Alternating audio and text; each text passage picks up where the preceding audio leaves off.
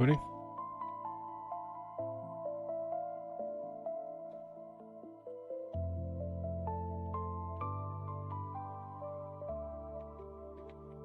Happy eBay Saturday.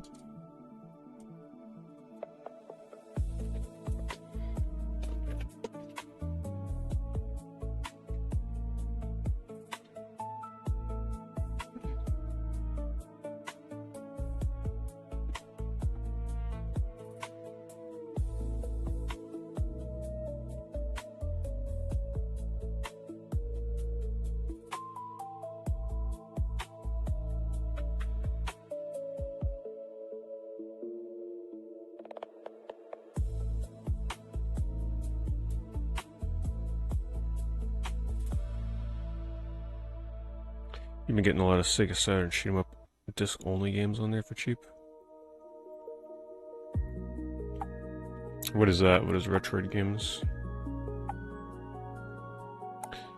It sounds like you should keep it private, no? If you're getting all the deals. I think disc only shoot 'em ups are a tough sell. I feel like there's not too many people that collect shoot 'em ups that want them disc only. Guess you got a nice niche.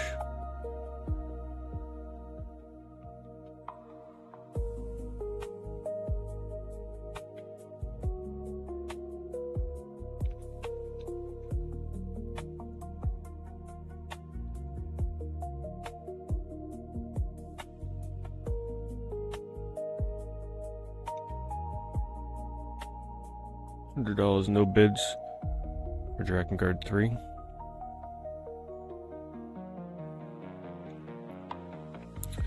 At least that one hasn't gone insane.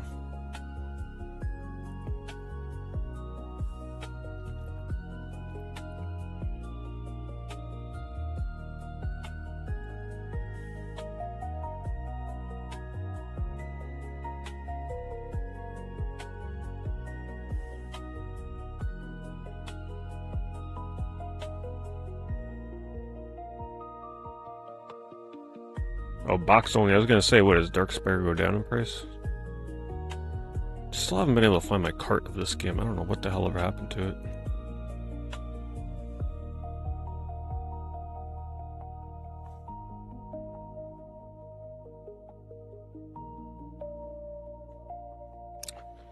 Let me make sure it's not in this 3DS right here. Looking at it, I'm like, wouldn't that be crazy if it was... No. Pokemon Sun. Damn, that's the last time I touched this 3DS. Okay.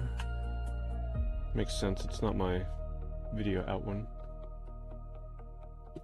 I got another 3DS here. This one has nothing in it. And then this one... The one with my video out has a horror game in it.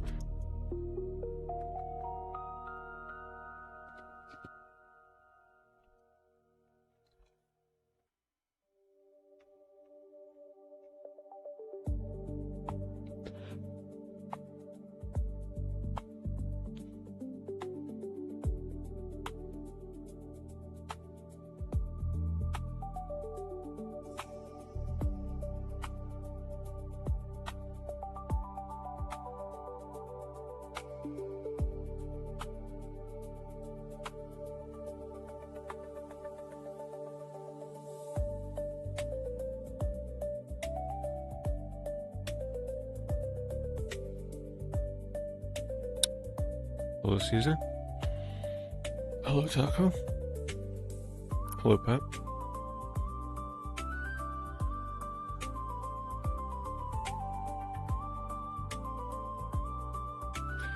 It's been so long since I've seen a game in one of these. Look, in a graded case, but not graded. Is this person for real right now? Do they not realize what case that is? That's a security case. Some people are just so clueless. This was literally just like stolen from a store in a mag case.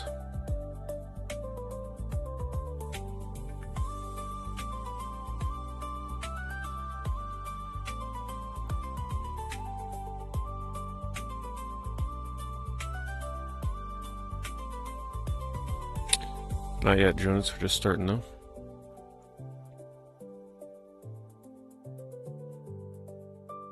The increase in hardware prices, I think retro will be the new main way most people play in a few years. I think almost anybody that's into actually owning physical games will be sticking in retro, yes.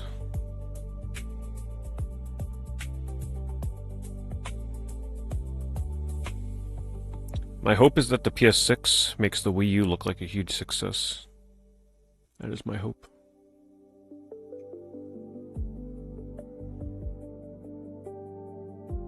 Now, the consoles will probably still sell a lot when it first comes out, because new game consoles, they're always going to sell out anyway.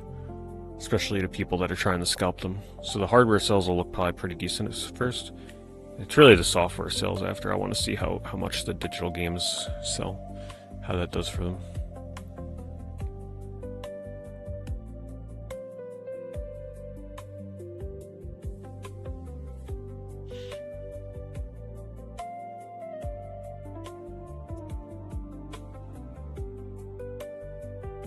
I can remember the days when people used to have to cover up their Club Nintendo points. People would go around on eBay listings and like snipe the Club Nintendo points for their account. I miss when Square Enix used to do those too. I got some pretty cool things from the Square Enix store, like Square Enix members or whatever, for all the points you get for buying their games.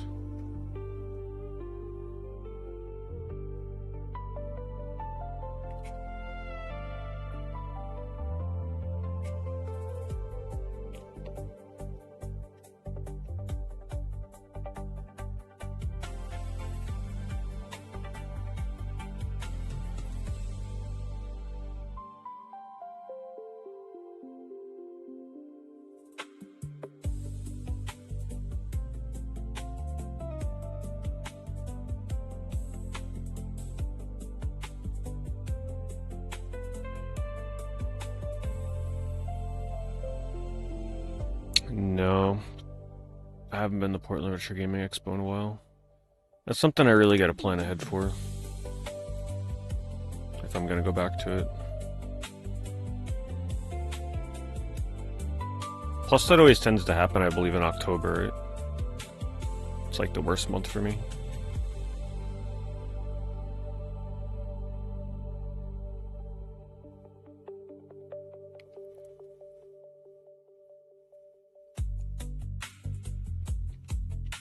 I'm doing alright, Windfish. Still got 300 to 400 left to go for PS3. How many are on PS3 that you need to get? Like total?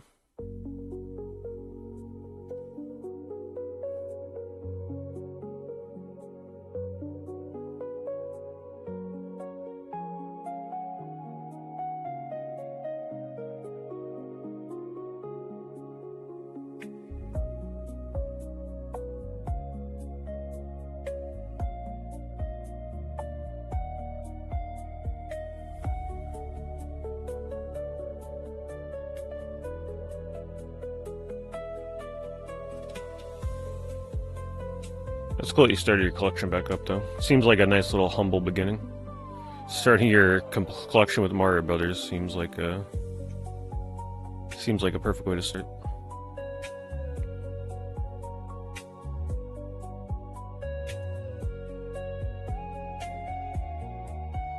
Hello Nozo, hello Cat.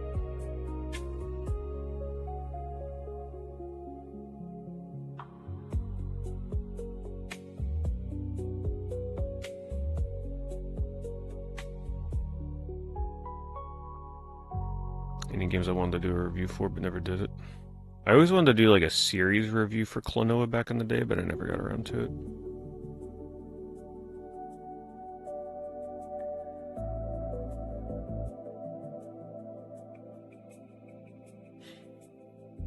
I'm thinking of like doing impromptu game reviews for my second channel, like meaning right after I finish a game on stream or something.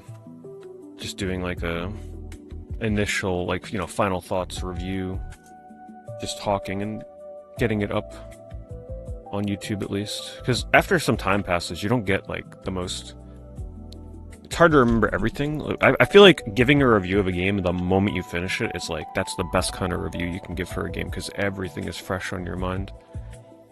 If you wait months or a year or even a week, it's like, you can forget some things you want to say about it.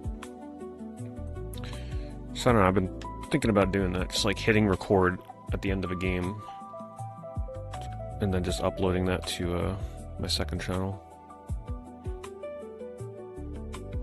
Man, if I had been doing that all along all these years, there'd be hundreds, thousands of videos up on there.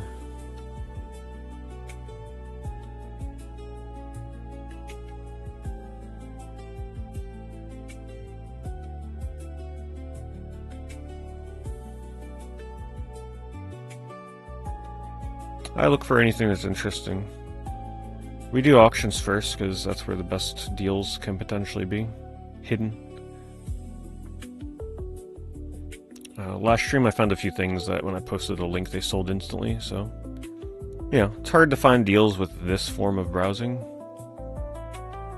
without refreshing over and over, but we do find stuff once in a while.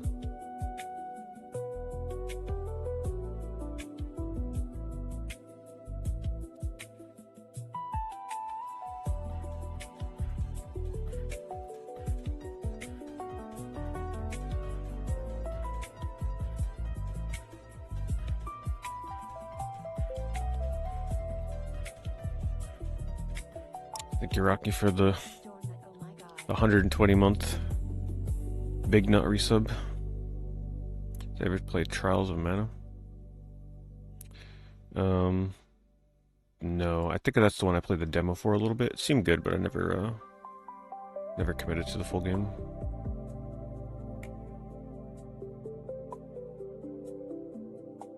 Hello, Various. Our retro prices going up. Certain consoles, like PS3 for sure right now, because of, of course, the news. Other than that, everything else is fairly normal, like, according to plan at the moment. Prices will continue to go up, but it's going to be a slow, gradual thing for other consoles.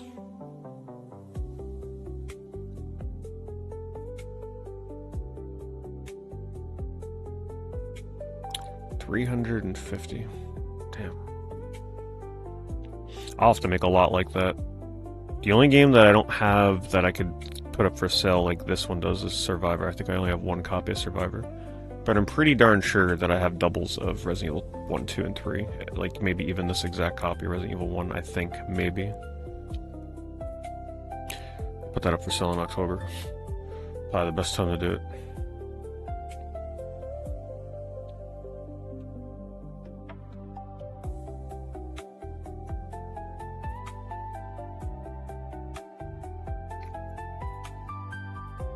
Star Ocean, Legend of Dragoon, Chrono Cross, Tales of Destiny, Diablo, Silent Hill.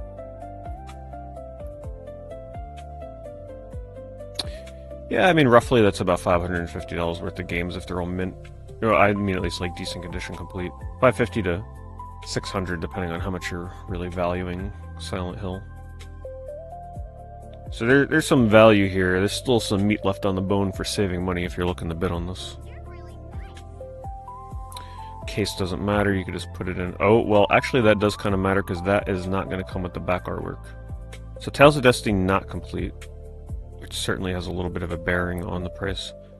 At that point I'd cut the price of Tales of Destiny in half, because the back artwork is pretty significant. It's not easy to track down.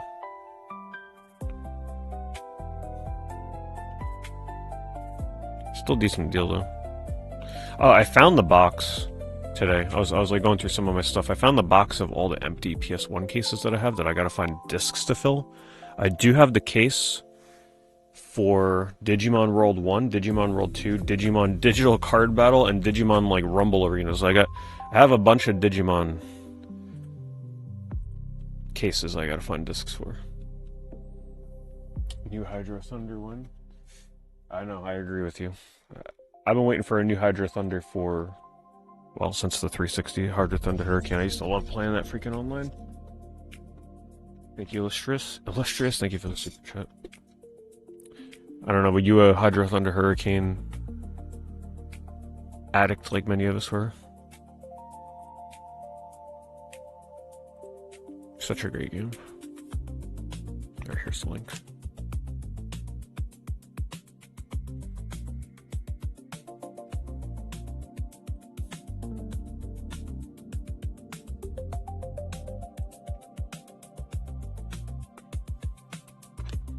I've only played H2 Overdrive in the arcade once or twice. That was cool. But there's something nice about the comfort of your own home, being able to just play a Hydro Thunder game.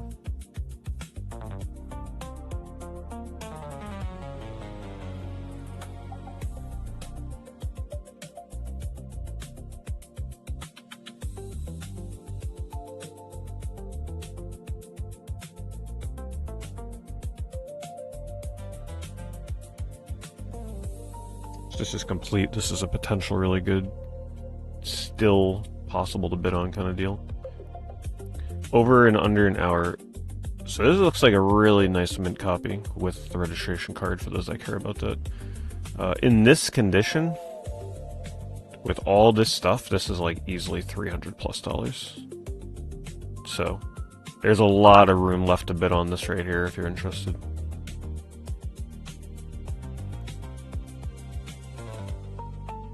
Looks like they've got some other games, but that's the only one ending tonight.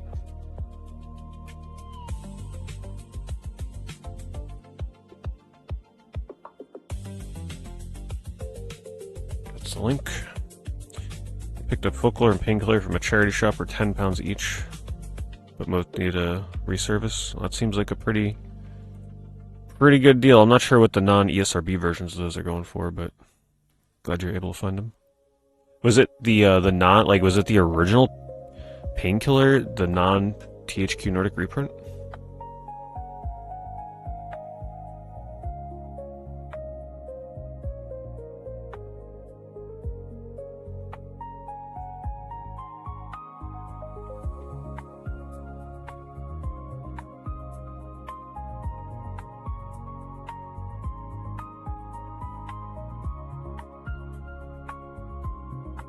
The THQ Nordic version. Still pretty good.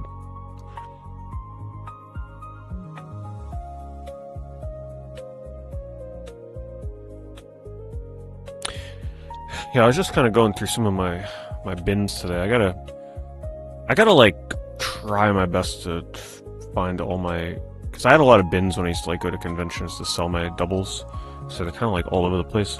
I just gotta double check and make sure I'm not selling a game I don't have a double of, but hopefully in the next month I'd like to start listing more things on eBay, just for the fun of it. I missed that. It was fun listing things.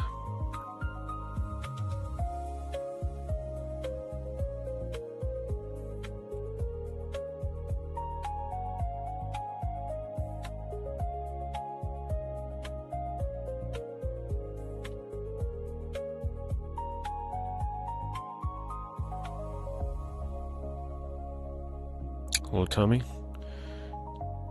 Fortunately today I didn't have a chance to go to the gym during the day, so I gotta go when the stream is over.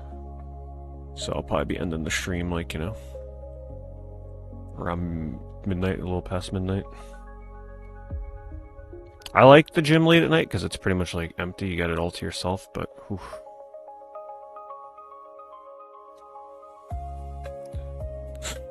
It's like pretty exhausted at the end of the stream, but I don't give myself any reason to not go.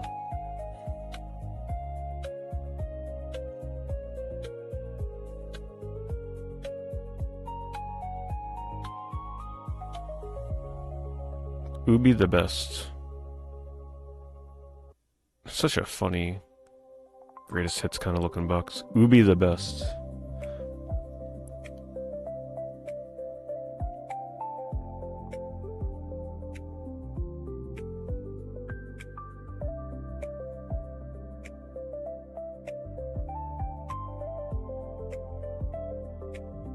Did I get bored with Skies of Arcadia? No, I just wanted to play Star Ocean and then come back to Skies of Arcadia.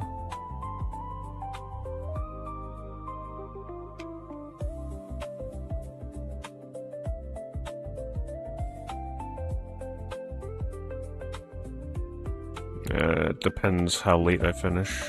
You usually gotta have about an hour of wind down before trying to go to sleep.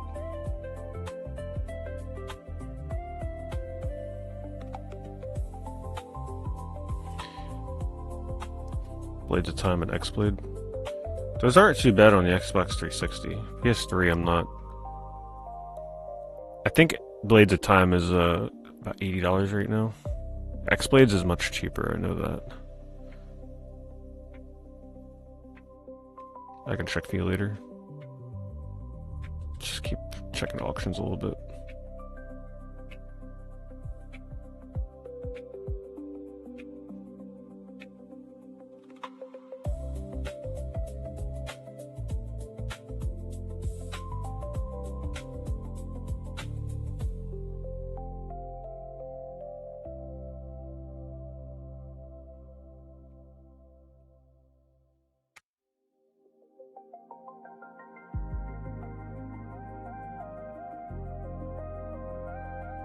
Babylon's Fall, and somebody has a bid on it. That's so wild.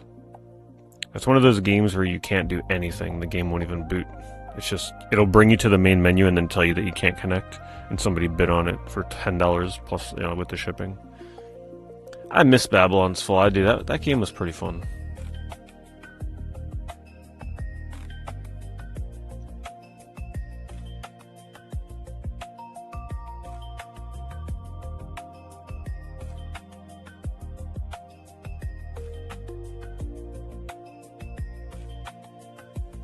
Hello, Kremek.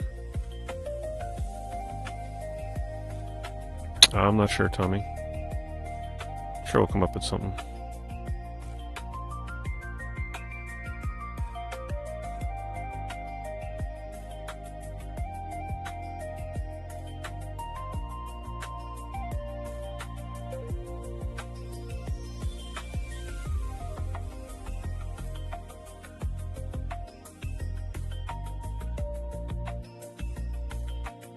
It's a bunch of sports games. There's got to be more than sports in here. Why is this $336?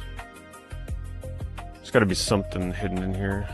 Either that or the people bidding on this are crazy.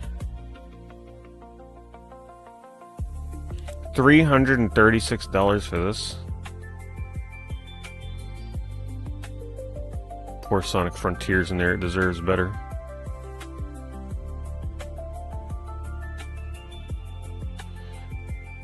Imagine being a game that's sandwiched between 2 copies of Forspoken and then sports games. Sonic Frontiers deserves better. Man, I'm gonna be honest, this is one of those lots where you can pay me $336 and I wouldn't take this off your hands because I wouldn't want to store it. That is crazy. The seller of that is making out so big.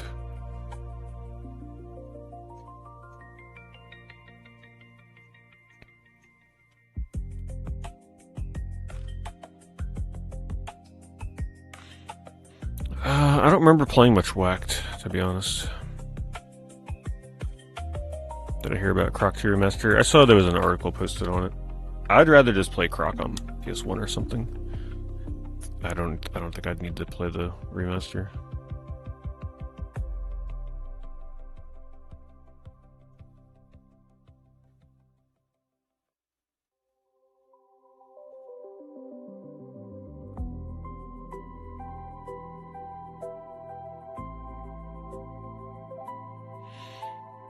Well, if they're trying to resell those sports games individually, they're going to have a tough time.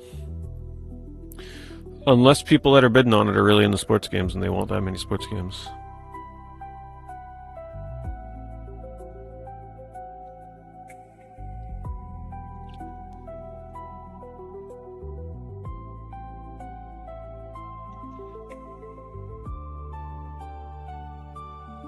Lovely.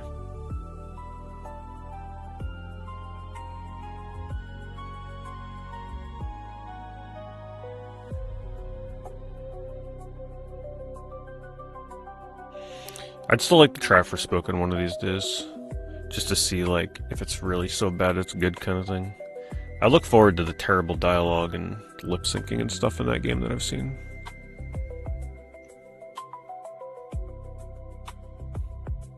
Hello, Robert.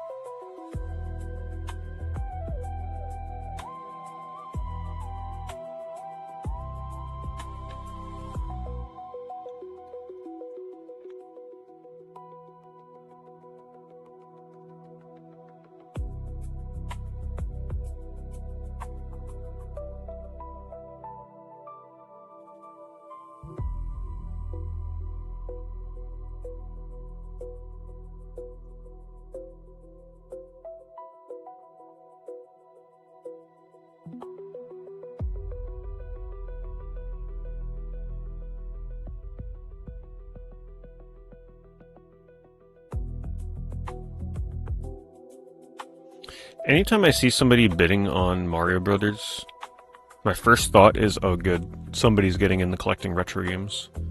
Because you think about it, who needs Mario Brothers Duck Hunt on NES?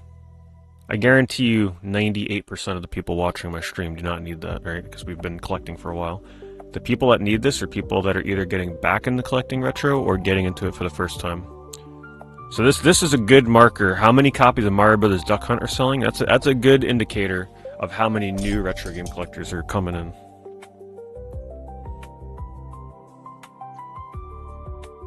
Like any of the big obvious ones, right? Like Super Mario 64, Mario Brothers 3, certain Zelda games. It's like when those big hitters that everybody has sell more than normal. Tetris, that's another one. Copies of Sonic on the Genesis, right? Like you gotta. Most people when they start getting into retro games, they start with the absolute classics that they grew up with. The essentials. Hold on, I gotta move that. It's hard to read. Oh, thanks, Pardue. Oh, towards Fire Warrior. Oh my goodness, yeah, I forgot about Fire Warrior. I appreciate that very much. Thank you, Pardue. Yeah, I do need to look for a copy of that game before it's too late, don't I? Well, Long Island Retro Gaming Expo will be coming up in a couple months, so I'll be on the lookout for it there.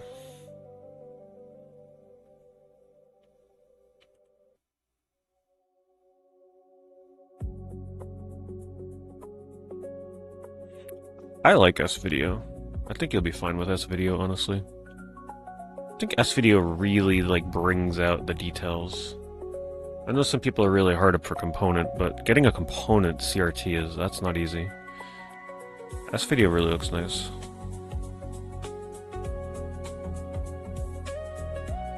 Is the music too loud or is it okay for you guys?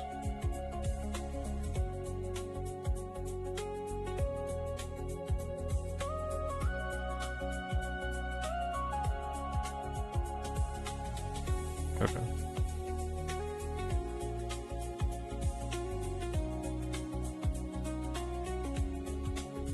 I usually always go to Long Island Retro Gaming Expo.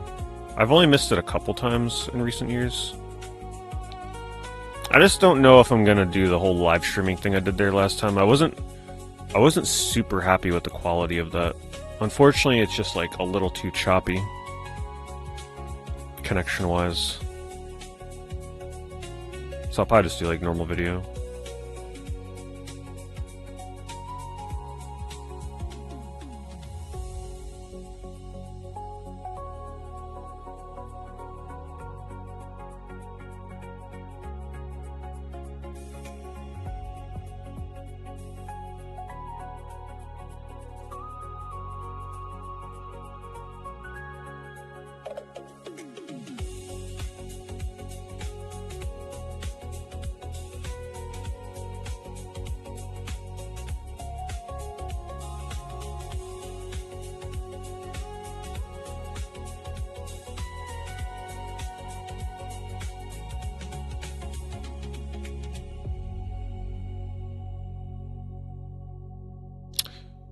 Well, PS3 games that will and already have gone up the most are the 3D, like, hack and slash kind of games. Right, so stuff like Splatterhouse. Those kind of games. One to keep your eye on, too, that I forgot to mention. Is that Golden Axe game? Golden Axe Beast Rider? I'd imagine that may have gone up a little bit lately.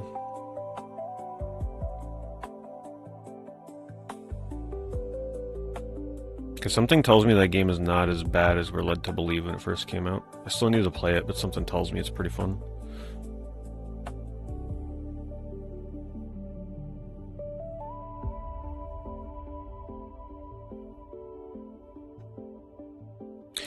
And games like Blades of Time and X-Blades, which, let me check for Party real quick. I was going through my bins and I saw I do have a 360 copy of X-Blades. I don't think I ever got Blades of Time, though. I could, actually, no, maybe Maybe I did get Blades of Time on 360.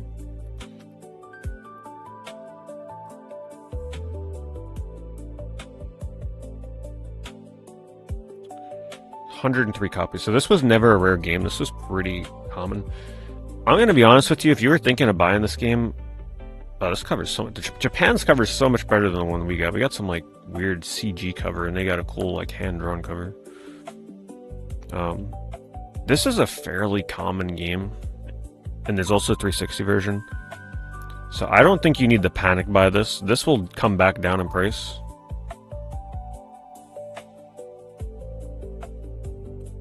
It's just going to take a bit. There's plenty of copies of this game floating around out there.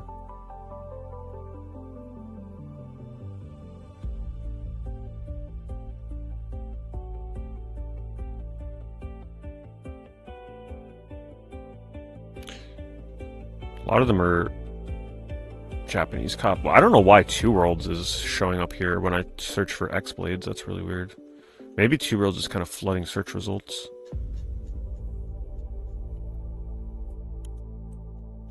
Making it look like there's more than there actually are on here. It's still a pretty common game. This one is much more rare, though. This one I'm not 100% certain will ever, like... The price went really high to about the 1 to 150 range the last time the store was supposed to shut down. So, like, the prices that you're seeing now are exactly what this game reached the last time. But it did come back down in time. It came back down to, like, the $50 to $70 range, I believe. Now, I don't think this game will come down to that price again, because it is actually one of the harder to get PS3 games, as you can see. There's like nothing on here. But I do think it'll come back down if you give it enough time. It'll probably be in the $80 to $100 range when its prices settle again.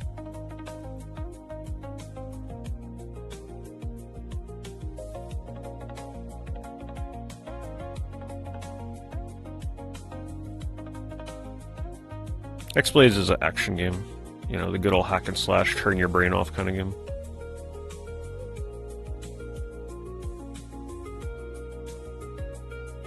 Yeah, mayhap. Two Worlds definitely gets an award for using the word mayhap the most out of any video game.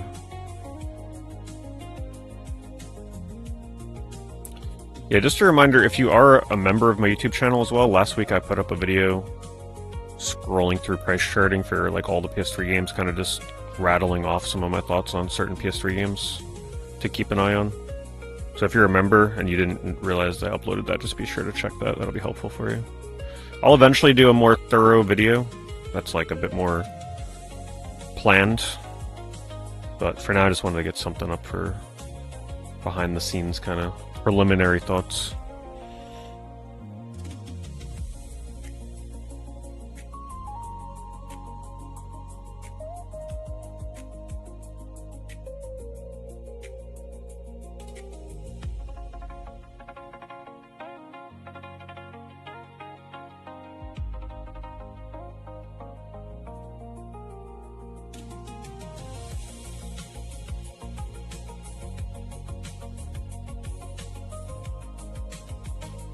Hello, Quick Blue. The Asian English for Blades of Time is around 50 to 75. The one thing you gotta know about collectors, though, they're pretty hardcore. They want ESRB or nothing if they're available. A lot of people won't put up with, unless the Asian version is like the only way it's available, they want nothing to do with it typically.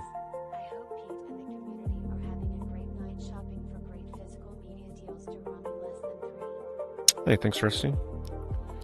The big 100-month resub. Look at that. Thanks so much, Rusty. Appreciate it. And thank you for the tier 2, nevertheless. We are definitely having a good time looking at physical games, while we still can look at them for okay prices. Disc only pop full mail.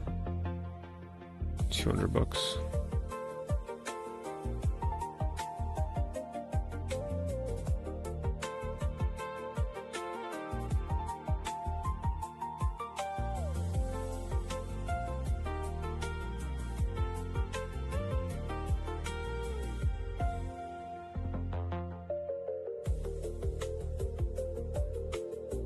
Like me, the only time I want a game that's not ESRB is if that's the only way it's available. Otherwise, I want nothing to do with the non-US copies.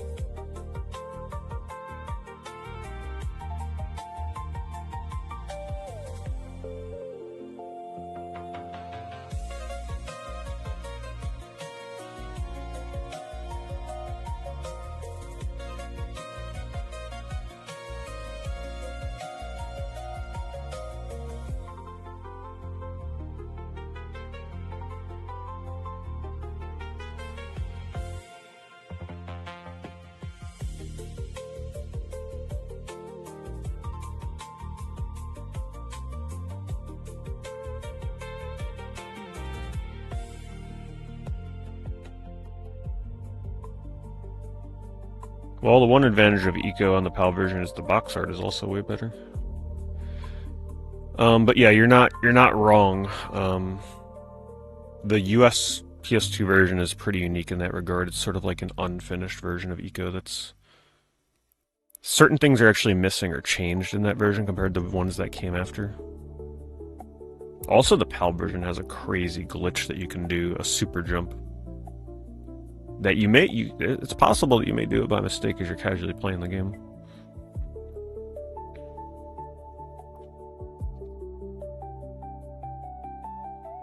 Actually, no, probably not. That's probably not going to happen, but if you ever get into speedrunning that game, it's pretty interesting.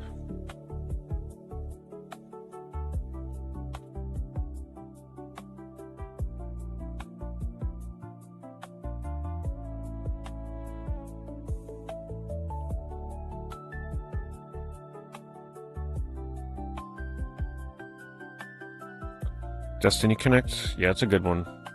I would have loved that game way more. My biggest issue with Destiny Connect is it's one of those RPGs that allows you to turn off all battle animations. We're talking everything. So, like, your characters are literally standing still, no animation, and numbers just pop up above the enemy and your characters' heads. They allow you to speed up battles a little too much. They don't just let you skip, like, cutscenes in battle. It's literally every animation. So after a while, you're like, man, I'm just going to turn it off because it's like I'm wasting my time watching these moves over and over. I never like it when RPGs give me the option to turn off animations because then you feel guilty leaving them on because you're like, oh my god, I could be saving so much time not having to watch these animations. I much prefer it when it's not an option and it's just part of the game and you got to deal with it. No temptation. You can't tempt me. Can't give me the option to turn off animations, because you're eventually going to do it, and then the game just turns into a damage slideshow, like Destiny Connect. Other than that, that game's good. Great music as well.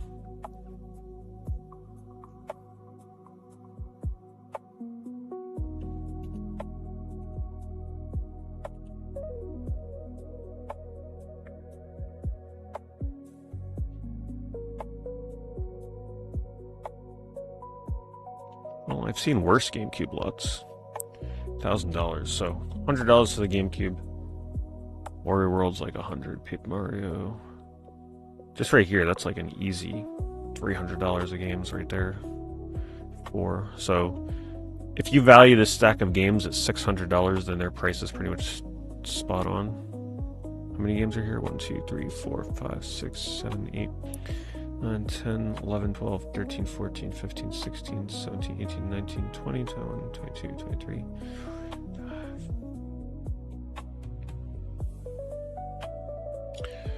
So like, what, $30 a game? That might be a little high for some of those.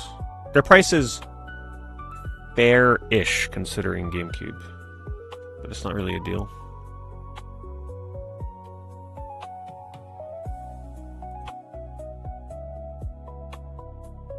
It'll certainly sell.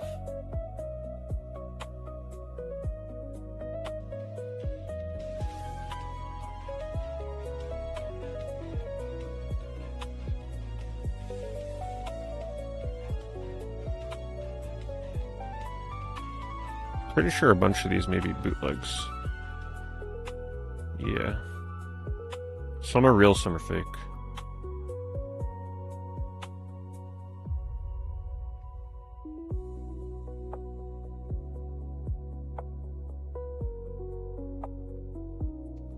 Thanks, Wafer Boy. Thank you very much for the 115 months.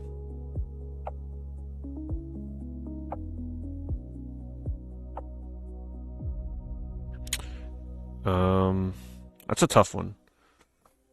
Do I think games that have all the content on disc, like Resident Evil 7 Gold for PS4, would be more expensive than the PS5 version that came with the DLC on code? That's tough because historically, if a game is available on PS4, for example, and PS5, the PS5 version is typically always more sought after. It's just how it's always been. People want the more recent console version. But people also really value all content on disc versus a DLC code. So that's gonna be interesting to see because I have no idea how that'll play out. Something tells me in the short term the PS5 version will be more sought after. Long term, the PS4 version, when the stores actually start shutting down and stuff.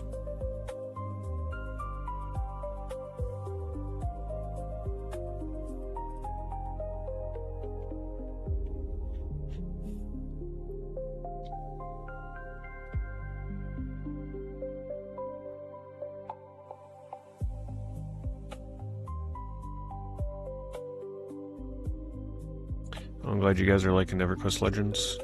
I think I'm gonna have to skip on it, honestly. It doesn't make sense to play right now. You gotta...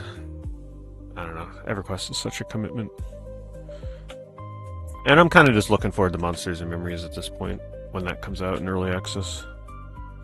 I think that's more my style, the group style. EverQuest Legends is just too much solo stuff.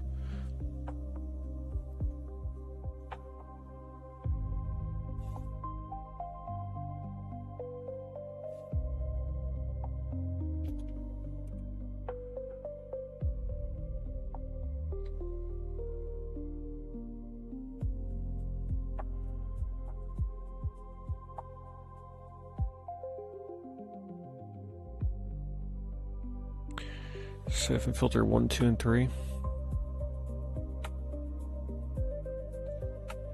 Man, probably the hardest variant to get on PS1 though, or PS1 is the Two Towers version of Siphon Filter 3. That is just so rare.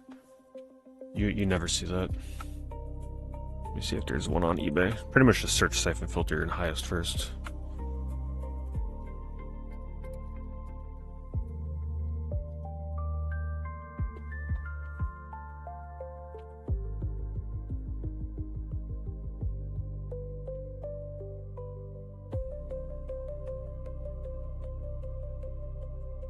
No.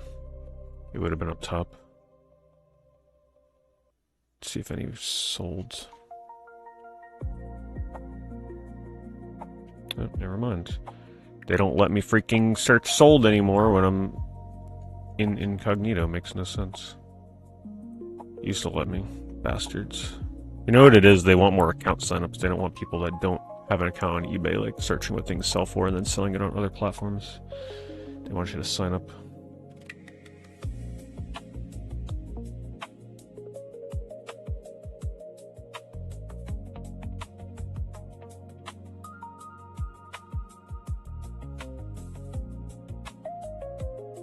$35, 8 games. $35, $8 shipping. That's not bad. Masters of Terrascazi alone is like a $25, $30 game, but it looks like it's... Yeah, it's manual only with disc. It doesn't have the back insert, so that would explain why. Shadowman... I think Shadowman's about 20 bucks. Could be worth a lot more if it has... There's like a map, I believe, that's really rare. Not really rare, but it's pretty uncommon to get with the game. Let's see if I can show you what I'm talking about.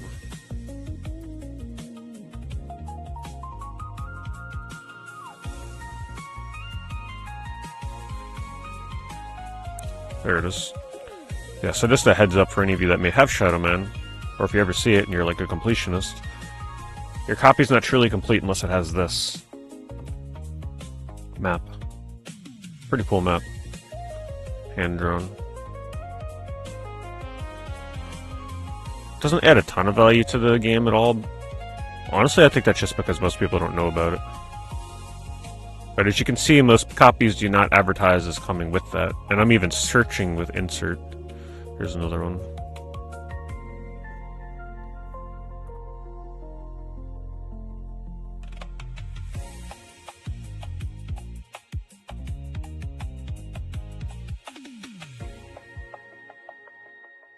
Lots of 100 to 330 games. Those are pretty extreme lots. I think you're better off looking at lots that are just smaller in size. Because usually when lots get into the 100 plus games per listing lot, that's when you're just looking at a lot of filler and junk. You want to be looking at lots like more like this, right? Where it's like 4, 5, 10 games, maybe 20 games. That's usually where the good deals are.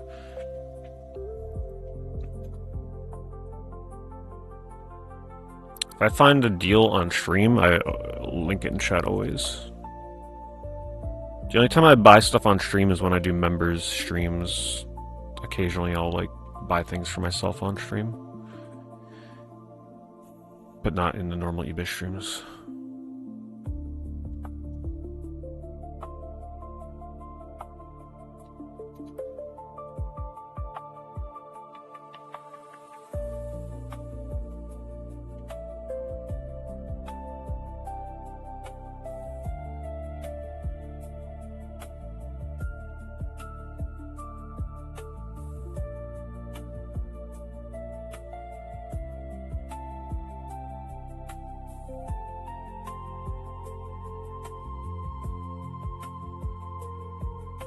The lot itself is pretty good, but that price is crazy. I love it when you see this. Instead of just writing with magic marker, they engrave their name into the copy of the cart. Danny Vera. That is somebody that has had one of their games stolen before, and they're like, yeah, that's never happening again. You stealing my game, we're gonna know.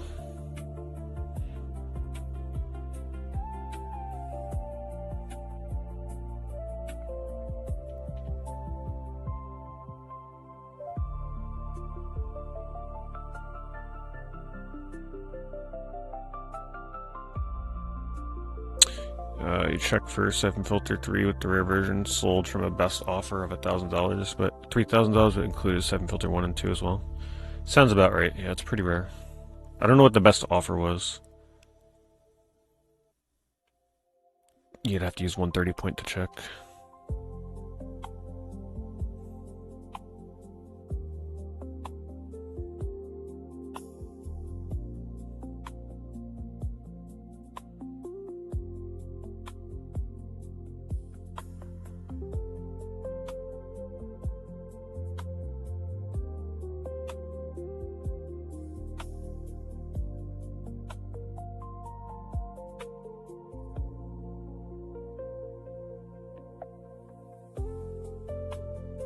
It's a leaning tower of games.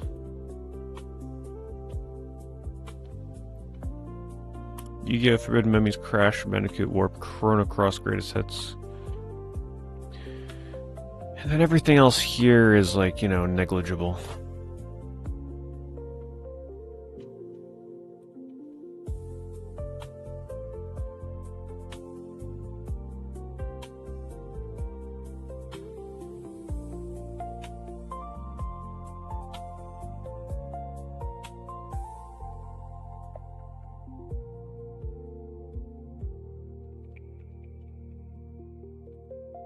It's not terrible for the slot.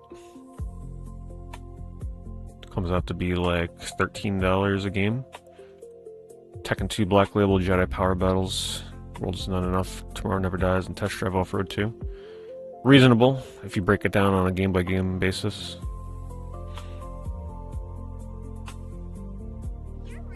I'll link this seller. And you can also pick yourself up a micrometer along with it. PS1 bundle with games. Let's see what they got in there. That weirdo guy. What's some of your favorite Zelda themed music for streaming or workout? I'm not sure I've ever listened to Zelda music for working or streaming. Honestly, I never like target focus put on Zelda music. If it pops up, it's usually in like a mixed playlist already. But believe me, we've heard a lot of Zelda music remixes and stuff over the years during my eBay streams. I think the one that never gets old is Lost Woods. I think that is the one that is like, you can listen to that song over and over, it never gets tiring.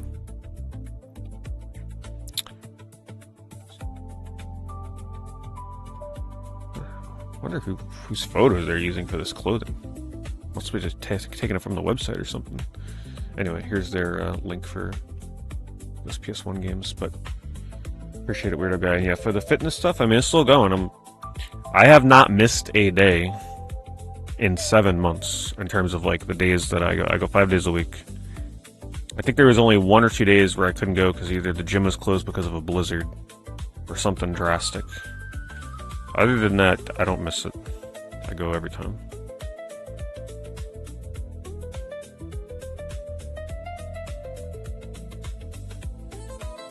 Which, just a heads up for those that are unaware, because I haven't like advertised it that much, but I do have a fitness channel. Just a small little channel I do on the side. I'm gonna start doing videos to help motivate people to get into the gym for the first time. So the videos that are up there right now are focused on like what I'm doing in the gym. But I will eventually start doing motivational videos to get you guys motivated to get in there. Maybe for the first time. Oops. Hold on. That link will be broken. Let me repost that.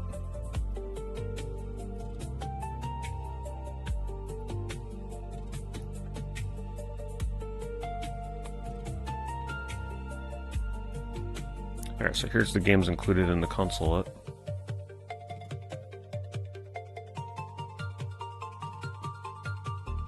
Nothing too crazy. The other PS1 game lot is much nicer.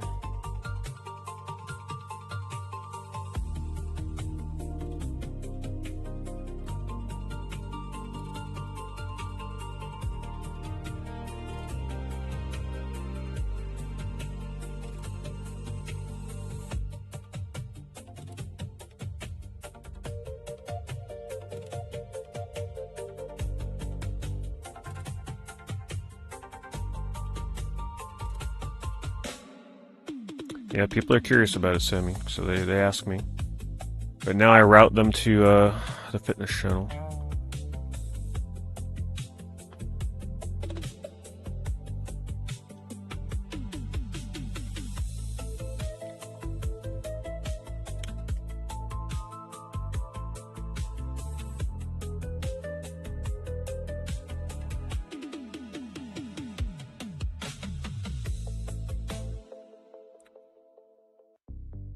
Yeah, going to the gym at 4 a.m. must be nice because you got it all to yourself. It's like empty. I've been tempted to try and rework my schedule so that like maybe I stream a tiny bit earlier, and then when I get done streaming, I just go to the gym at night every day. But man, that's gonna be a drastic change.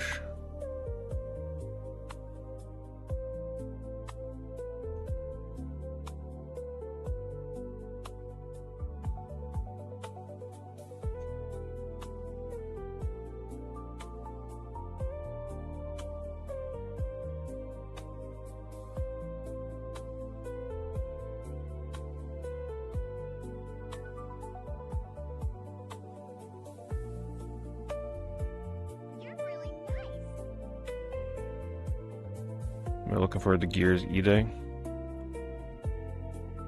So my answer to that question is, if Xbox announces that they're somehow supporting a disk drive for the next generation, then I will be looking forward to Gears E-Day much more. Because at that point I'm an Xbox, I'll be supporting them over PlayStation. If they stay quiet or they announce that they're also going digital only, then whatever, you know. Maybe I get around to playing it. We'll see.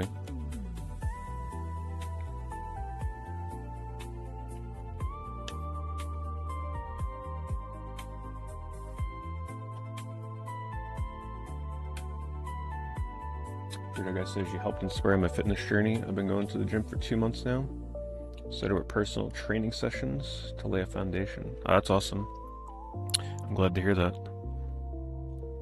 Yeah, I haven't gone the personal trainer route. I did everything on my own, which is that could be a challenge in and of itself. A lot of research, a lot of YouTube video watching.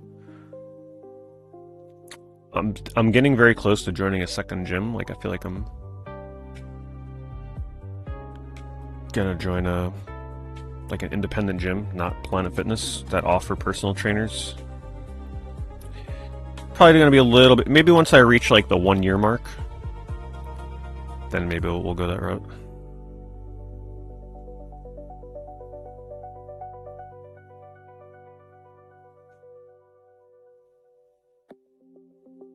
$5,000. Pokemon Crystal, Silver, Gold, Fire, Red, Leaf Green. Misprint for what? Crystal? What's the misprint on Crystal again? I forget. I remember looking at this before. What is it?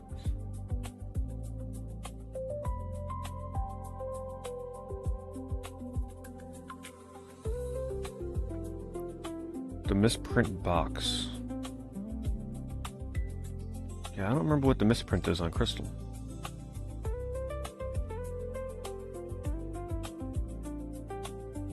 Oh, maybe right here, I'd say.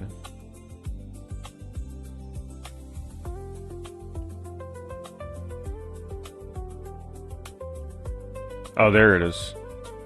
Instead of an R, it's like a bracket. That's a pretty funny misprint.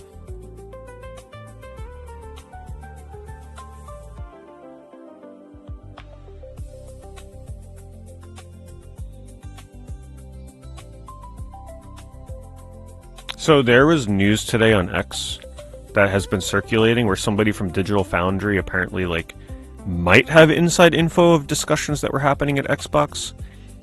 But these discussions apparently were happening before the restructuring that's going on at Xbox right now, where they said they are exploring the option of having a disk drive for a add-on disk drive for the next console, so that at least older games will be forward compatible with the next console. Now, that doesn't mean they're going to make physicals for Helix, but it gives us a little bit of hope.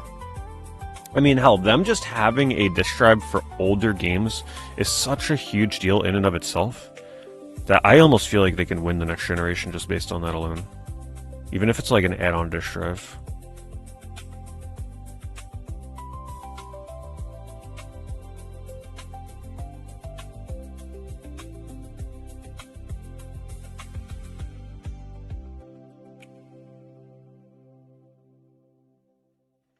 So let's hope that those discussions that were happening at Xbox are being pushed really hard right now by the new CEO.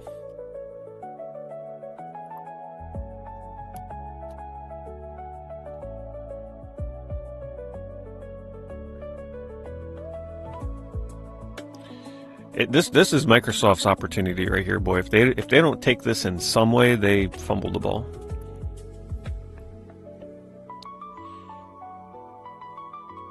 That smug ass...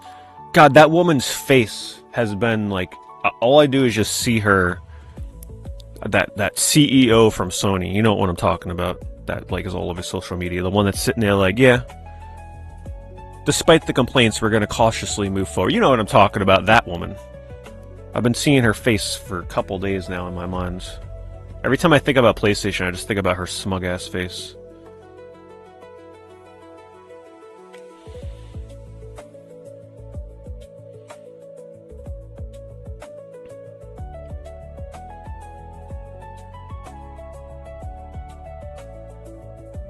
What's her name? Anybody remember her name?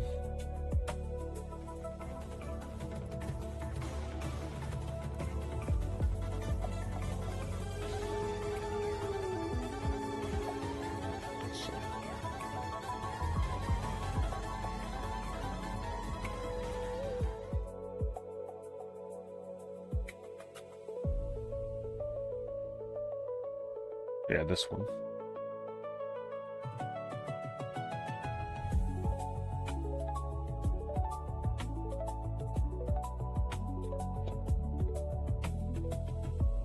Now, of course, she's not the only sole person responsible for this, but she's one of them.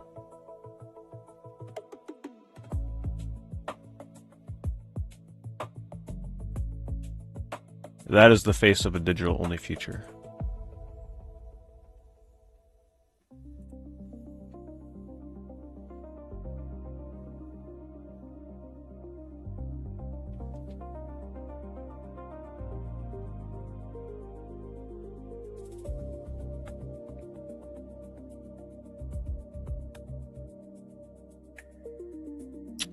Well, thanks, Hatchery. Appreciate the sub on Twitch.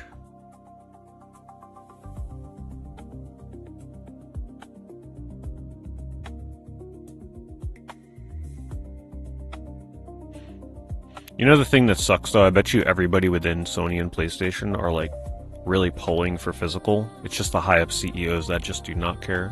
That's the thing that hurts the most about it. If you think most people in Sony and PlayStation actually want the death of physical, I don't think that's true. I think it's just the ones that have control that want it. That's why they tell their employees to keep quiet. There's like a very strict order out right now for what they can and can't say regarding this.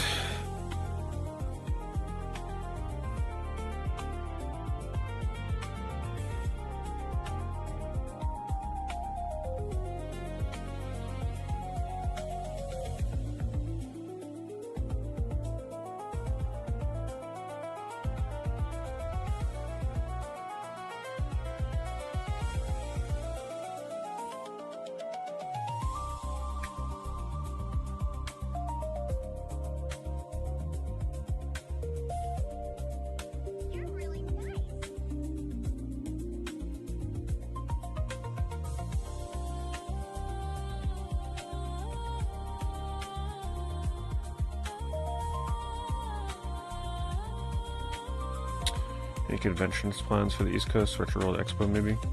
Currently I have no plans other than going to Long Island Retro Gaming Expo. I've been to Retro World once or twice. They were pretty cool. I'm not against like going back there, but I would assume they're probably like right around the corner, right? Anything that takes place in October I also do not go to if it requires traveling. Just because I'm just too busy in October. And sadly, a lot of conventions take place around October. Thanks for Super Chat. What ones are you going to yourself?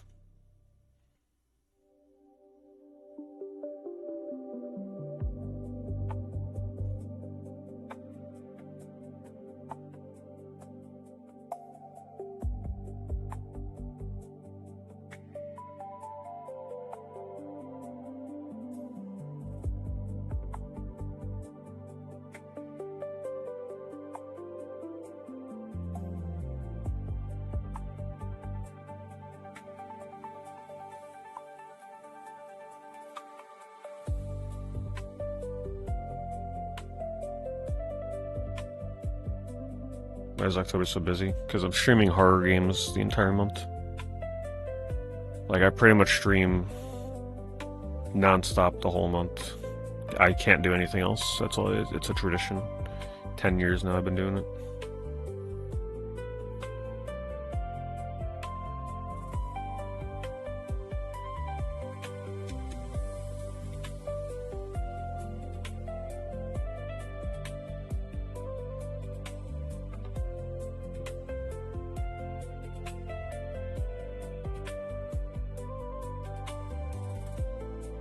Oh, thank you, Reed. Maybe I stumbled into one of your videos one of those days long ago. I'm sure I probably did. Appreciate it.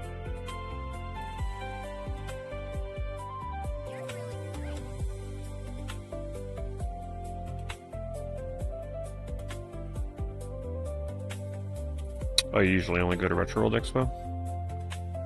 I'm trying to remember, was Retro World Expo the one that used to, I think the one that I went to, wasn't it in a non-traditional convention center where it was almost like a circular design? Am I thinking of the right place? Was that the one before they moved locations? That was such a fun layout before they moved. Right, it was almost like a circle that you walked around. And thanks again, I appreciate that. Thanks for the super chat.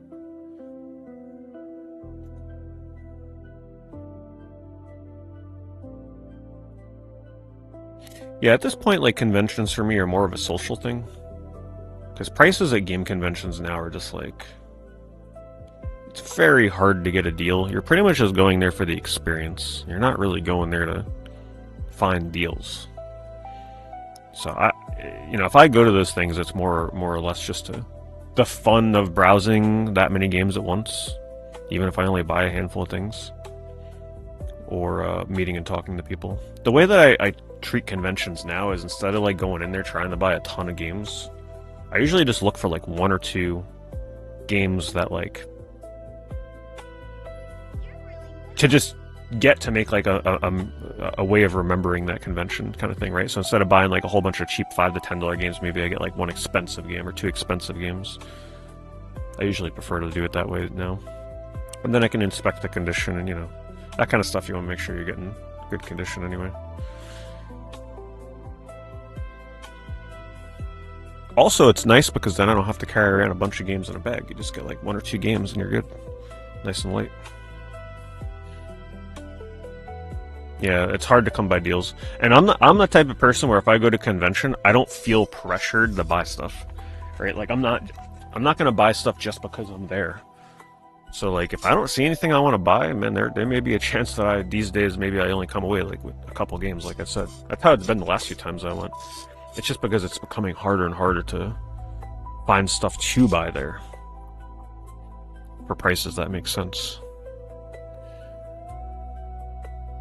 15 and 16 were at the smaller venue. Your favorite years? Oh, that venue is so awesome. Yeah, I missed that location. I went to it when they moved locations. And it was still cool. That's where they had like, they do the wrestling stuff there, right? I remember I was there and they were doing stuff with wrestling and they had the NBA Jam guy there like doing announcements and stuff. It was cool. I could see myself going back there at some point.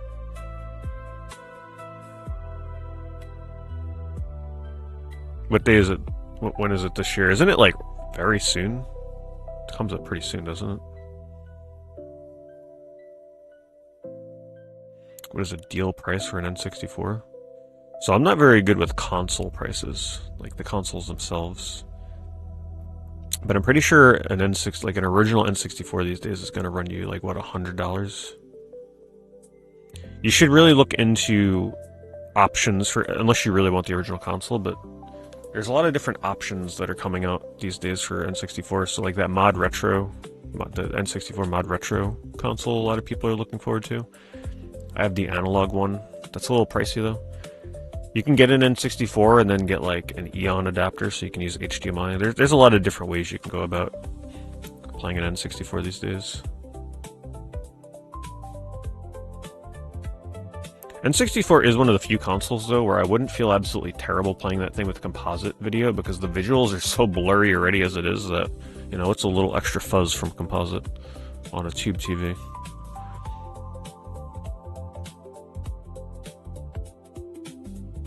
At convention, you buy one game to keep almost for the memory. Yeah, I'm almost the same way these days.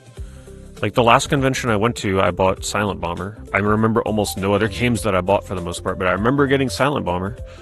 So it's like, I'll always remember getting that there.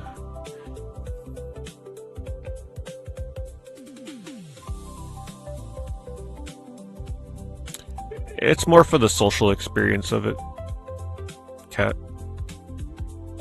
You go just for the fun of being able to browse games in person and be surrounded by retro games and, the people. Maybe you go, a lot of conventions now have arcades there. It's more of a social thing at this point. Unless you're really new to the scene and you don't have many games at all, then you'll always be able to find something there. But if you've been around for a bit, it's kind of hard to find stuff for your collection these days at a convention just because... Unless you're okay with overpaying. But to find an actual deal at a convention is rough. And by deal, I mean the kind of price where you look at it and like you grab it straight away because you're like, oh my god, this is like half the price it's supposed to be. You can still find that kind of stuff, but man, that's not easy. And a lot of the people that go to conventions to sell are the same sellers, so they bring the same supply of the same games with them every time. So it's been picked over, like over and over and over. So it's like, The best deals you can get at a convention are the people that are like personal collectors that just so happen to have bought a table and they bring games from their collection to kind of like offload. Sort of like me when I went there, right? I would just bring doubles and, you know, sometimes not doubles from my collection to let go. I'm not like a store. I'm not a vendor in that, so like that regard. So those are the kind of tables you got to look for.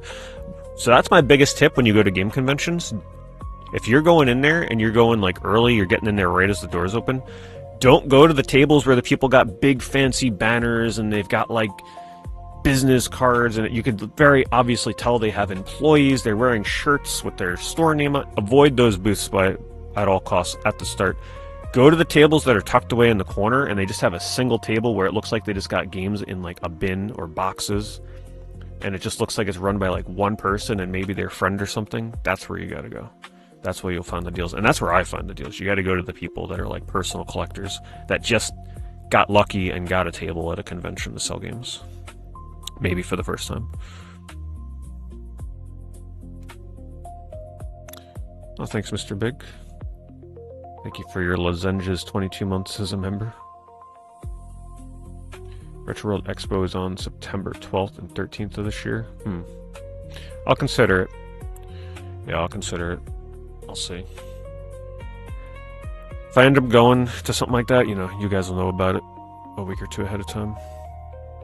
Sometimes I can be pretty impromptu, and I don't know I'm going to go to something like that until like the week before.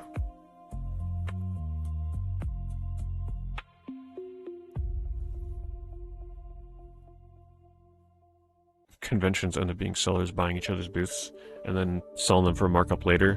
Yeah, you're not lying. I used to deal with that. They're like vultures, some of them. Not all of them, but there are definitely some vultures out there. Where like before the show floor even opens, the vendors are going around looking at like the vendor tables to scoop up things you may have mispriced to sell at their own booth.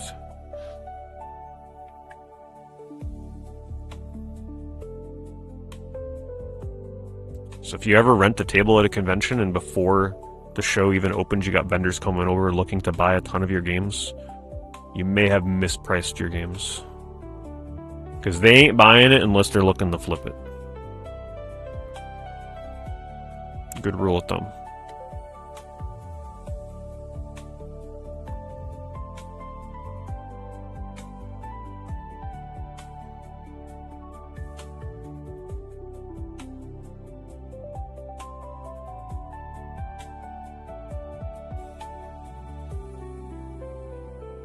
Change the search.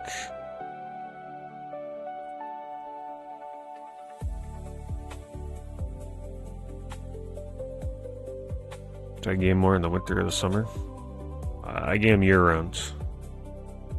Streaming games all the time year-round. But I feel probably the winter are more likely to play games even off-stream just because the weather will be terrible and I'm less likely to be outside.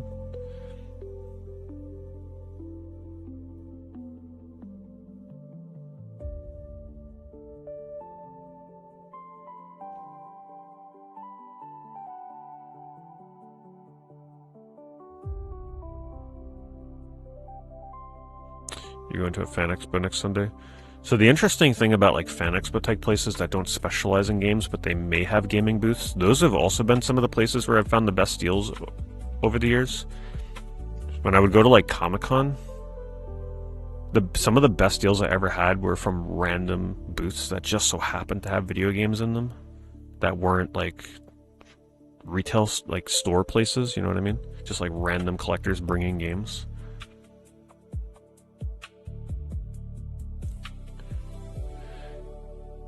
So yeah, keep an eye out for when you're at those kind of conventions. And when I used to go to like PAX events, you'd be surprised there weren't a lot of booths that would actually sell retro games at a PAX event, but the ones that were there back in the day, they used to have good deals. Not anymore though, I'm sure that's over with.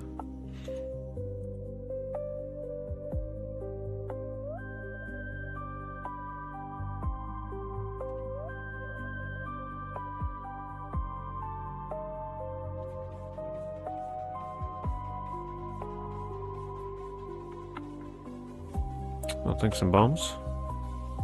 Thank you for hooking up Jervis Tech with a kick sub. Appreciate that. Enjoy your emotes, Jervis.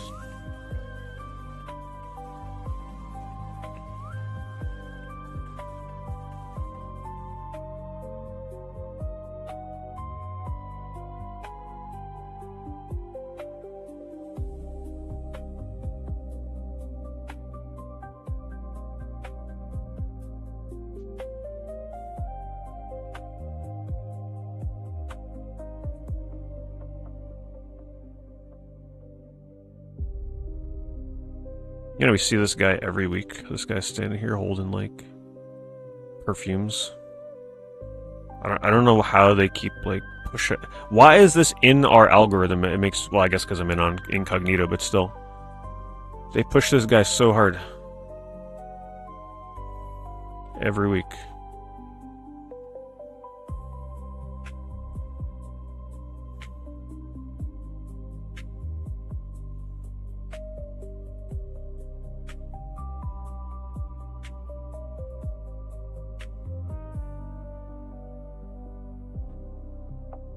He might be paying for the spot. That's possible. It's possible. Here's some of the only merch that Super Mario RPG ever got. These keychains. There's also a Geno and a Mallow keychain. Which, for the longest time, I'm not sure if that's changed now. But this used to be, like, the only way that you can get a actual official piece of merch for Geno. Mallow has the plush. Geno never had a plush, like the super duper rare Japanese plushes that exist. A few are confirmed to exist for Mallow, but Geno never had one. So this was the only way. And I say colorized because there were small little uncolorized like rubber figurines. But to get an actual colorized Geno, that is the only way. Do I still have it? I might have it behind me. Hold on. Let me see.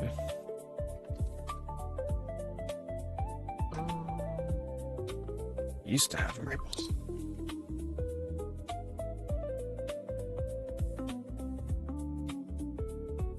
Got him.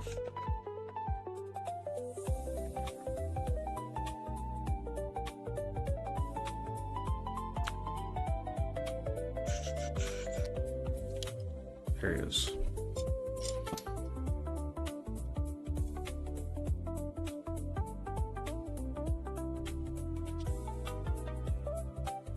So, pretty cool piece of history from Mario RPG.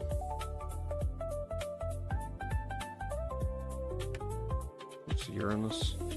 1995. These tags are interchangeable, so like, I have the full collection.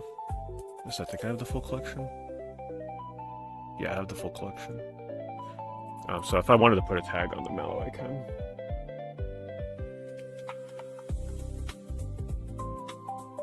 These were and still are really cool pieces of merchandise from Mario RPG.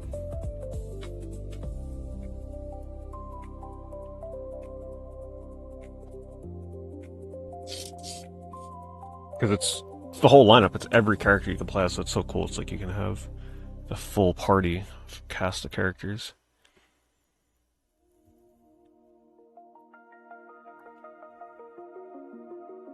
Has Apple Watch been useful? I use it every day for the gym because my, well, whenever I go for walks, I track my walks on here.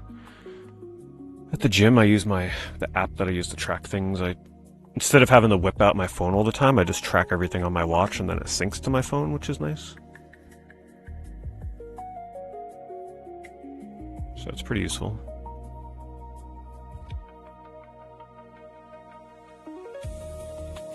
I love this Kirby plush.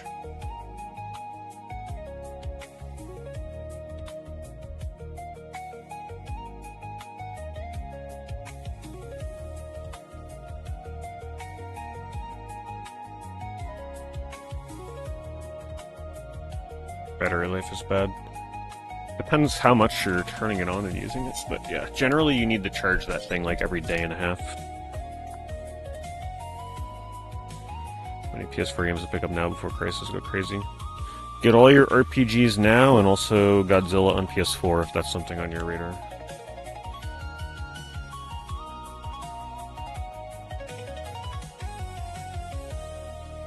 Also, this is an interesting piece of history, because outside of a Mario Kart finger puppet, this was, I'm sure it's not anymore, I'm sure that's changed, but this was the only merchandise for Donkey Kong Jr.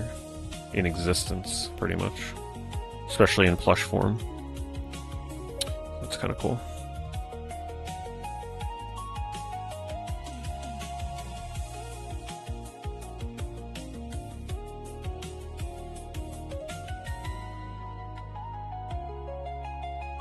Okay, so here's the erasers I was talking about, right? That's why I said the only colorized Geno figure, because there is a Geno that looks like one of these things, right? Tiny little rubber toy. But they don't have him here.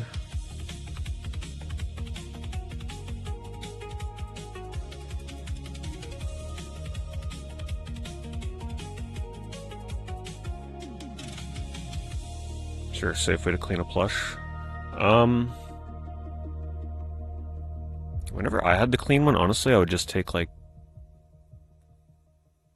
the cleanest, like, non-fragranced, I guess you can say, soap, like dishwasher soap, maybe, and just, like, lightly rub it and then, like, rub it down with water kind of thing, if you gotta get, like, spots out of it or something.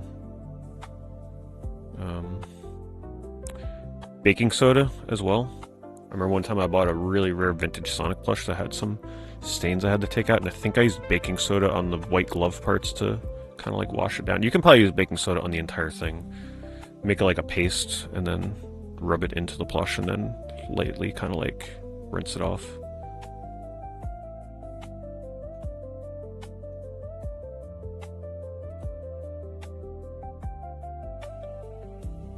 I have no idea how many. One. That is a good question.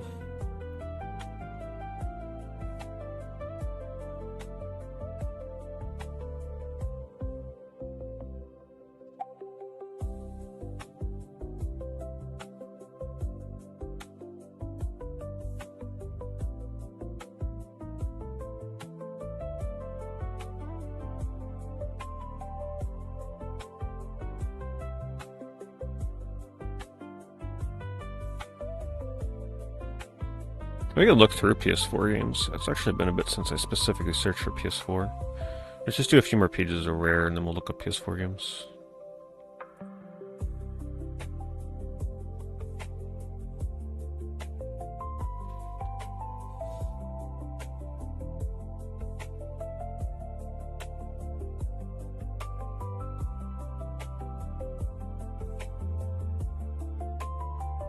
An Atari footrest. Really? Does it have the Atari logo on it? I want to see an Atari logo on this thing. Wait, it actually has, like, the storage inside? Where's the Atari logo, though? I don't want it without a logo. There's no logo? That's kind of lame.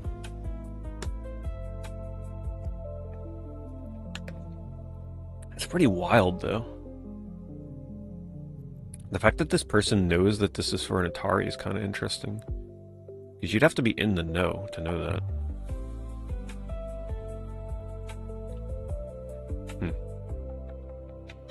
I wonder if it's the exact same wood grain that you'd find on the console.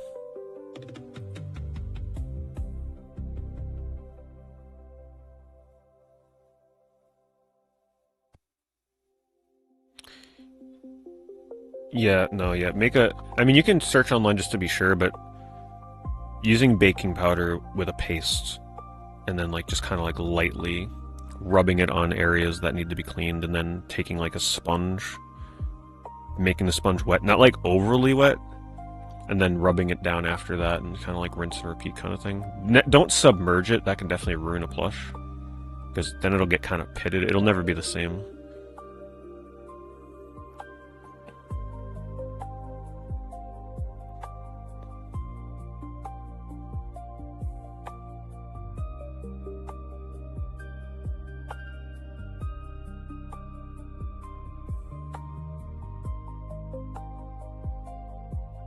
Good old Sarah, Keeper of the Unicorn.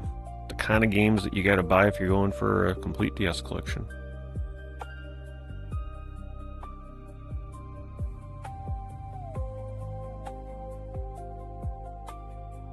It's probably a pretty good game.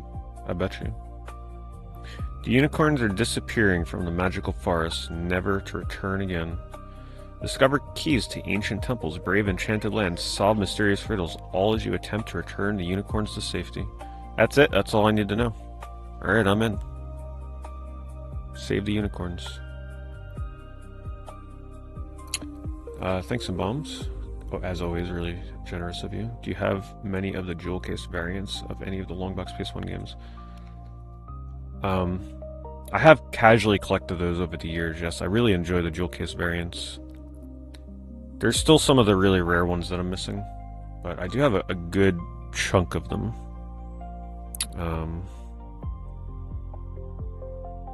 Like I was just looking at, like, you know, Twisted Metal one, Rayman.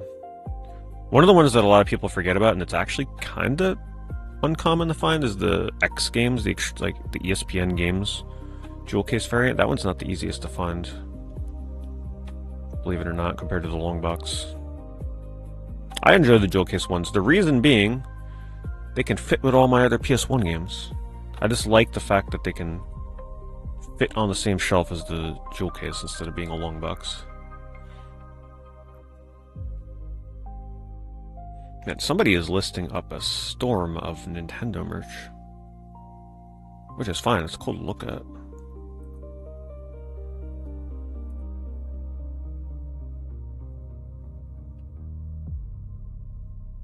Yeah, I'm always on the hunt for jewel case variants I don't have. I just love collecting all things PS1, like variants, period. Also including like greatest hits, cover variants, like whatever the hell it may be. Doesn't matter. Crystal Shards plush. That's gotta be pretty rare. I used to do a lot of Kirby collecting. I don't think I ever saw that. It's cool. Oh, he's small.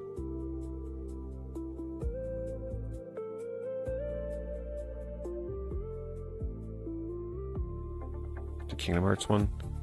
I don't think I can give you, like, there's no song list I can look at here. It'll just tell me, it just tells me what game it's from and the name of the song.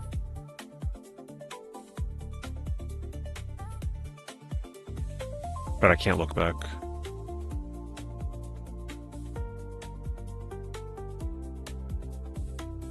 Oh, I love that Boo. Sample prototype bootleg. That's a cool bootleg.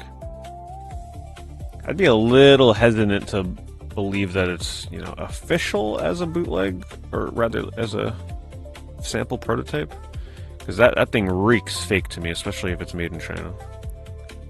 I'd have to know way more history behind that before I'd trust something like that.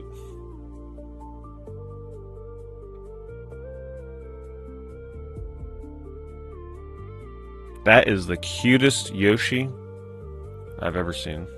Look at his fat little belly. I love that. I think I have a Mario like this, but not a Yoshi. I love vintage merch like that. I just... They really don't make cute... Like, they try to make cute stuff like that these days.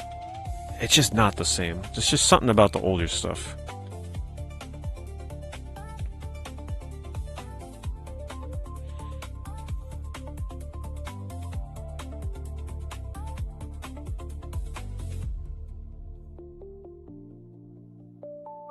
Used to have Philosoma. Yeah, that one never had a variant. Interestingly enough, Philosoma actually had a sequel. It was a Japanese-only PS2 game called, I think it's called Phase Paradox, which is a somewhat sci-fi survival horror type game. I streamed it a long time ago, which is a sequel to Philosoma, oddly enough. Even though Philosoma was a shoot 'em up of types. See, now if I had this bag, I'd frame it. I'd treat that thing like a work of art. Frame it, hang it up.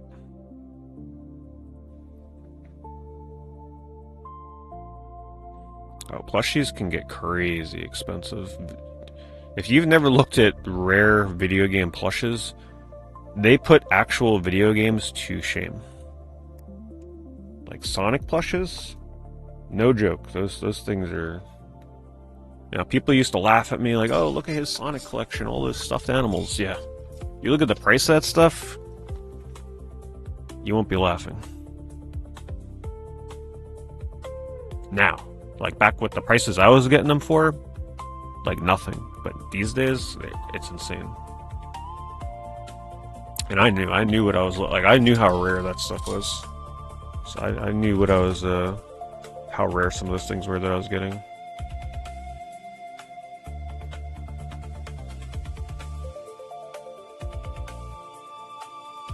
That Goomba is amazing. Actually, all these... That Mario right there, oh my god. What are these things? These are 1985 paint... Oh, they're painted. Okay, so these are... So these are the figures that are normally unpainted, but somebody in Japan took it upon themselves to actually paint them. Which you don't see too often. They look amazing when they're painted. So these are custom painted by someone in Japan. They did a really good job on these. It's like painting a Gundam model kit, essentially. Except you're painting tiny little rubber figures. Do I think Clair Obscur 33 on Xbox Series X is going to be worth anything in the future? That game had a really big print run on all the consoles, right? Because like initially they didn't print enough, and then they sold out, and then I'm sure they printed that game into the ground afterwards. I think it'll be worth something many years from now, but there's too many copies floating around at the moment for it to see any kind of price increase in the near future.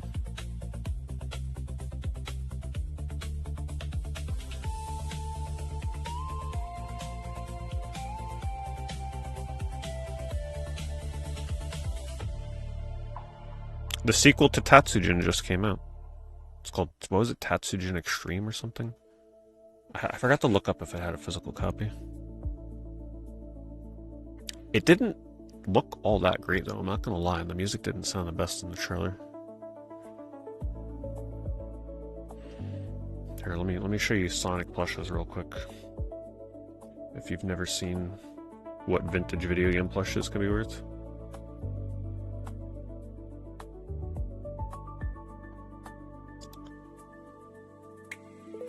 Alright, hold on. I'm gonna have to log in for a moment.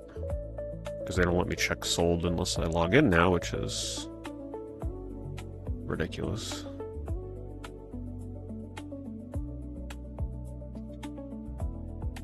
They better not ask for two-factor.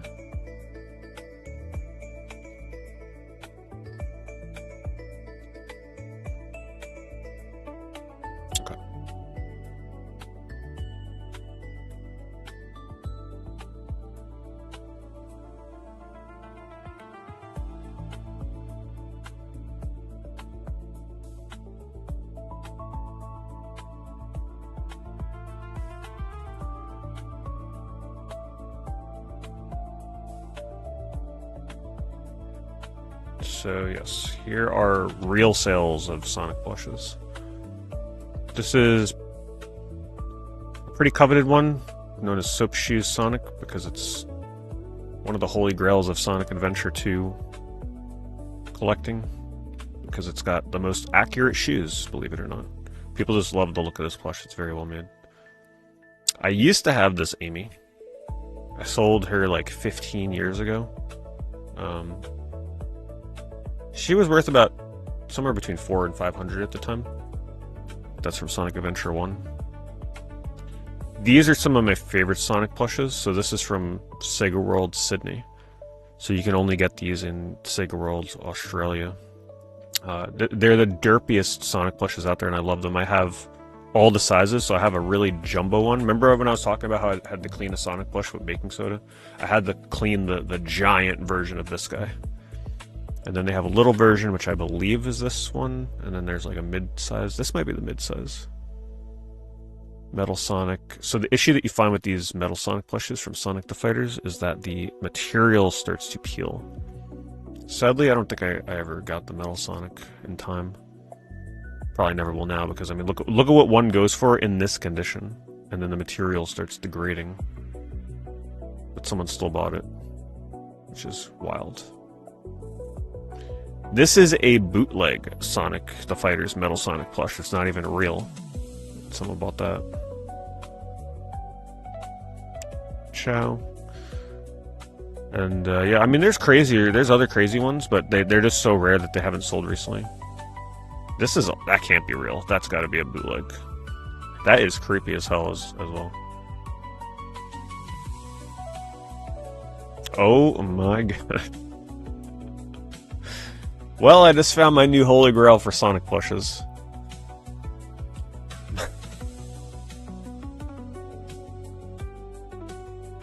I've never seen that before. Oh my god. That is amazing.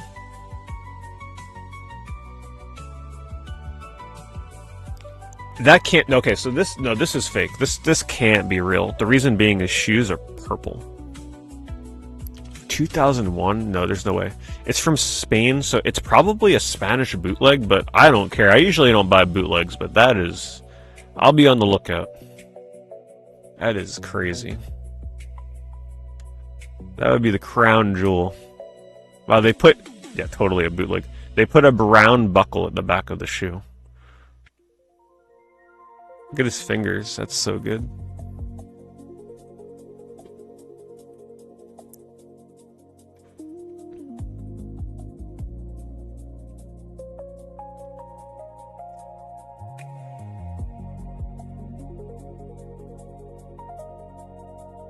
$5,000. eDNA talking plushes. That's pretty awesome. Best offer accepted. In the box. They had a lot of the normal eDNA plushes, but these talking ones are certainly pretty rare. You didn't see those often. Come on, tab, close. Thank you. Oh, wow. The Super Mario RPG Mario plush. And like I said, these are real sale prices. Now, this had a best offer accepted, so who knows what they accepted, but I'm sure it was expensive. So this is an official Mario RPG plush line that came out in Japan. This is the plush line that had the Mallow, for example. Oh my freaking god. Yeah, I just want to let you know that I have no affiliation with this side of the Sonic fan base, okay?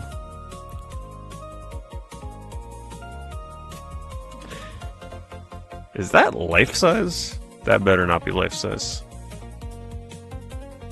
This is somebody that's definitely... Let's just say they've toned down Rouge the Bat a little bit in the recent Sonic games with some censorship. This is somebody that's fighting back. 401 people have wishlisted this, by the way. Oh god.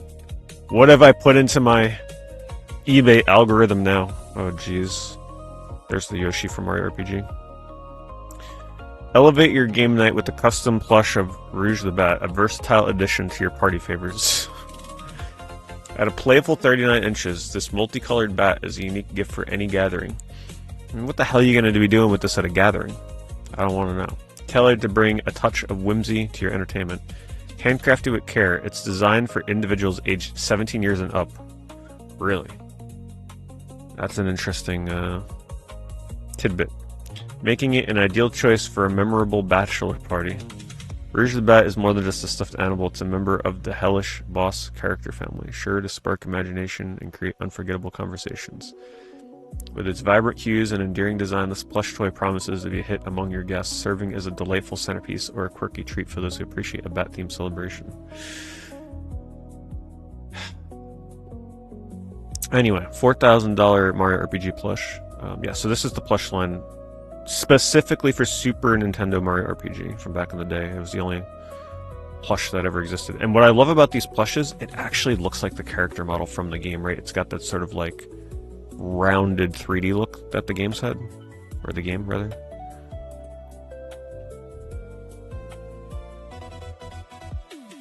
Tagged Wario Mario plush set. Oh, that's pretty awesome. I don't think in all my years of when I used to collect Mario plushes, I don't think I ever saw the Wario plush for this. It's pretty awesome. I've seen the others with the buckets. And I actually have the Luigi. I have that Luigi in the background there. It's actually a pretty cool Luigi plush. You can't really see him though. $3,000 for a Mario Sunshine Pianta? Is that how you say it? Pianta plush toy? That's a real sale, by the way. That's like legit. Those things are pretty rare.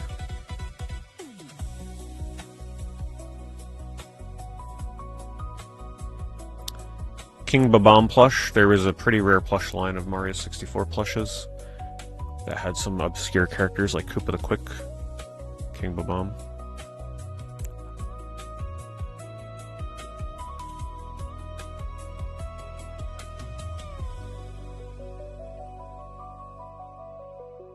Oh man. Yeah, this is one of the first Mario plushes, Mario and Luigi. They are definitely something. And they are big. Huge. Like, this is a huge plush. 46 inches.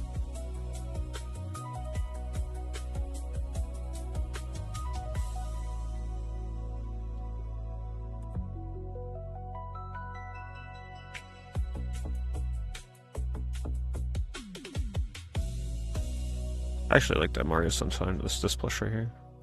I always used to see the big one, but I've never seen the little one.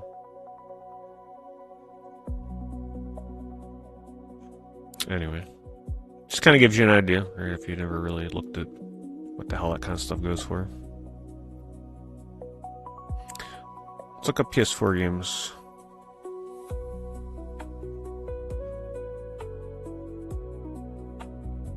You get promo codes for eBay?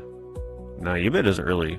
So eBay will do promos, but it's typically for certain sellers. Like, it's the days of them giving you promos to use site-wide, that's over. Man, you just reminded me of eBay Bucks. Man, you guys remember eBay Bucks? That was so much fun. They used to do promotions where, like, whatever you buy, you'd get, like, 10% back in, like, just money that you can use on eBay. They don't do stuff like that anymore. I used to love the eBay Bucks.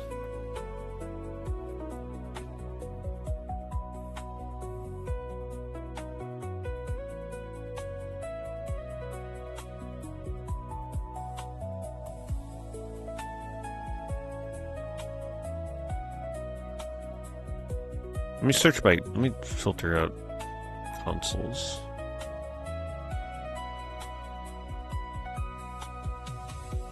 Yeah, I forgot all about eBay Bucks. I used to have so much fun accruing that over like months, and then like, oh, I got a $10 or $20 coupon or whatever the heck it might have been. And then it's like sometimes you can get something for free.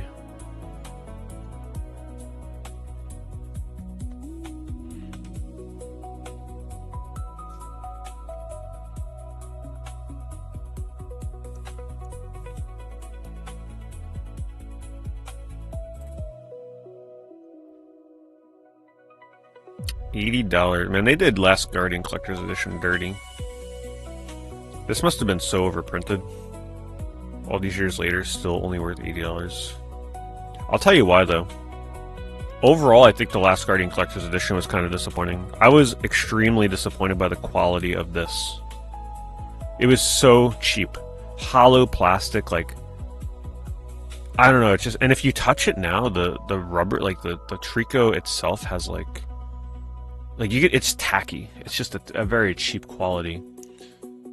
It just doesn't scream quality. It looks good from photos, but when you actually hold that thing, you're like, damn.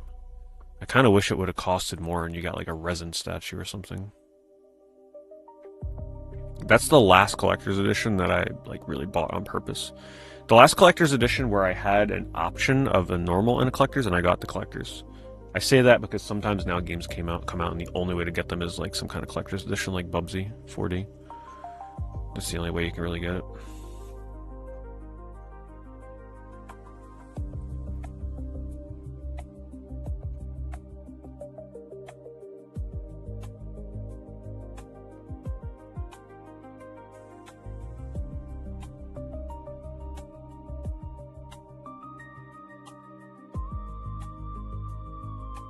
You look at it, like, it makes you wonder what the print run could have been like on a game like Dora Rainforest Rescue. How many copies do you think they printed of that? 10,000? 15,000? Can't be too much. What the hell is that?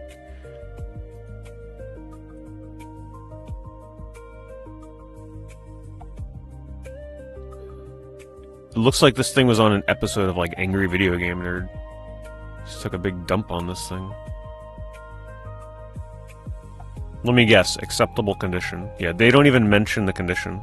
They say the condition is good. Not even acceptable. Yeah, okay. I don't know what that is on the case, but good luck selling that.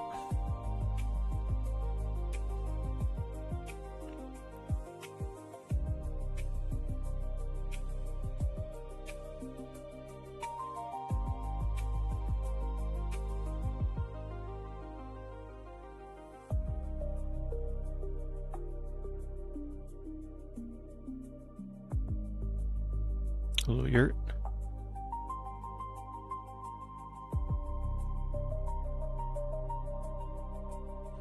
If you're an eBay seller, by the way, I don't advise that you take photos like this. Right? It's, first of all, it's so distracting, you can't even tell what you're looking at when you're scrolling. So the most important thing with eBay, if you're a seller, you want to make sure that your thumbnail, your picture is very clear so that someone like me scrolling at this speed can see what it is that you're selling at this speed. This, you can't. You actually have to stop and look and squint and be like, okay, or read the title. Very distracting with all these logos and business cards, and like, we don't care that your name is Twisted, what is that? Twisted Shovel with a goat.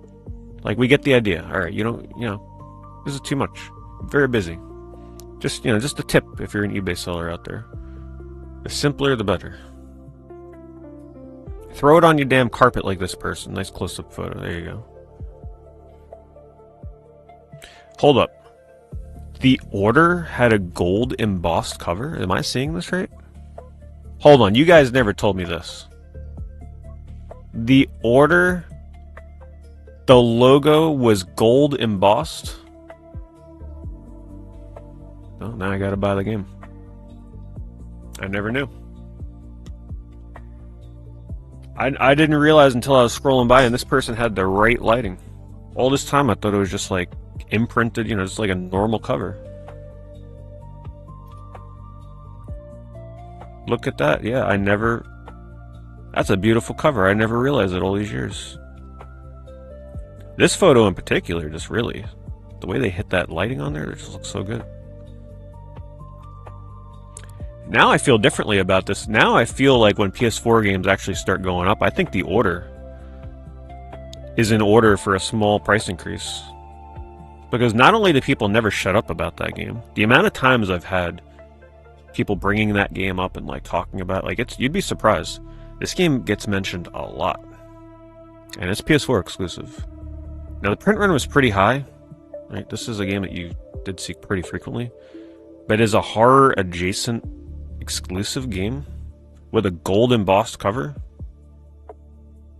I could see this game having a small price increase over the years. Right now it's like $15. It used to be an $8 to $10 game. Just throwing it out there. But I can see that becoming like $25, $30 in the future.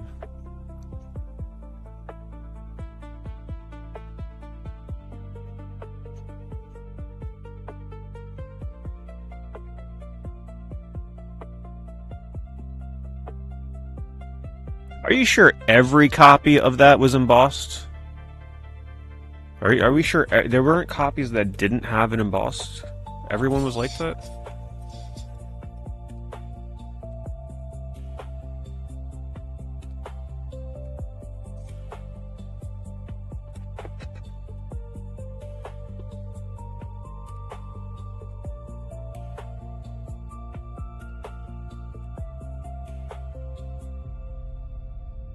Song of Horror, disc only, PS4, $100, right? Let's check this. See if it's actually going for $100.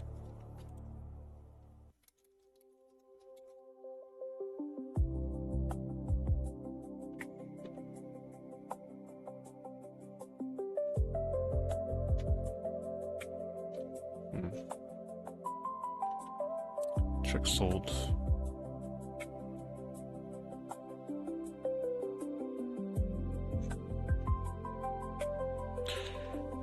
$80 to $100+, limited run games, of course. Well, I guess that's why. Artificial scarcity, not an actual, like, real release. I kind of, like, put them in a subcategory.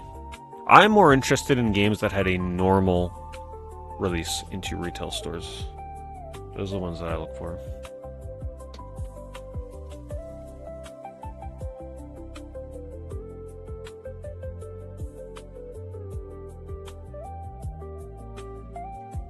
Okay, yeah, then all the copies are probably embossed.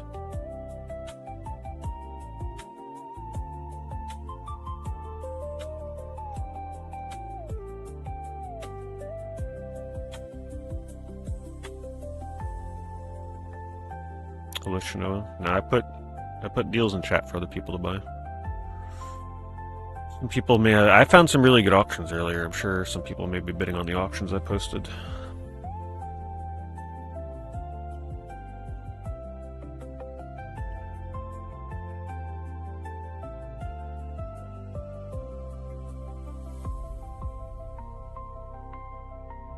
Oh, and I was talking about this a couple weeks ago where I wasn't sure if I still had my copy of Sleeping Dogs. I found it. I didn't sell it. I got the collector's edition for PS4. It's still sealed, so I'll probably like sell the sealed copy and try and get a used one. And then I also found that I have Sleeping Dogs on 360. Used. I don't know if that's backwards compatible. But I'd probably just play it on PS4. The PS1 lot went for $510. Sounds about right.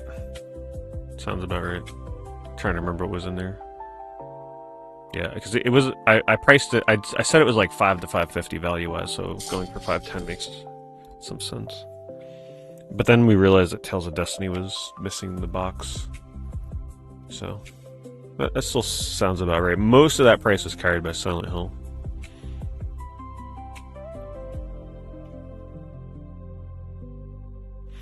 Let's check sold. That might give us some insight into things slipping under the radar on PS4.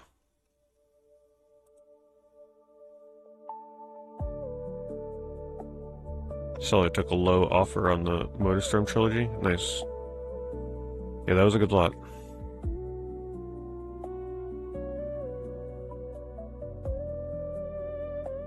Do I own Trials Fusion? I don't think so. I never really played the Trials games much. I remember playing the first one on 360, I think. I don't know, I never really got into Trials too much.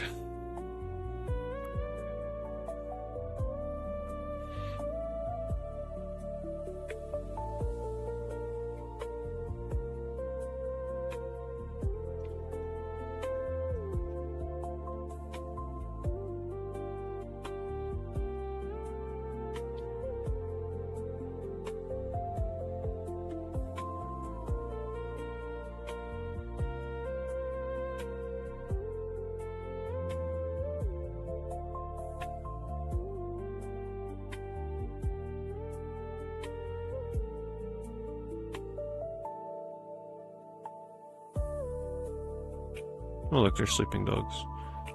No manual, complete in box, $21. I wonder what the sealed copy would go for. Probably not that much more.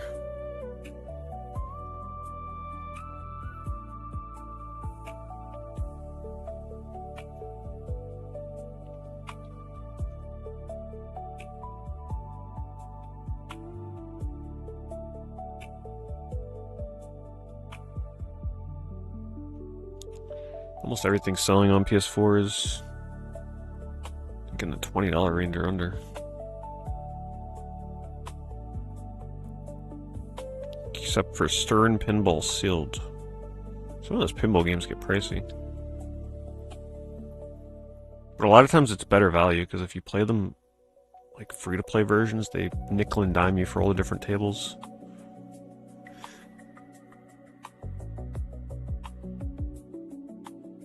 I can't believe it's taking me this long, because now every time I scroll past the order, all I'm seeing is the gold embossed cover. I've never realized it. Schoolgirl Zombie Hunter. That game is terrible. I don't recommend that you... If that game is pricey, I do not recommend that you buy that. That game... The year that I played that for Horror Game Month was definitely one of the most disappointing games I played. It was one of the only games I didn't beat that year, too. It was so bad.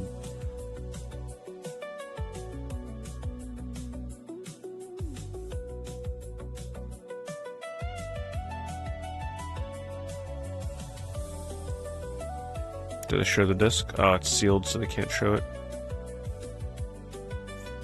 I remember it was funny. I remember reading a post on X where someone showed the disc for this, and they're like, this is what they want to take away from you with getting rid of physical games.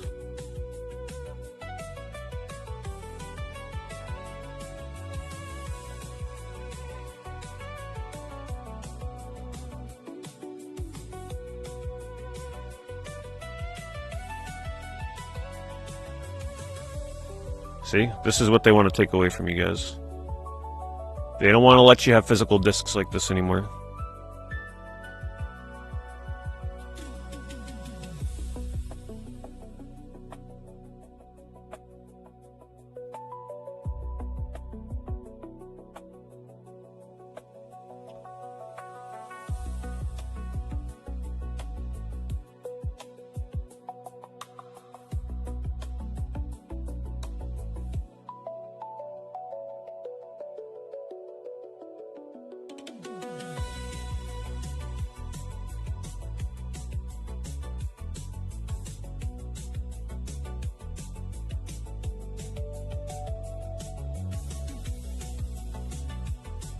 Nothing crazy in PS4 land, I'm gonna be honest. Actually, I mean, this is Shadow of the Colossus PS4, $35. Yeah, I think that is something, especially the collector's edition with like the big box. If you still haven't picked that up yet, I think you should get on that sooner rather than later. Because if this is going for $35, the standard edition, that collector's edition is gonna be worth more in the future. I'm actually surprised that the standard is selling for $35. And Last Guardian 2 has crept up over the years. Last Guardian used to be one of those bargain bin games, like you couldn't even get rid of it for $10, but now it sells consistently near the like $16 to $20 range. That's another one to, like, if you never got around to getting it yet, you should probably, you don't want to regret it, especially if they refuse to port it anywhere else. It's not going to see a big price increase, but it's probably going to be the difference between paying $15 for it and $30, $35, maybe $40 for it in the future.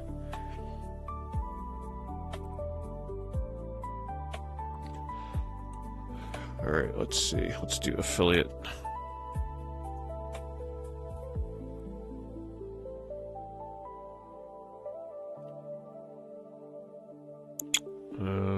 Here it is. Alright, screen brightness warning, it's going to be a little bright. Alright, so we're going to look at my affiliate purchases that people made with my link between July 19th and July 25th. So everything that we're looking at here are things bought by people in the community. Sometimes they're in the stream, we look at what they bought, what they paid. We don't know who bought what unless they call themselves out. So let's see what we got. A Switch Lite internal keyboard left Joy-Con replacement, $12, exciting. Crunchyroll Kaiju number 8 Blu-ray for $9. Pokemon Pinball Ruby and Sapphire complete in box for $2.30. Wow. I never played that Pokemon Pinball. I remember, believe it or not, the only Game Boy game I ever rented was Pokemon Pinball on Game Boy Color. Don't ask me why I rented it. I kind of wish I just outright bought it. It was a weird rental. They had best offer accepted. Looks to be a really nice condition.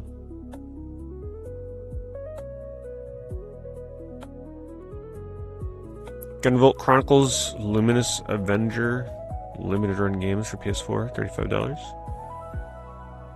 More Crunchyroll Blu-rays for Yu Yu Hakusho seasons 1, 2, and 3.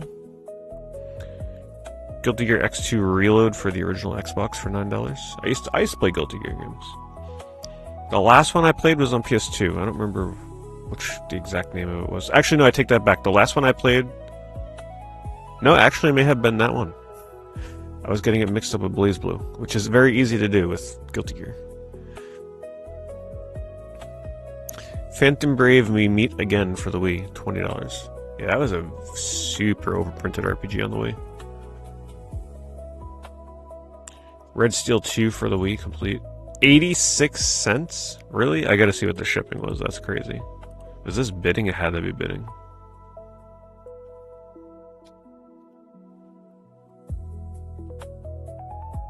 Shadow Tower is stupid expensive now. Yeah, I always knew that one would go crazy one of these days. Wait, what? The heck? So maybe an offer was sent for 86 cents? Shipping is $9. How the heck did you get this for 86 cents? A boy and his blob for the Wii for 47 cents? Hold on, what the hell? What's going on here? How is that possible? Interesting. Tony Hawk Pro Skater on the GameCube for $14. Yaiba Ninja Gaiden Z for the PS3, $20. That game used to be so cheap. That used to be like a $5 bargain game. Nobody wanted that game. Lego Star Wars Hi-Fi. Oh boy, someone's getting into Legos. I think this may be one of the first Legos we've seen on Affiliate. But then again, I think we did see like one or two other Legos over the past couple months.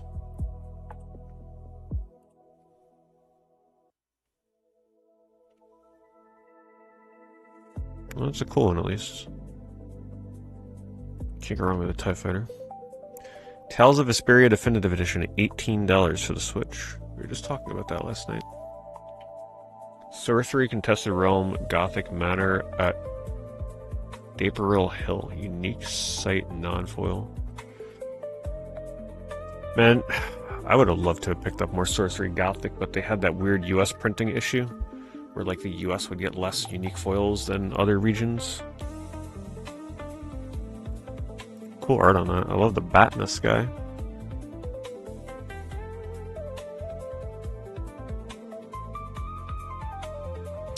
Brookstone Wireless Key Finder, 30 feet operating range, $3. Someone keeps losing their keys or something. Someone bought The Core Gang. I forget who it was. I linked it and they picked it up. So I hope you enjoy that game. I love it. One of my favorite Wii games. An empty box for the Apple iPad Pro 11 inches. Interesting. Need that box. We got art book illustrations as always. Wouldn't be an eBay affiliate review without some art book illustrations. Let me just we'll pick a random one. Let's pick this one. Gotta pre-screen it though.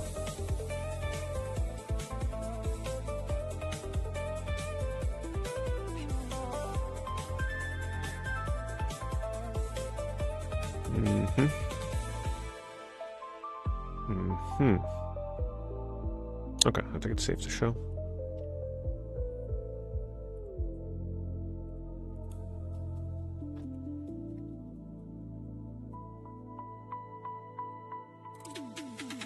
Don't you just love though how like the title will never say what it is, it's just art book illustration. You gotta like click in to look at it.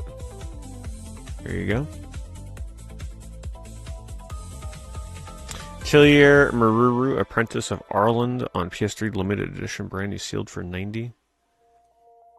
Can't remember if I tried playing Maruru. Let me look at the box, then I'll know.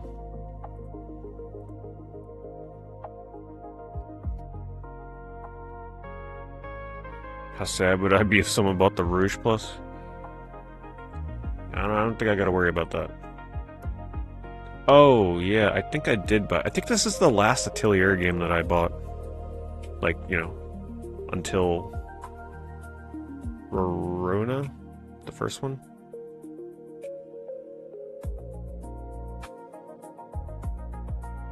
I don't remember anything about that one. I don't think I got into it.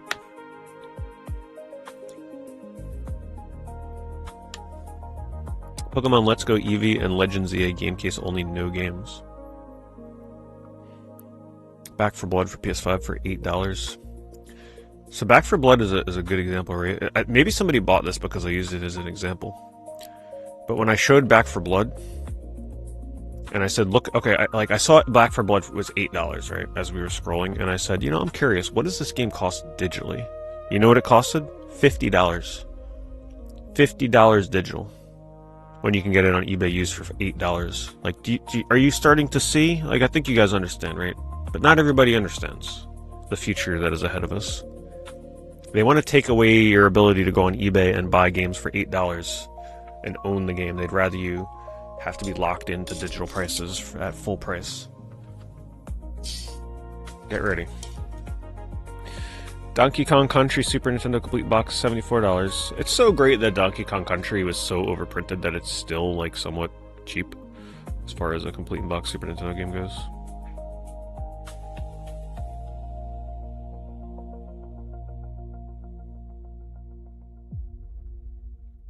Switch to Cyberpunk 2077 complete authentic with stickers.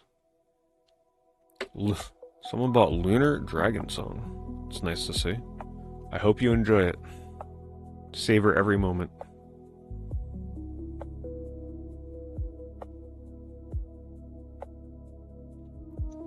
Everybody 1-2 Switch on the Switch. Also known as the game that you totally did not buy for the Switch launch if you were playing by yourself, because I think that's mostly a multiplayer game, right?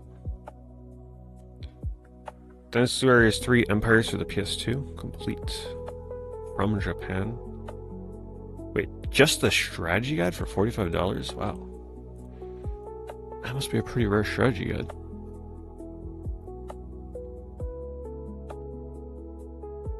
Damn. Okay, we learned something today. Dynasty Warriors strategy guides. Don't count them out. Batman Arkham City Armored Edition for the Wii U. That is one of the few Wii U games that may still have some, like, desirability, because it's got the touchpad gimmick, which is kind of unique to that version. The armor stuff. Assassin's Creed 3 for the Wii U, brand new factory sealed. I just love the fact that somebody is actually here buying Wii U games.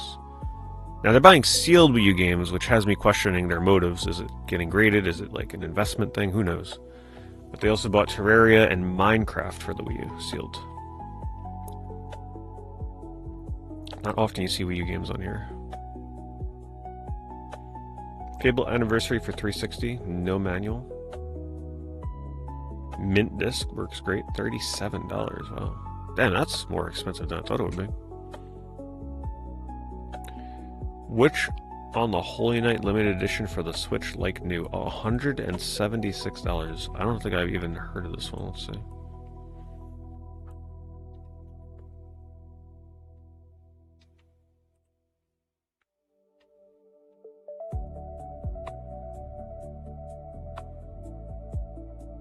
Damn, that's a big box.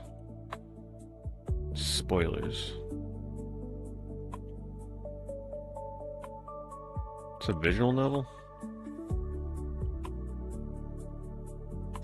It looks like it.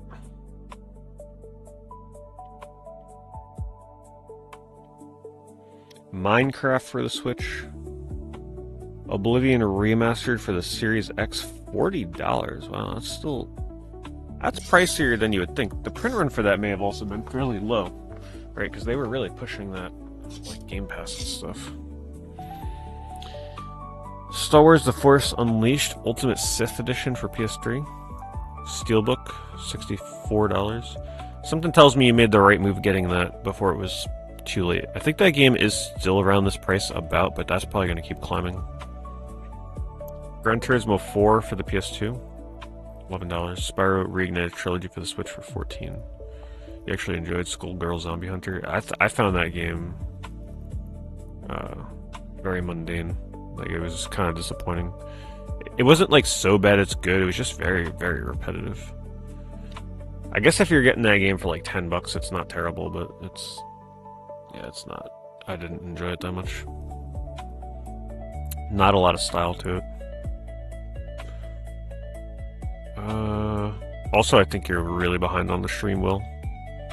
I think you may be about like an hour or half an hour behind. Make sure you hit the live button.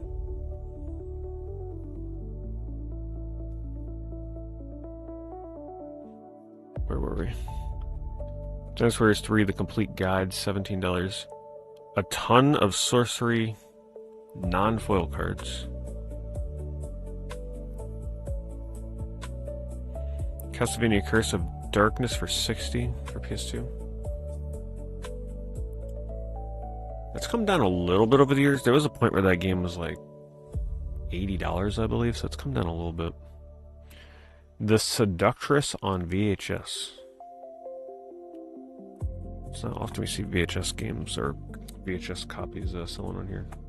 Let's see what this is. Gotta screen this one with a name like that, though. Okay.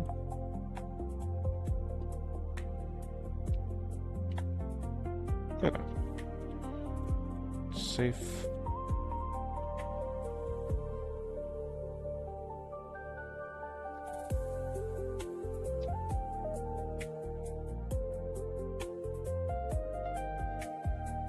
She's seducting.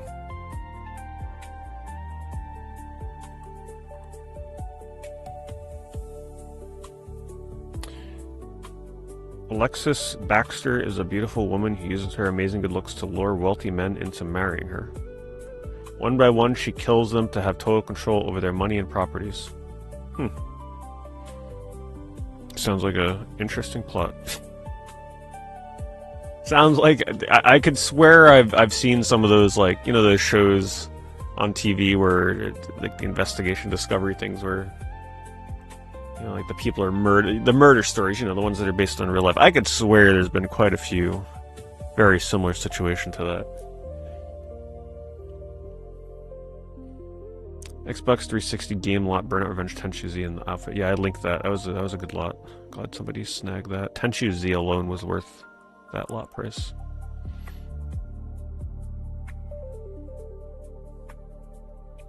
Tecmo Ninja Gaiden 3 Razor's Edge. $28. Case only authentic Pokemon Shining Pearl for the Switch. $13. Mass Effect 3 Special Edition for more Wii U games. Sealed Wii U games. Okay, I think somebody is hoarding sealed Wii U games as like an investment or something, right? There's no other reason that someone would buy Watch Dogs on the Wii U for $73 sealed. Interesting though. I mean, good luck with it. Hopefully it works out for you. It's a little bit of a gamble. Assassin's Creed 4 on the Wii U for $43. Skylanders Starter Pack on Wii U for $43. Rocket from the Crypt, Scream, Dracula Scream, Interscope. Rocket from the Crypt, let's see what, it's a music CD or something?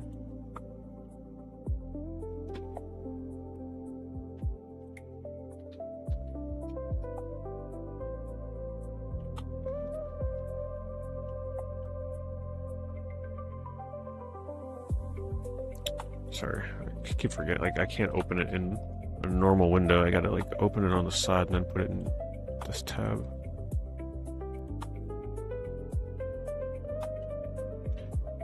Some band I've never heard of.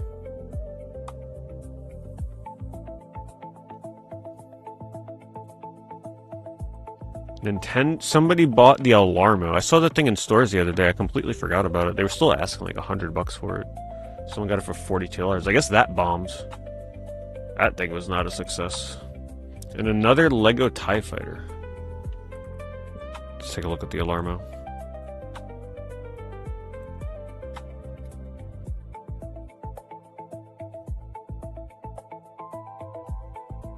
Did any of you buy the Alarmo?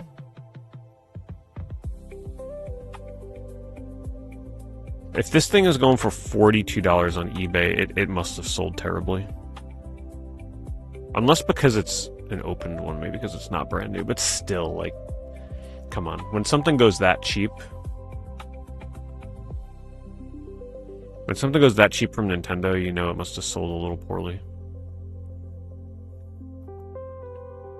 Yeah, $100 for $100 so you can have Nintendo characters scream at you to wake up. No, I don't think it's that bad, but like it's a Nintendo-themed alarm clock.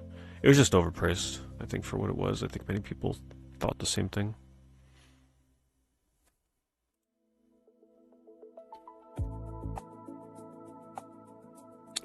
I wouldn't trust that thing to track your sleep. What is it gonna do? Just like listen to you snoring?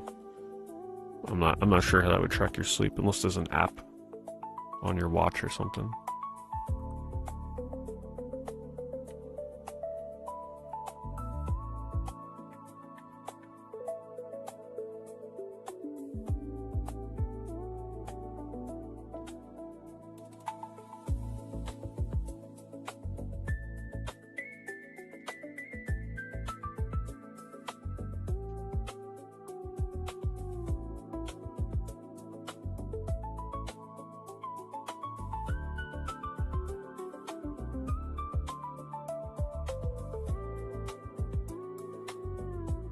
God, what an ugly cover that is for Vita. So letterboxed.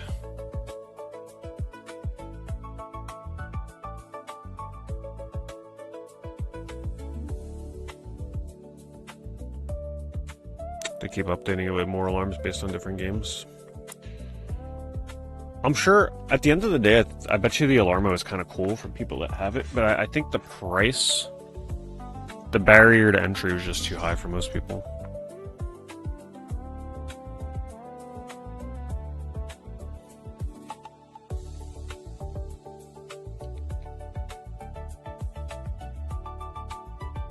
So most people just never give it a shot. What's the game on the DS that has a picture of the original game's box art on the inside? That was the Castlevania Dawn of Sorrow game, I believe.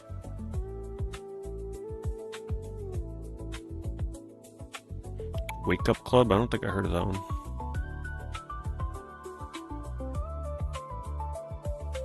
Yeah, let's see. Can we... Is that... It's a pretty fairly common copy of Dawn of Sorrow, right?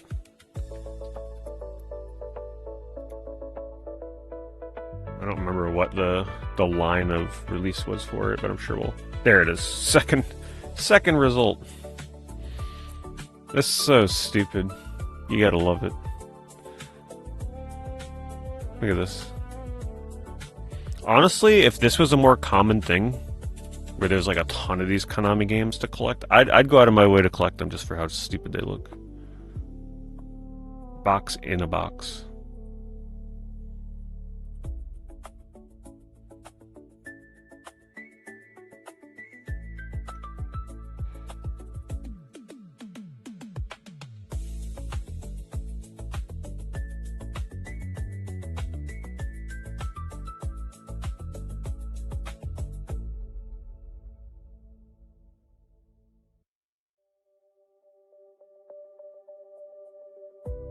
Sly 3 with 3D glasses. I forgot that was supposed to come with 3D glasses. What do you look at that's 3D in this game? Is it just like a cutscene or something? Experience all the action in 3D. Sly as the world comes to life and includes. So the whole game is like somewhat 3D? Interesting. Probably looks terrible with that kind of 3D glasses though.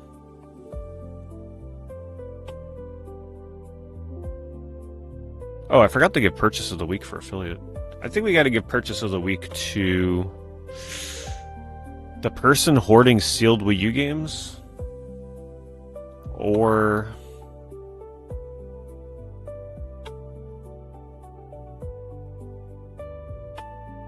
the Lego person.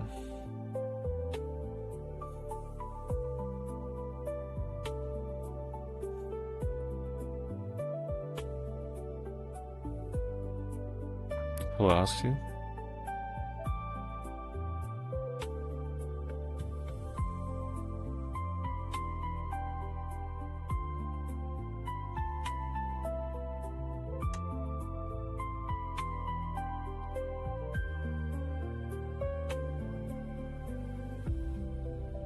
Wow.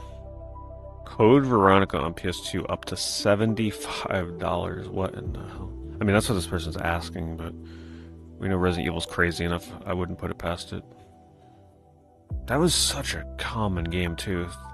Thanks, Resident Evil 9, and also the fact that they announced the Veronica remake. Who would have ever thought that Code Veronica would go up to $75? That used to be like a $10, $15, $20 game.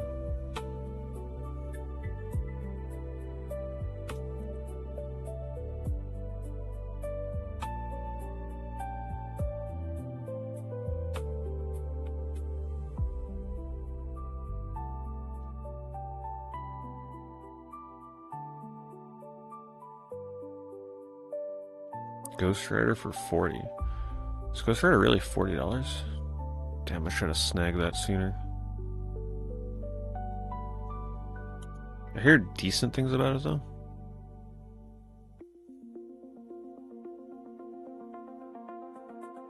Yeah, Resident Evil games have been going crazy. It all started with the release of Resident Evil 9.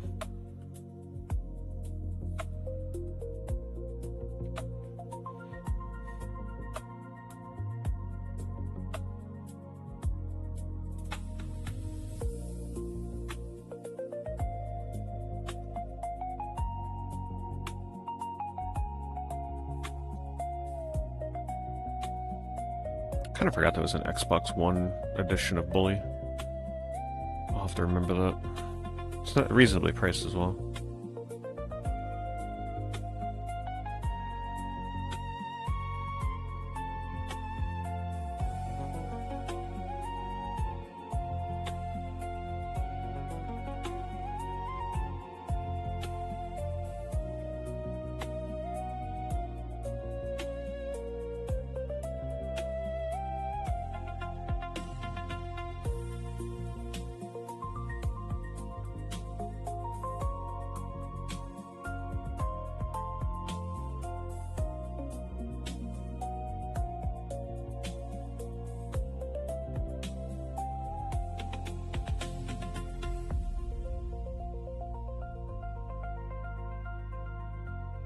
Ridge Racer 5, $26? Wow. It's another game that used to be very cheap. I wonder if that's the new going rate. Suganai Atonement is... People are starting to ask more for that game. I've been warning people about that game for years. Seems like it's finally catching up to where I thought the price would be. That game is just so obscure and different. It's like I knew that was too cheap for too long.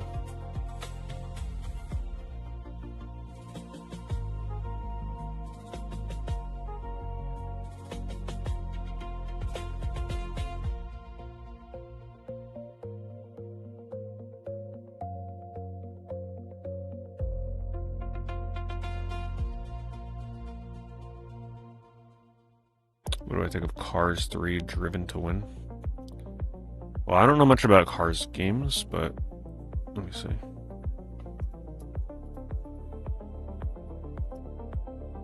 They do have a fan base.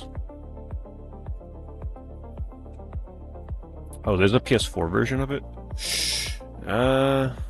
Once there's a PS4 version, that certainly makes this much less desirable for most people. Alright, so here's the thing. I mentioned this, I think, last eBay stream. When Deal Tavern has a game in stock, they dictate the price of a game on the market. So, Cars 3, PS3 version, I'm not even joking, they can literally have hundreds or thousands of copies of this, okay? They've sold 51, but usually they get pallets of games. So until Deal Tavern sells out, this game will never be worth more than $30.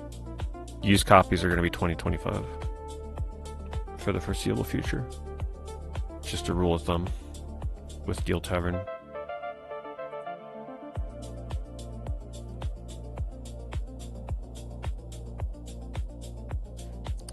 Deal Tavern's got to have something, because boy, they got a lot of tons of games. They got to have some kind of storage.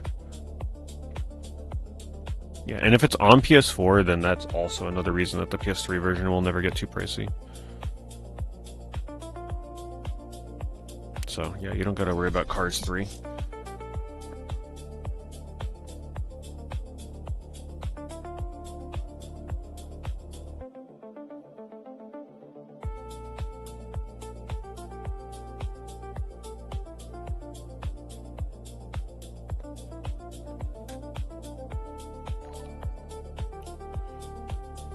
What the hell was that? That's an interesting one to gigantify. Are you crazy?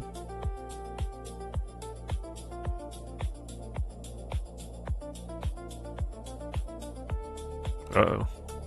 Is Monster Madness going up in price? I've always said keep an eye on Monster Madness. This game used to be like $10, $15 at the most. It's a great game, and I think people may have finally realized that this version's like semi-exclusive to PS3. It's like an updated version of the 360 version.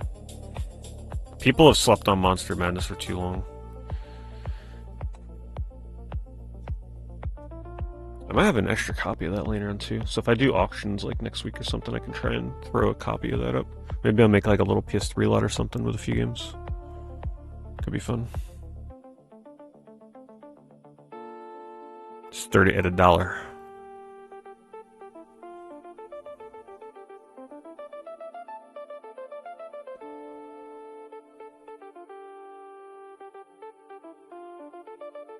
Music playlists. It's called Nintendo Music for Coding. Chill remixes. So apparently if you're a coder, this is the kind of music you like to listen to.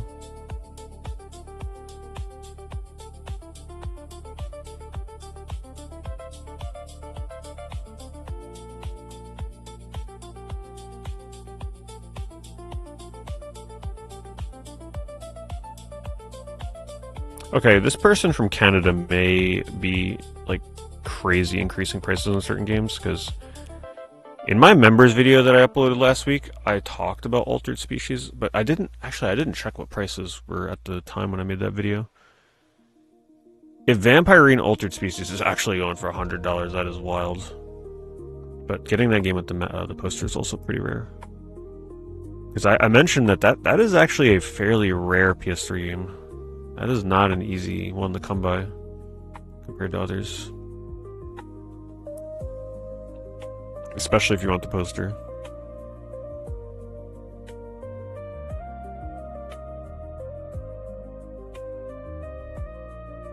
Yeah, but that price there has nothing to do with the tariff. That's their price that they're selecting. If anything, you get the price charge after the fact as well, like if you go to checkout. So there'll be an additional cost on that. Some people just like, they take whatever the price is of a game. Some people like to future-proof themselves. If a game's going for $50, they just charge $100. Because in their mind, they're like, well, this price can increase like next week and that amount of money. So they just like charge way more and then just wait and see what happens for prices to catch up to what they're asking. If prices are increasing really quickly. And if you think about it, if you have PS3 games right now, say a game normally goes for $20 and you're like that person and suddenly you charge it. Your copy's $40 or $50. If a game gets a spotlight put on it and suddenly all the $20 game copies disappear, guess whose copy is going to sell next? The person that's asking $40 or $50 if people get impatient. So they're kind of like future-proofing against and gambling a bit on like cheap copies selling out and then theirs is the next one that gets bought. Which could work for them. It definitely happens with other games.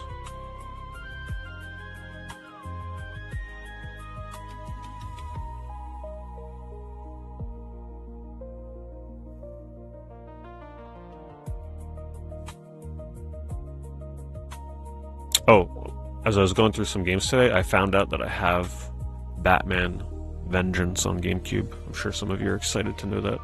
So now I don't even gotta buy it. I already have it. So now that's a possible stream in the future. I know some of you were recommending that after I beat Dark Tomorrow.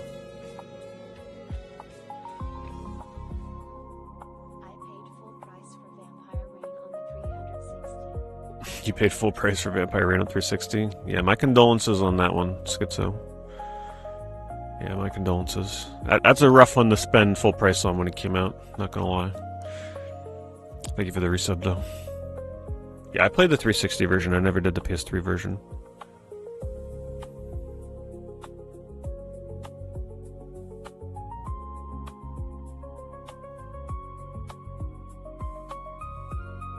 Medal of Honor Limited Edition PS3. Comes with Medal of Honor Frontline HD on the disc. It depends on the print run. Something like that. Medal of Honor just sounds like the kind of game that would have a really high print run.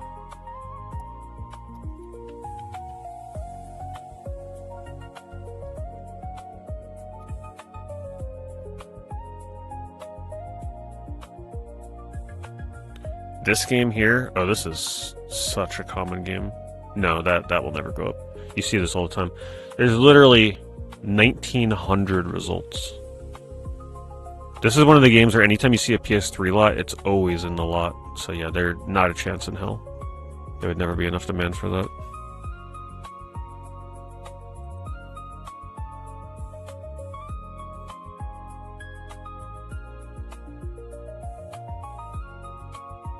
So no rush, you can hold off on picking that up.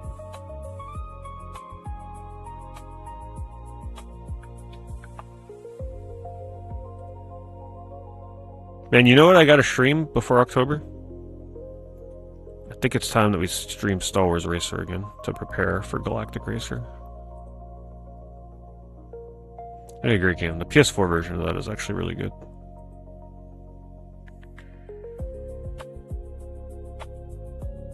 not all copies come with it. How would you tell?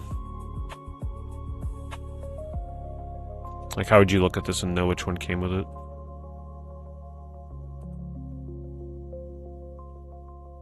Oh, is it this? Includes Medal of Honor Frontline? So the one that has that little thing in the top right? Let's take a quick scroll and just see. Honestly, it seems like almost every one of them has that on the cover.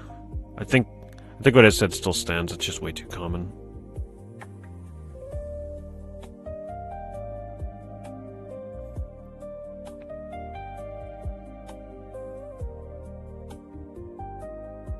I think it'll be good. I don't think you gotta worry about that. Way too common of a game.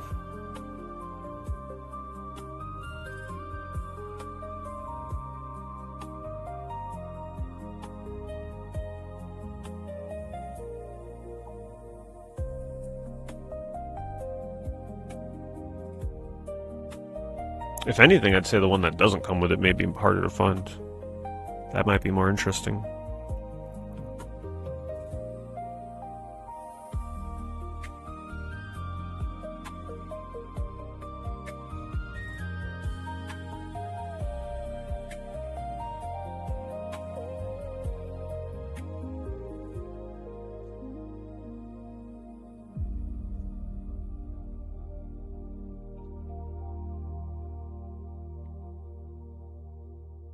Baroque, $100.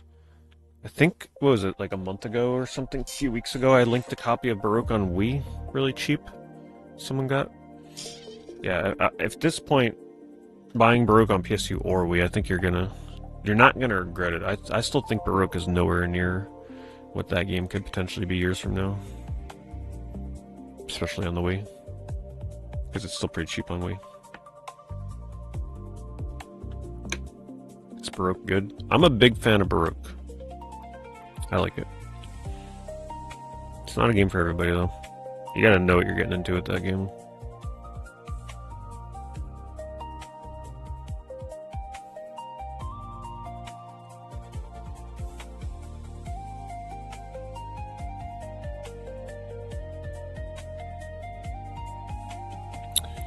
It's now a good time to start collecting the Transformers game on PS3. So, the same thing happened to Transformers games last time. They were about $30 to $40 games prior to the announcement of the PSN store closing down, and then it didn't, and then they shot up to being like $80+ games. So it's seeing a very similar price spike right now. I don't think they're ever going to come back down to that like $30-ish range. But I do think they're common enough, especially because there's 360 versions, which will keep the PS3 versions at bay in the future. So in the next 2 years, I think the prices on those will only go up. Because there's not quite enough supply of those Transformers games on PS3 to meet the demand of people seeking physical PS3 games. So for the next year or two, the prices will not decrease. They're only going to keep climbing, if anything. So you're going to have to wait about 2 to 3 years at least before you start seeing the prices on those come down again, in my opinion. The price will come down, but it won't come down to what they were prior. I think they'll probably settle in the 70-ish range, 60 to 70 range when all is said and done. Also, we just don't really get many good Transformer games anymore. It feels like a lot of the Transformer games that we get now are like just licensed C-tier slop, you know what I mean? Like those 360 PS3 Transformers games had a lot of heart put into them for Transformers fans. I remember I played one of them, which I don't remember what one. I played one of them online, and they were really fun. And I think Transformers is a strong enough brand that it's going to be a bit before you see the price on those come down. There's going to be enough demand for them.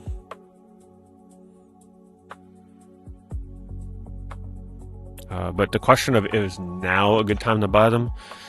That's a tough call because right now so here's the thing. At the moment, most desirable PS3 games are going to be very pricey because there's not enough supply for most of these games to meet the demand. So what happens is all the cheap copies sell. and then people start buying the more expensive ones because that's all that's available, and they're not patient enough to wait for the supply to be resaturated. But those games are not rare enough to the point where you're never going to be able to get them again. It's just a question of, do you want to pay the really inflated price right now? Do you want to wait a year and see if like the hype calms down, and then maybe some copies end up back on eBay and there's not enough people looking for them and the price kind of comes down? Or do you want to wait 3 years when for sure the prices will come down again? About a year after the PSN store closes, I think, is when you'll start to see the games that should not be super expensive actually coming down in price. Because that's enough time for sellers to like start relisting things. And by then everybody will have picked up mostly of what they want already.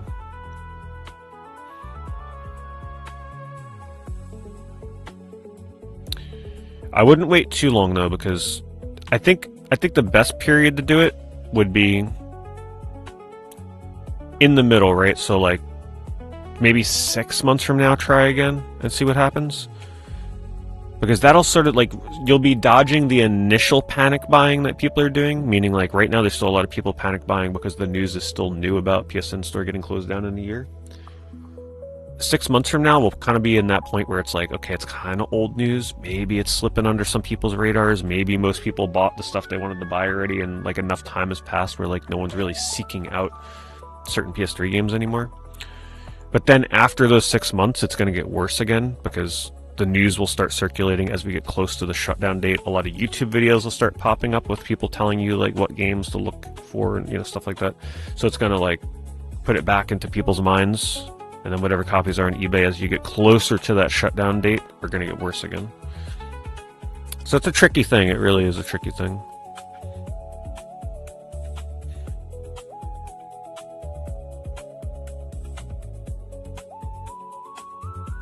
But I would say right now is probably one of the worst times to buy PS3 games, like today. Especially if it's one that's genuinely uncommon and rare, because if you're going on eBay at the moment, you're paying absolutely inflated prices. Because you're paying the prices of the scalpers, and not scalpers, but you're paying the prices of people that have been waiting for this moment to come, where they've been like hanging on to copies of these games, waiting to charge big money for them.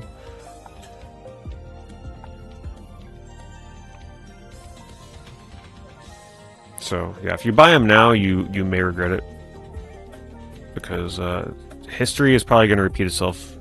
We've seen this happen with 360 and PS3 in the past, where like prices go crazy when the news first hits, and then a few years later, it kind of comes back down to normal. Though I don't think it'll come back down. It'll be like normal plus 20%. And what I mean by that is the prices will come down to normal, plus a bit of a premium, because, well, by then physical games are going to be dead pretty much, and I do think that's going to create some more demand for people collecting stuff like PS3 games in the future. So hopefully that makes sense. Thank you, Pat. Thank you for that resub. What about the console itself? I think there's way too many PS3s out there for that to really be impacted. Yeah, I don't think so. If the only PS3s existed were the ones that were notorious for getting the yellow light of death, then I think console prices would be impacted, but there's enough like Slims out there and stuff to kind of remedy that problem. Splatterhouse, I believe right now would be more expensive on PS3 because of the PS3 closure, but the 360 price has been creeping up on that.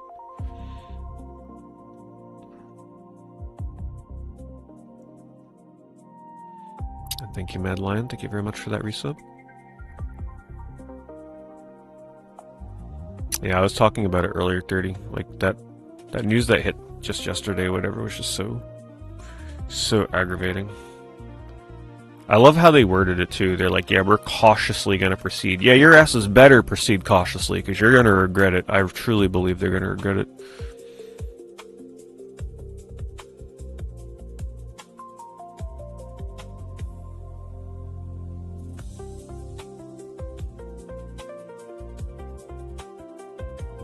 God, that is hideous. Sticking a big head on a figure like that is not doing those characters justice.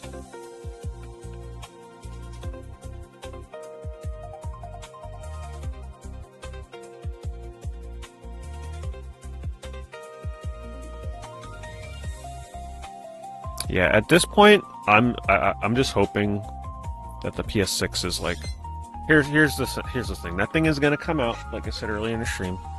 It's gonna sell like crazy. Any new console is gonna sell like crazy. It doesn't matter.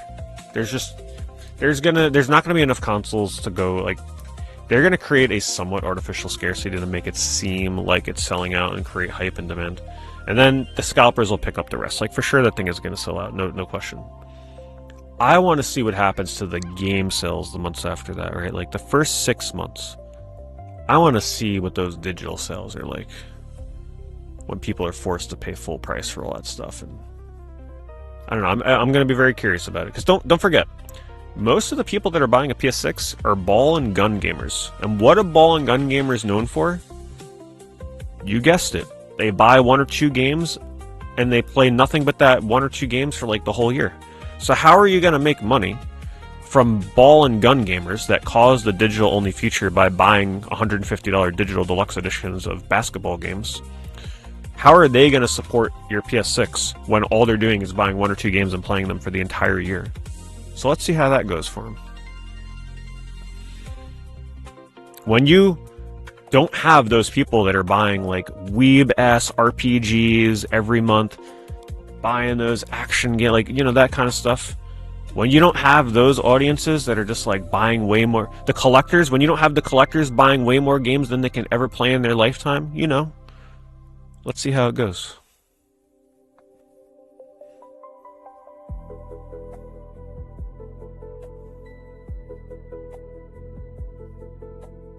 And Bomb says, do I like the Condemned games? Thanks, and Bomb, once again, thanks for the super chat. So Condemned on 360, I tried playing the first Condemned on 360 as a demo when the 360 first launched. It was terrifying. I couldn't do it. I'm like, nope, I'm good. I don't care how good the lighting in this game is. I'm not playing this. And then it took all these years for me to finally play Condemned for Horror Game Month 2 years ago, I believe it was, 2 or 3 years ago. And I loved it. That was the first Condemned I was a big fan of. I love the end of that game. You know how it like ends in the mansion and like the characters are, like running around and you hear them, you don't know where they are, they're just like all over the place. That was awesome. I haven't played the sequel yet, so you can look forward to that in an upcoming Horror Game Month. Maybe it's this year, maybe it's next year, maybe it's 5 years, you never know.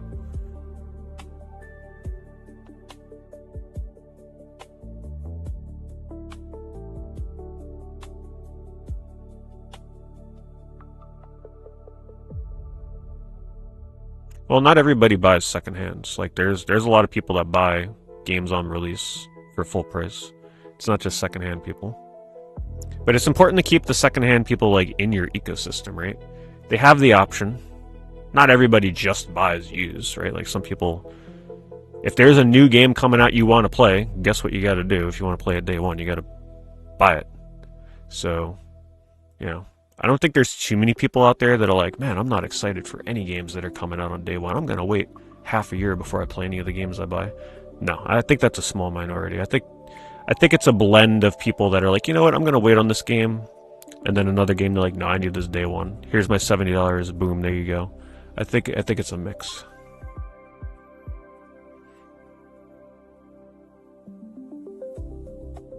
I'm one of those people. I buy plenty of used games, but I also buy plenty of day one brand new full price games physically. So there's the answer to that question for you.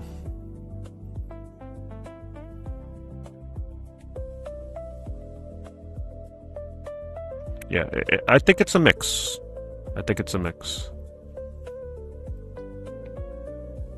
Like, are there people out there that only buy used? Sure, but that's a pretty small percentage.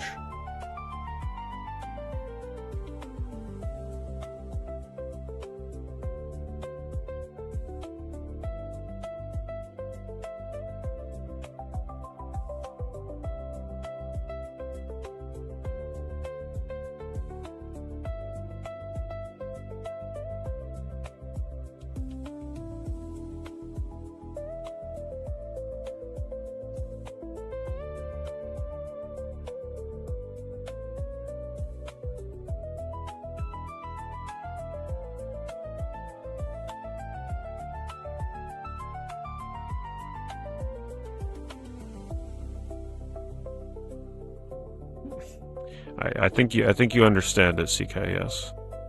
If the only option is to buy through our online store at our full price, you make a lot more per player. Exactly, and that's why they're doing it. That's the whole scheme behind it.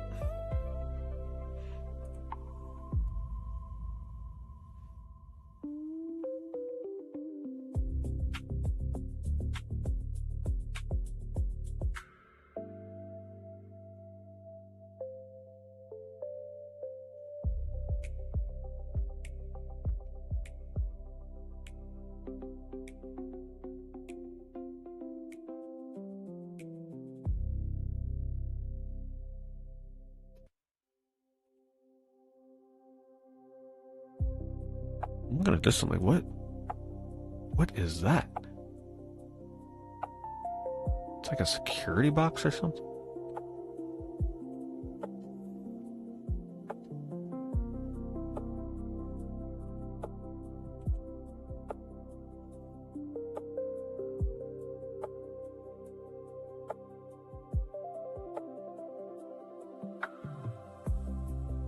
Yeah, it depends what kind of games you're into, James. Like, if it seems like you're probably into a lot of like RPGs or like weird quirky games, right? Yeah, because sometimes they only get one printing and then never again.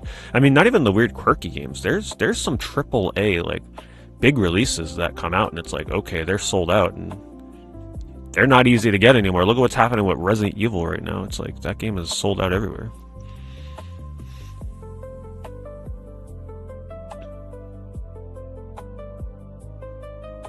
And also Pragmata, I think, for some people was really hard to get for a while.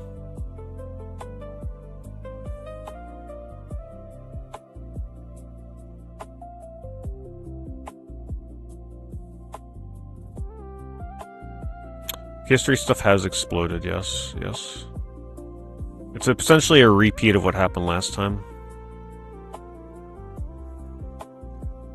But, you know, like I've been telling people, if you missed out on getting games that you wanted and now they're super expensive, you're just going to have to wait a bit.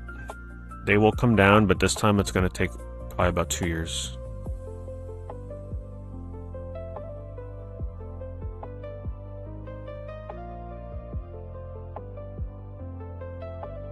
Wait, okay, so we're not caught up in auctions? Because I remember scrolling by. I guess I didn't wait long enough to look at auctions. Let me see.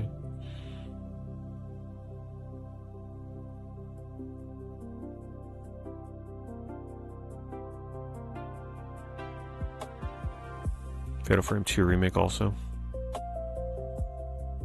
Final Fantasy 7 remake on PS5 for a while. Yeah, and Indiana Jones. Yeah, people are saying that about Indiana Jones.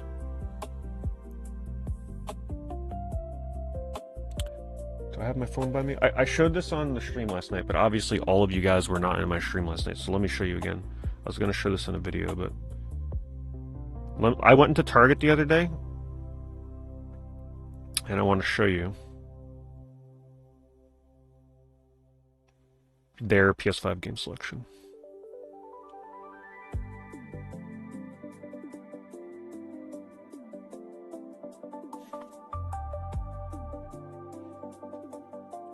Okay. So this is it. I'm not like cropping anything out. There's not more games to the left or right. This is literally all they had. So you see all those empty spots? There's nothing behind there. It's just empty. The games that have a game in the first slot, there's nothing behind them. There's maybe one extra copy behind each one. How do they expect us to buy physical games when, first of all, they ain't putting out shit for us to buy in terms of games, especially exclusives? And this is the selection when you go to a store. Like, what in the hell is this? And it's been like that for a while. And it's like that in other stores too. Like, if you go in the Walmart, it's very similar.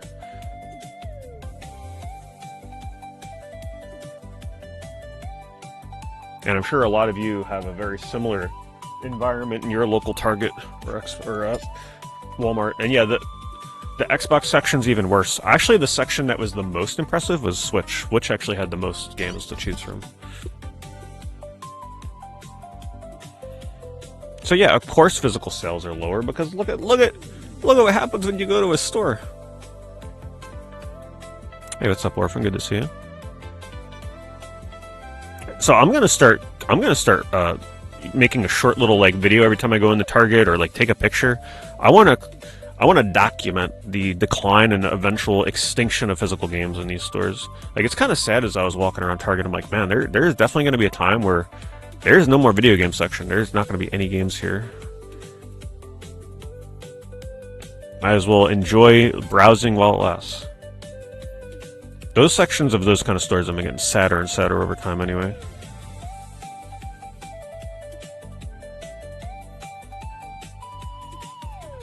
And it's not like there's no games. I mean, you go on Amazon, there's a much bigger game selection. It's just that a lot of the more niche stuff, they don't even stock it. It's like they don't want people to buy it physically. It's the only stuff they put in there are just like the ball and gun games. Gee, I wonder why. Because that's the only audience they're catering to these days.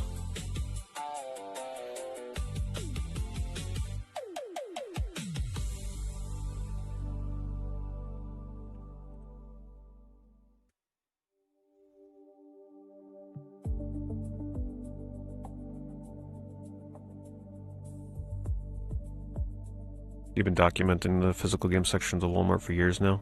Yeah, that must be a fascinating time lapse to see, right? Pictures almost every time. And would you say, how is your Walmart looking these days? Like, is it almost completely empty?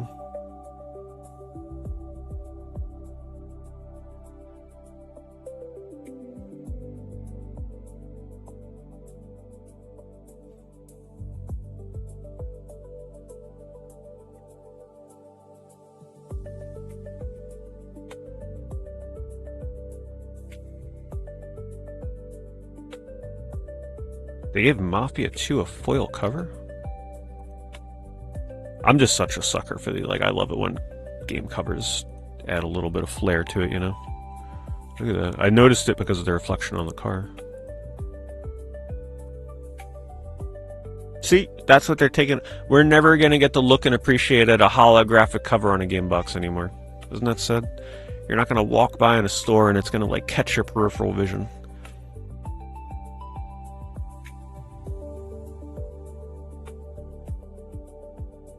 Yeah, that I'm not sure about, Jacob.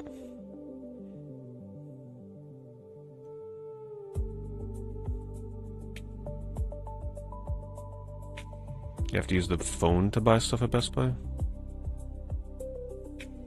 What do you mean? Like, if you see something in the store, you gotta order it online or something? Like, how does that work? Or in other words, they just don't stock anything in store? Price tag updated as you walk by? That is so crazy. Imagine if they saw you and they have like a face scan of you and they're like, oh, there's Norbert. All right, make the price higher. We know he spends a lot of money over here. That's insane. You scan a QR code and you check out and they bring it to you? What?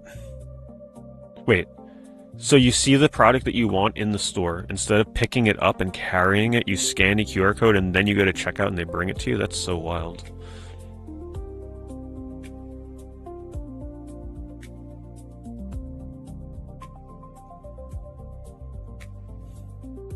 That takes all the fun out of shopping in person.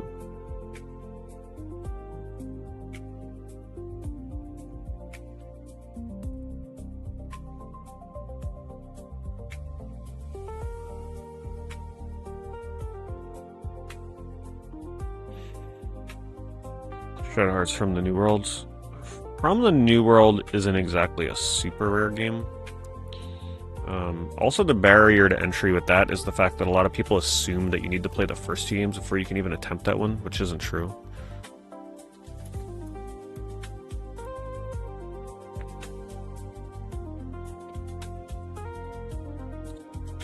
Do people really not use that as a subtitle? What the hell?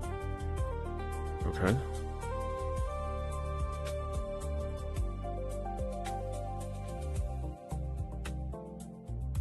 Wait, why am I not... Oh, because I'm under auctions. I'm like, what the hell is going on here?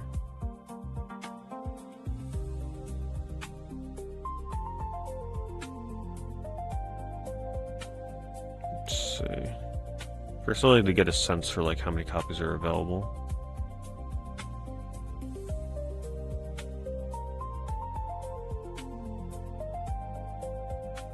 A lot of the ones that are up here are sealed.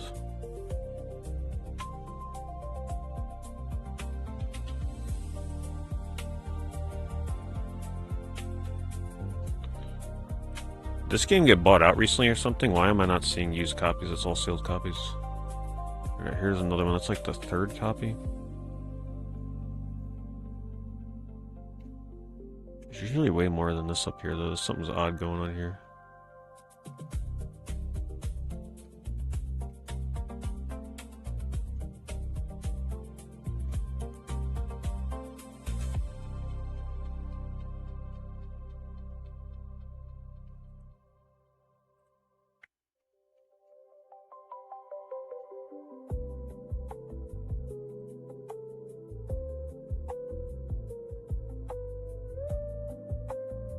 There's a buyout happening for Shadow Hearts. Like this is unusual activity.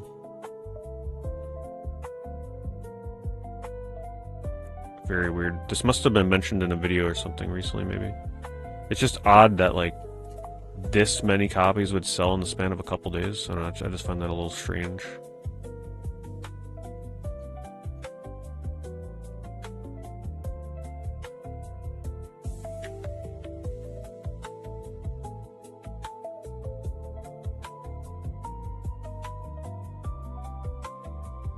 Trying to see like how far back this goes, because right now there's no physical copies available, really, like non-sealed ones. It's very few.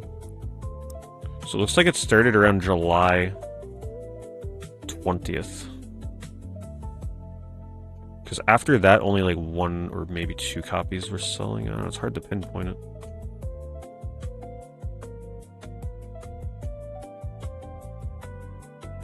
That's very weird. Something must have happened for more demand on this game, because this was never really like that hard to find, unless these results are like just messed up. Oh wait, it's sorted by ending soonest. Hold on, let me do best match. Maybe that was why. Okay, that may have fixed it. I didn't realize I was on ending soonest. All right, let's see. So now we might get more used copies.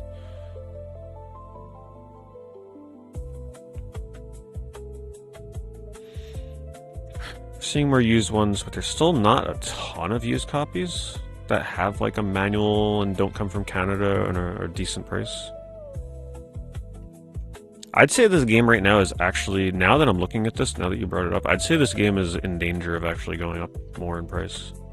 If that isn't some kind of manipulation going on, which I think the copies that are selling are spaced out enough to not be too suspicious, but there is a severe lack of From the New World on here right now. Like non-sealed prices. There's only a few used ESRB copies on here, which is not typical. So I'd say if you were after this game, I would not wait too long, to be honest with you. Here, let me link this for anybody. Like the copies that are even on here, it looks like they don't even have the manual. So I don't know, maybe you guys can look on there and find complete copies that I'm missing. But this one here doesn't even look like it has the manual. Yeah, no manual.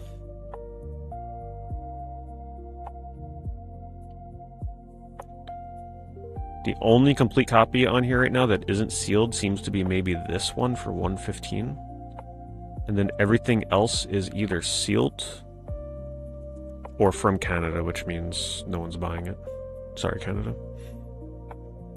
So yes, I would say this may not be the worst time to think about tracking down a copy. Like maybe you can find one at your local retro store, maybe you can find one elsewhere.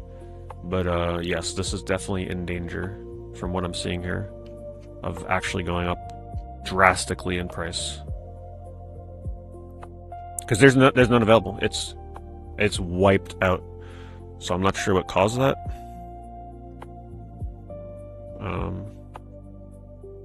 And just based on the selling prices I'm seeing, there's already copies that are cracking $100+, so yeah. Anyway, good that you brought that to my attention, because I had no idea that this game was getting this cleaned out. So now when I see it in lots and stuff, I can let people know.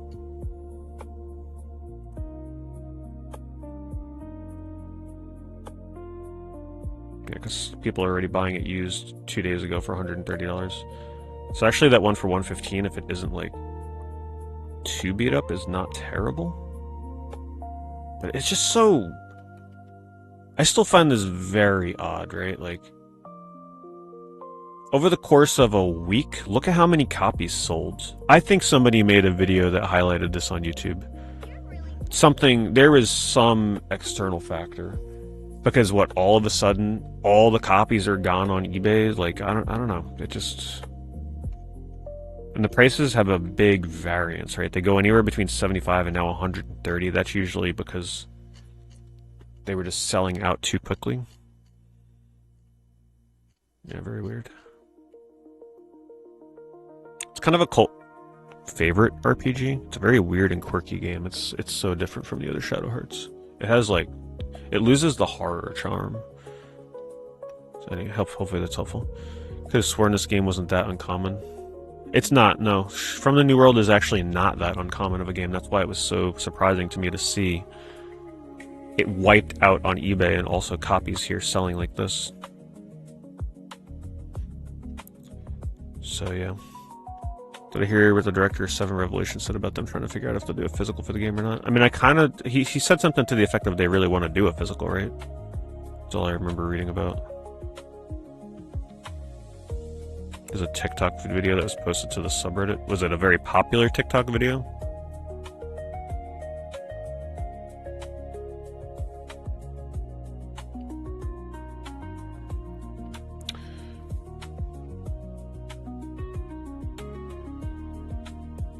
Pingus, thank you for the super chat. Appreciate it.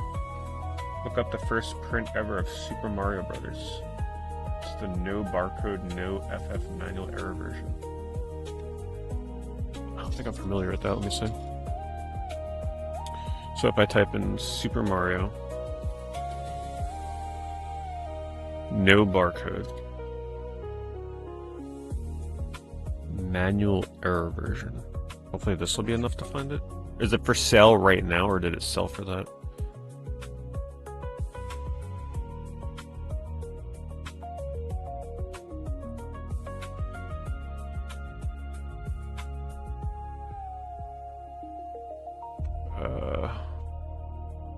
Do you have like the item number for it?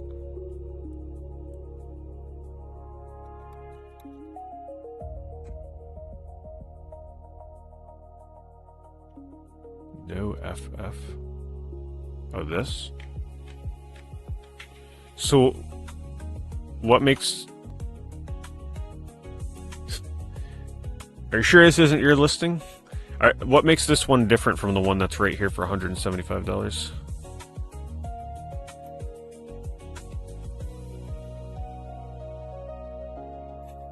I like it.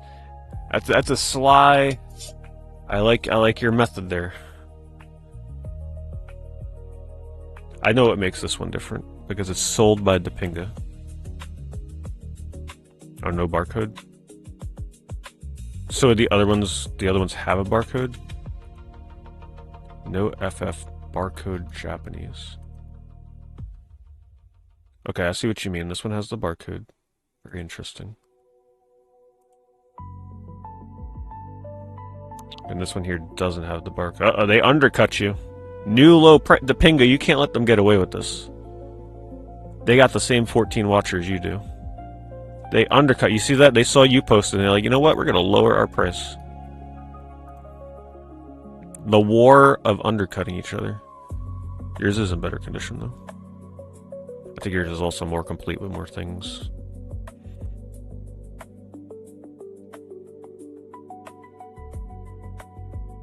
Trying to see the back of the box. These pictures won't load. They won't load these last photos.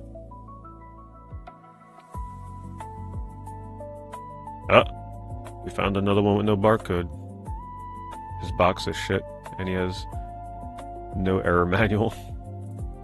I love it. I love it. The war of the two super rare no barcode Mario sellers.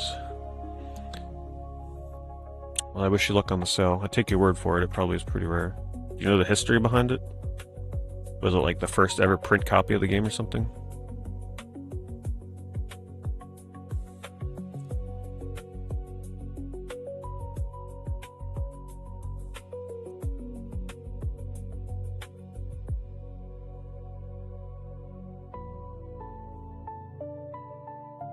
First print box version of Mario Brothers.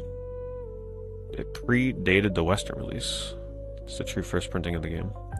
Had multiple print runs, and the earliest known copies are missing the UPC barcode on the back of the box. These are becoming rare and hard to find.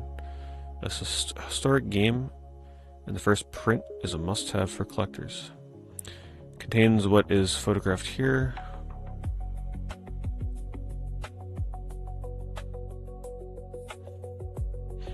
Yeah, I don't doubt it. It's probably pretty rare. What is it? What does no FF mean? Like, what does no FF manual error? What does that mean? How do you know if you have, like, the error manual?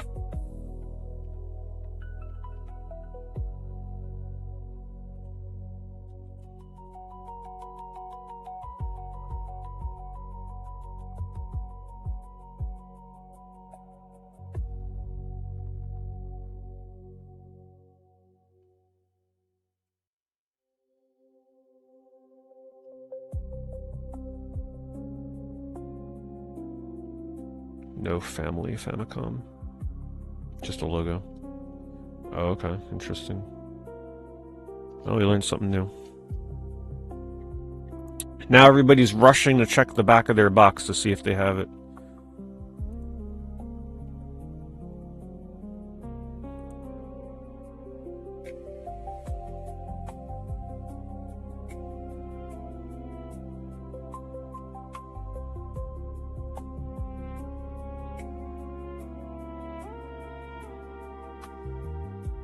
Uh-oh.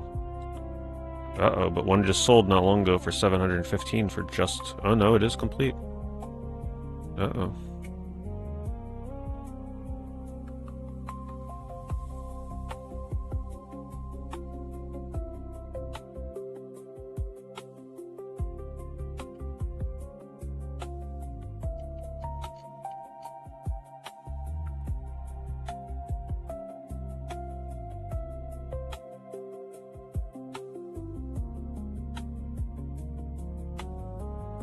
I was gonna say, I was about to do some forensics. I was about to examine this box and look at, like, where the wear is, and then look and see if it's the same box.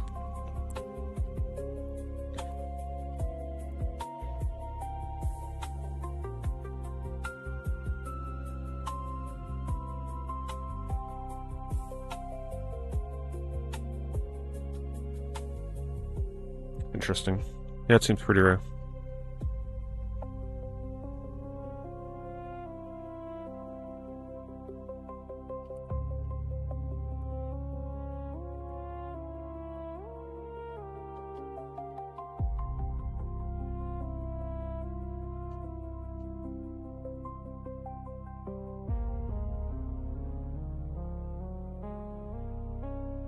Keep going back. Where the heck were we?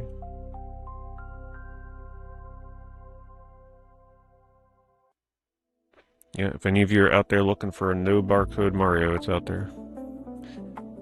That's a very specialist thing, though. Gotta find the right buyer. That's gonna take a while.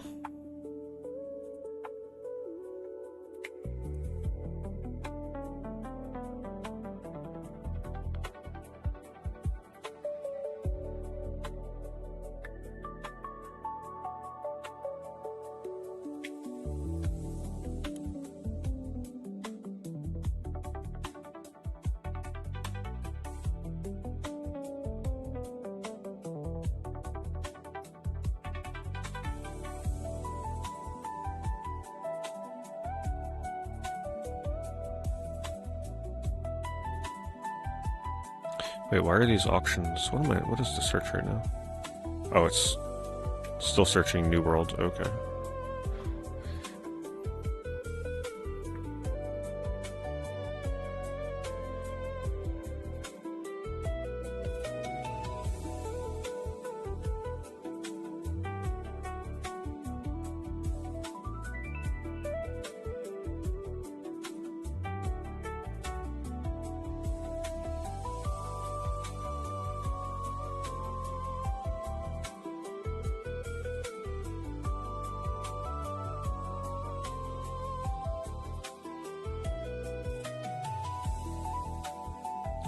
The New World complete box now a goner, yeah. No, I wouldn't doubt that. I mean, it was literally the only copy on eBay, so.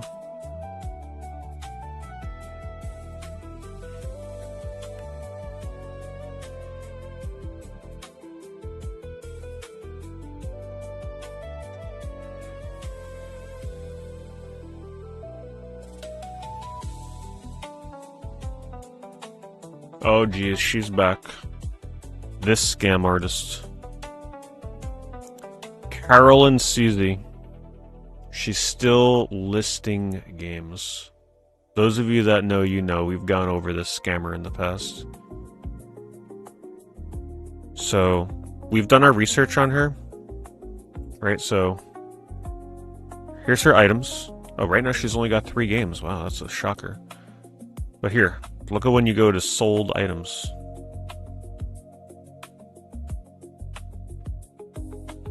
Wow, look at the prices she's getting. She marks them as brand new. They're not sealed, by the way. These are used copies. Wow, isn't that weird how he sells the same copy of Xenogears over and over on the same day for $300, all with the same photo. $120 for Eco. Like, wow, look at this. And she's been doing this for years. It's the same damn games over and over. Same photo, same incredibly $130 for a used copy of God of War. So, yeah, we recognize this person now. I recognized her by the photo.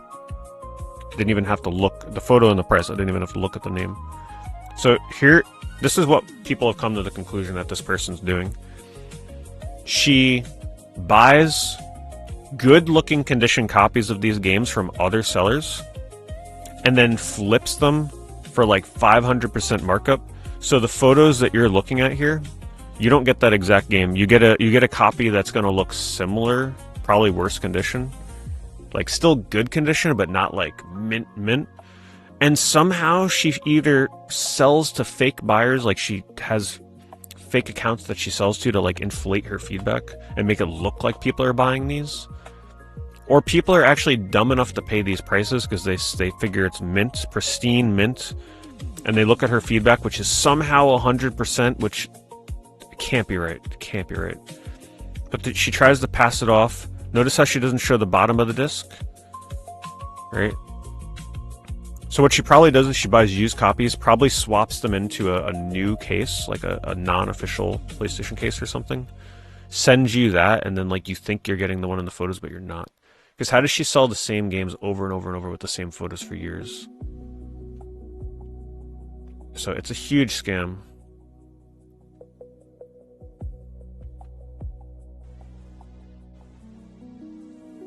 Trying to look at the feedback.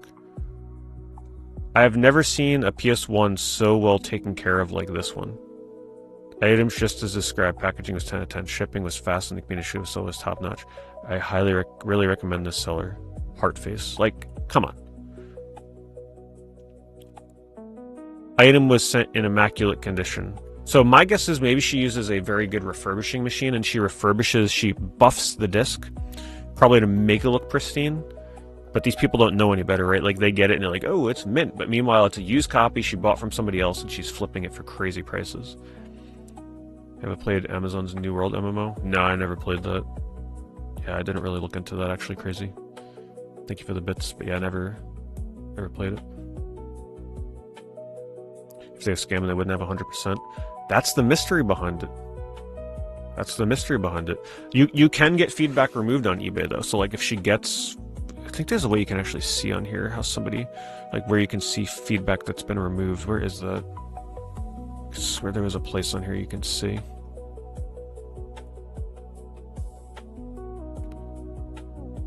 Let's see. Revised. Yep. Wait. 15 revised feedback. So what that means is 15 people left her either a negative or a neutral. And then they had eBay step in to remove the negative or the neutral. So they've received 15 bad reviews and had them removed.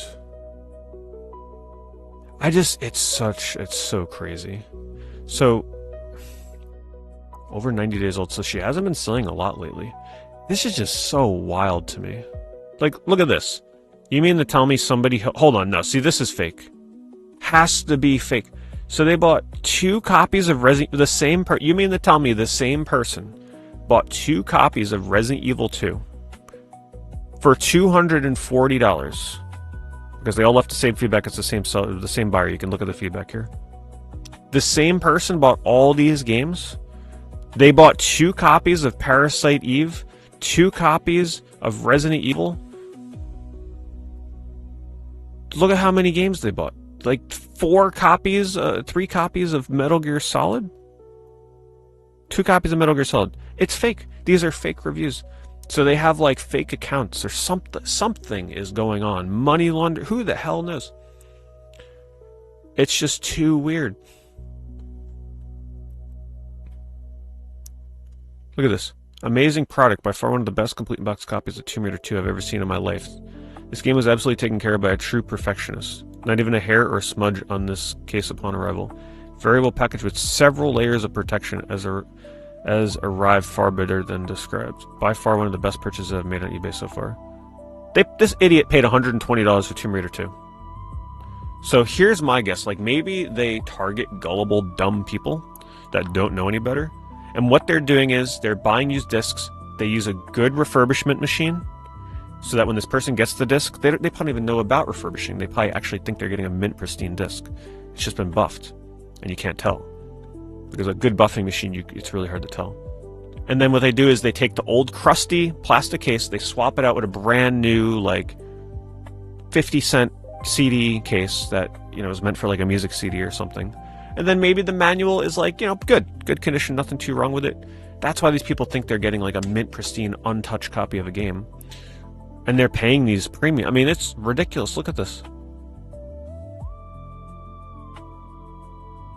Notice how every feedback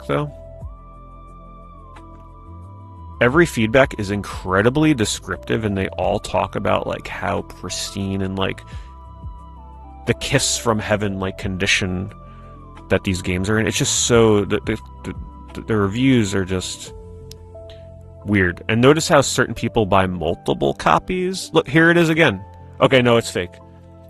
This has to be confirmed fake reviews, because once again, look at this. Yet another person buys multiple games, leaves copy and paste feedback. Why would they buy 2 copies of Kingdom Hearts for $140? Why? Once again, why 2 copies? 2 copies of God of War. Why? Then somebody did that afterwards with those other games. It's too fishy. I can't believe this person hasn't been banned yet. They must know some kind of system to get around, like, getting banned by eBay, because this is crazy. They inflate their feedback to make it look like they're, like, the best pristine seller on eBay with fake reviews. And then you get people that don't know any better. They look at the feedback and they're like, oh, these must be the prices these are worth in this kind of condition, because look how many positive feedbacks there are. Here's somebody, once again, $394. Oh, wow. The person that, a month later bought a whole bunch of repeat games, they bought 2 copies of Shadow of Destiny, 2 copies of Metal Gear Solid, Dino Crisis 1, Dino Crisis 2, Burnout 3, $120. The same person, it's the same feedback number, same name.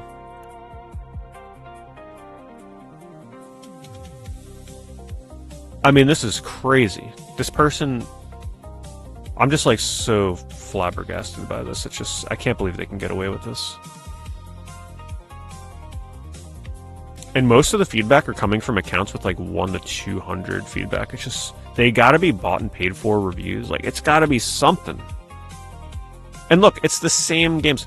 For years, they have been selling the same games. How does this person have 50 copies of Parasite Eve 2 in pristine condition? Final Fantasy X for $110. It just makes me so mad. It's just so weird. It's just, how do they do this? How do they get away with this? Well, this person's been put on blast before. Like, somebody said they have a whole entire thread of this on Reddit. I don't read Reddit, but apparently there's a huge thread on this seller on Reddit, and everybody like warns that this is just a scam artist, and they're theorizing like how they're actually pulling this off. My theory is it's bot, like AI bought paid for reviews. The fact that they have revised feedback tells you they're hiding something. So here's my theory, right? So they make a bunch of fake reviews, and within a year, maybe once, twice a month, they actually get a legit buyer, okay? Somebody that pays $150 for Final Fantasy X on PS2, right? And some of those people won't leave a review. They may even leave a good review. They might be like, perfect, thank you, it's the condition I wanted it in. And then my other theory is these 15 revised feedback come from the other half of the people that bought and said, hold on, this ain't right. This isn't the exact game I bought. This isn't the condition I bought it in. And this person either knows somebody at eBay or knows how to get around that kind of stuff and getting feedback removed. So these are 15 negatives from people that knew what was up and they got them removed. So it's like a 50-50. Would you guys, like, if you were running a scam, how would you guys like to make a free, like, $150 to $200 a month? Right? So that's kind of what they figure. It's not like it's their business. This isn't their livelihood. They're just making a couple $100 extra a month, targeting weak people. So one person a month legit buys, but maybe two, and then they remove the one that leaves a negative review. And hey, they're making, a couple $1,000s a year doing this, because they've been doing this for a long time. They've been a member for a long time. So there you go. Just such a weird seller. So there's the lore, there's the history. If you ever see anything from Carol and Susie, your guess is as good as mine. I don't know how, if there's actually someone that's defending this, like, come on. How can you defend, look at this. How do you defend this? It's the same game with the same photo over and over and over and over and over. These aren't different games. They're the same photo. How are they selling a game and then repurposing that same exact game and photo for the next sale? It's a scam. Look at this. Look at this. Look at this. Someone's actually defending this? I can't believe that. There's no way. Look at that. I mean, keep going.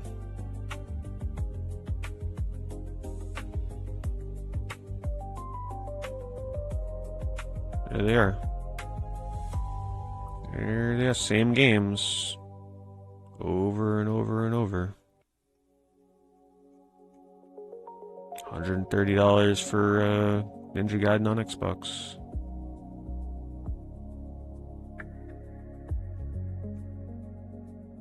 Someone said it's a witch hunt. Well, maybe she is a witch. Might actually be. Maybe she lives in a cabin in the woods, and this is what she does to pay for her potions. So there you go. Too odd for me.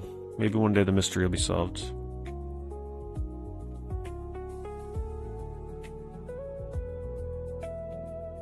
Have I thought about taking it to Facebook? I don't use Facebook Marketplace. You mean like doing an eBay stream, like looking on Facebook Marketplace? Is that what you mean? Yeah, I don't use Facebook.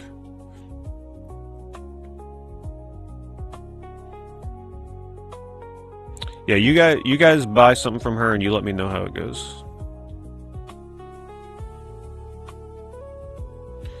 You walk when you get home from work. It's a good habit to get into, LTD. I'm glad to hear it. Just keep it up. You'll feel a lot better as time goes on.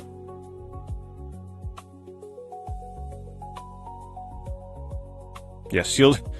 Quest of today is right. Some of those games are worth, like, you can get them sealed for a sealed copy of Eco you can still get for $100. Why would somebody buy a used one for $120? It makes no sense.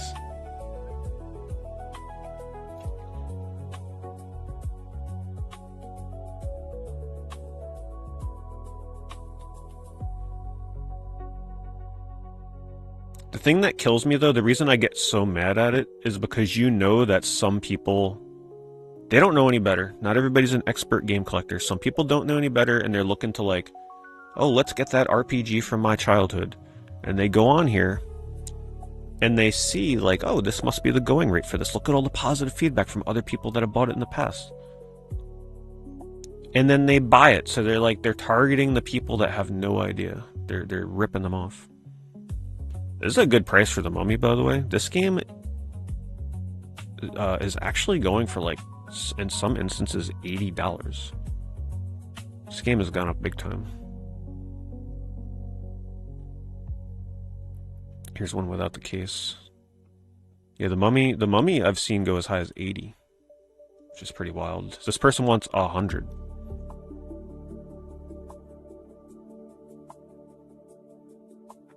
So any Mummy fans out there, keep an eye out for that game.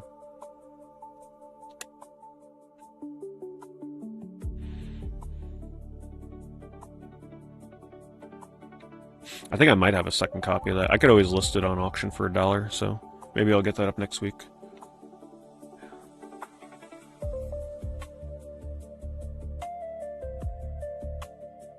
Susie Carolyn. Man. She's smart though, boy, let me tell you. That is quite the operation they got going there.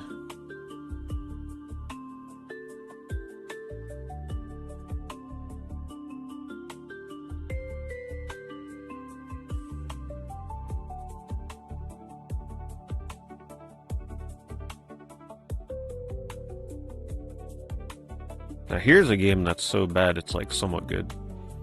Dragonheart Fire and Steel. This is also a pretty rare game. This is not a super easy one to track down on PS1.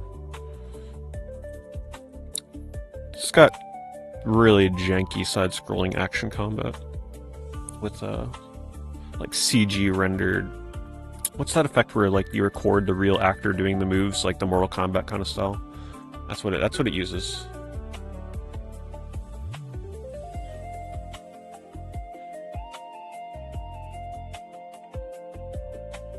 It is also on Saturn, yes. The PS1 copy is a lot harder to get than the Saturn version.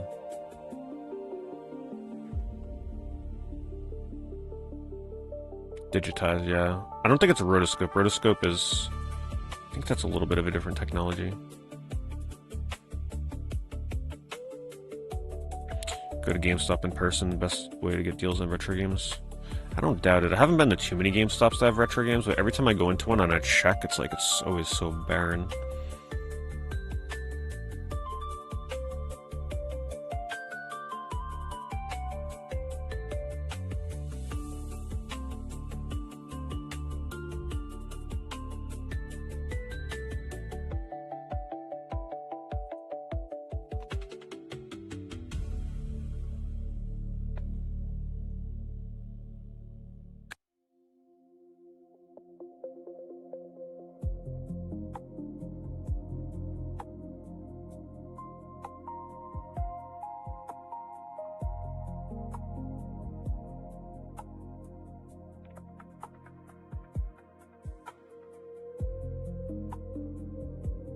They have memory cards for $5. Do they really?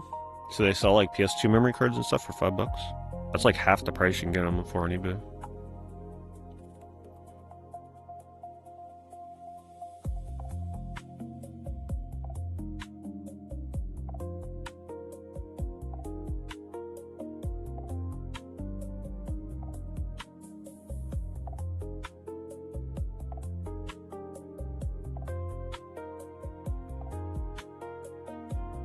They charge price charting loose prices on a lot of games. Interesting.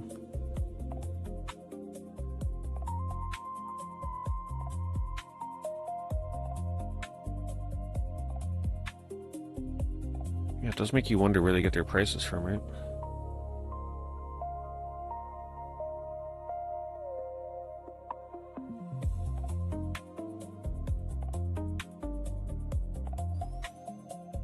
Thanks, Grim Angel. Thanks for the follow.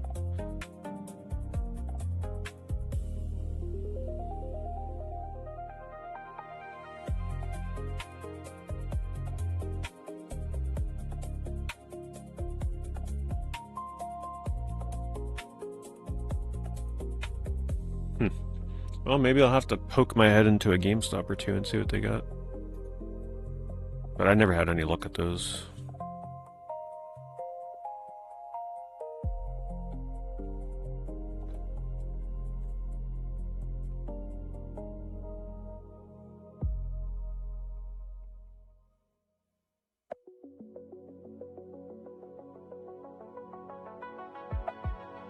I was gonna say, oh well, Death by Degrees went up a lot, but that is a sealed copy.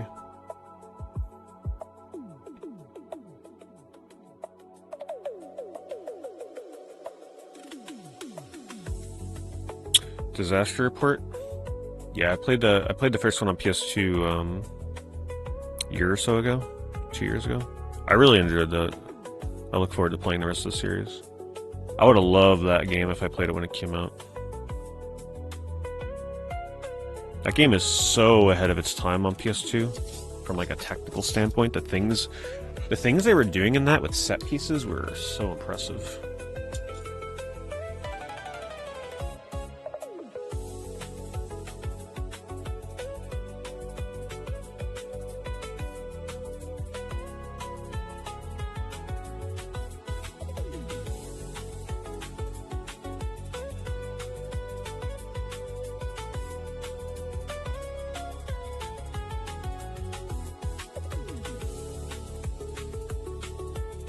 Wait, now here's Code Veronica for $20.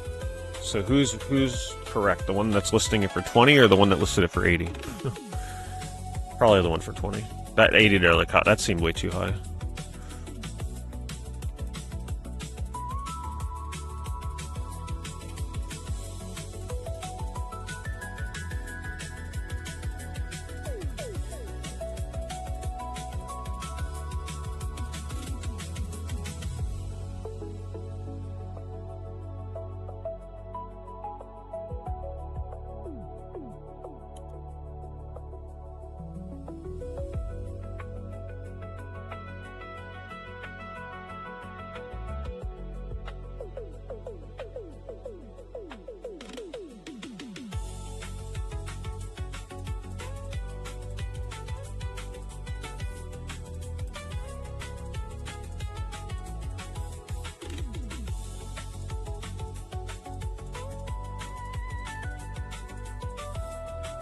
Person that lists with AI photo backgrounds is just so funny. Some of them are pretty good though. I mean, it's like they're pretty spot on with the the theme of the game sometimes. Look at this one. They're just in a jungle. And this one here just has a photo of Goofy from Disneyland for Kingdom Hearts. It's pretty good.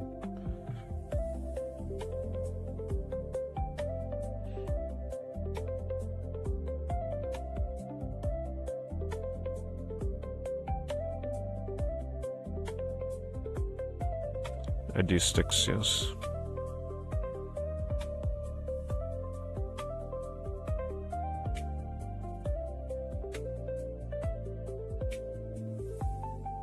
This is one of my favorites. It's just an alien eye looking at you.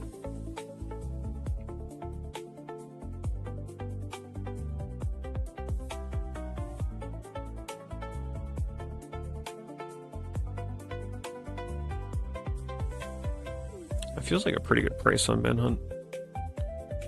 I gotta remember to get Manhunt 2 before it's too late.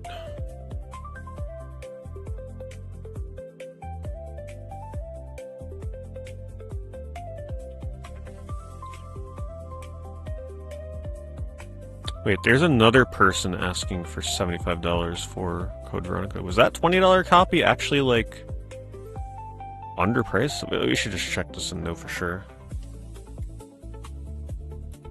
This is the same one that we looked at earlier. No demo disc. So it looks like if it has the demo, price goes up big time. Let's see here. This is the one that was just listed for 20. But here's another one, no bonus disc. Honestly, it seems like this one for 20, if it has the bonus disc, seems like a reasonable price considering what other copies are going for. If it has it. And it's already sold. Somebody must have saw me scroll by it and they just like snapped it up. Yeah. But there do seem to be other ones that are like not too far off of $20 with the demo disc.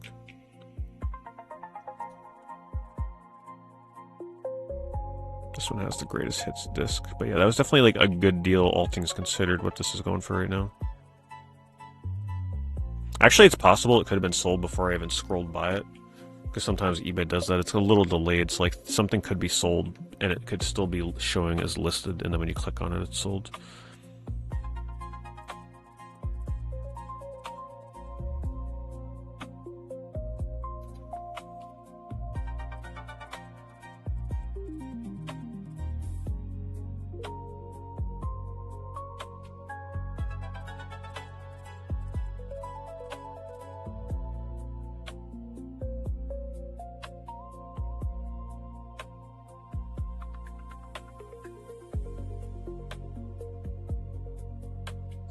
What the hell? Look at what the AI image did for Final Fantasy 12. It's like, alright, I think that's closer to Horizon.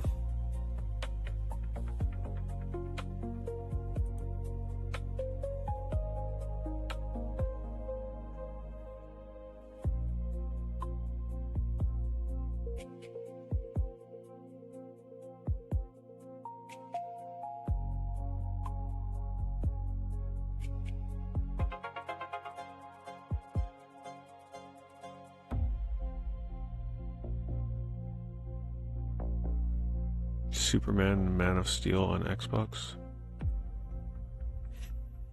I can't remember if that's when I played. Let me see.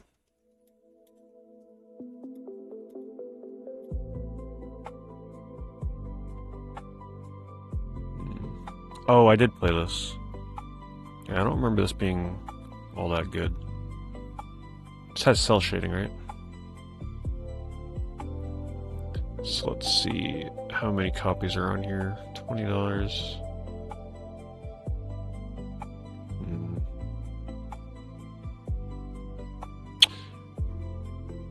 I don't think so. I don't. Yeah, there's a lot of copies available. There would need to be some kind of incredible Superman revival that would cause people to go back and want to buy like Superman games or something to see an increase on this. The only thing that makes it interesting is that it's apparently Xbox exclusive.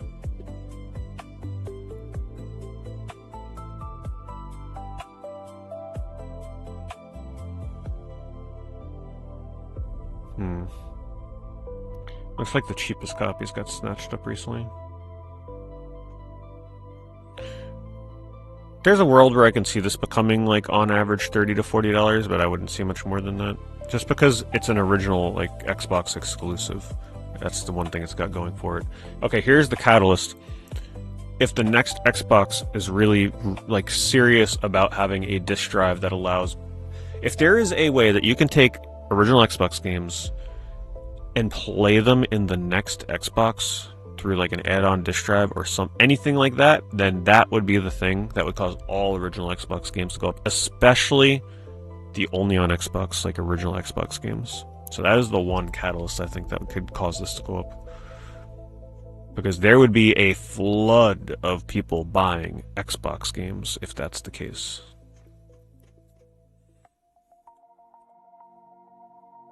Otherwise, I don't think so.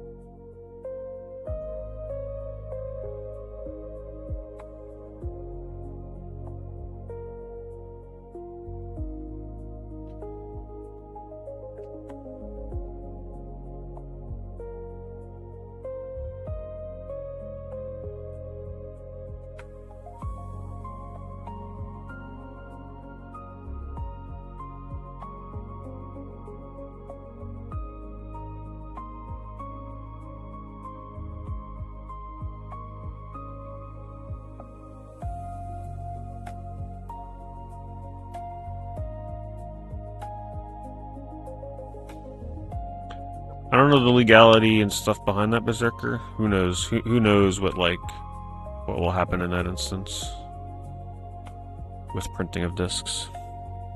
I'm sure it's more complex than we're aware behind the scenes. Oh yeah, I'm sorry about that. I never check Twitter messages, X messages. I'm gonna be honest. Most of the time they go to the message requesting. I never check X messages, period. It's not something I ever think to do.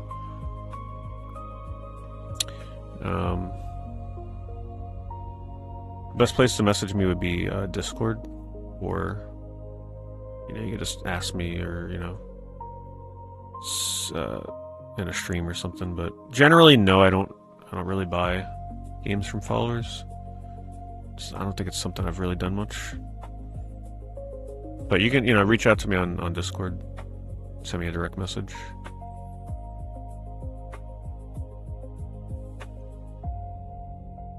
But not many people have ever offered to sell me games, so It's not something that I get offered much.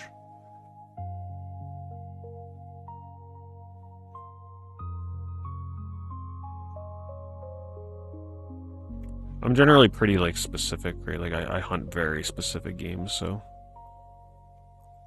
the chances of someone having something that I actually want to is pretty small, but you never know.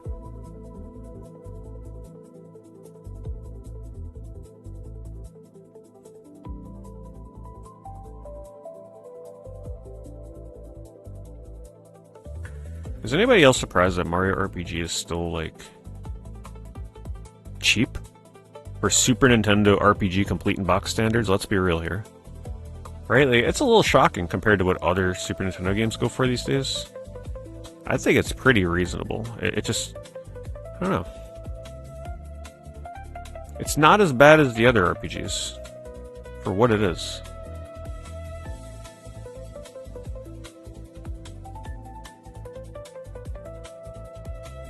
The new game hurt it? It's been cheap for a bit. I mean, maybe the remake kind of brought it down a little bit, but I still think the original kind of stands on its own. There's definitely reasons you'd play that over the remake. It's a pretty uncommon game. Park Builder Jurassic Park on the Game Boy Advance. That's got to be pretty miserable to play on a Game Boy Advance, not gonna lie.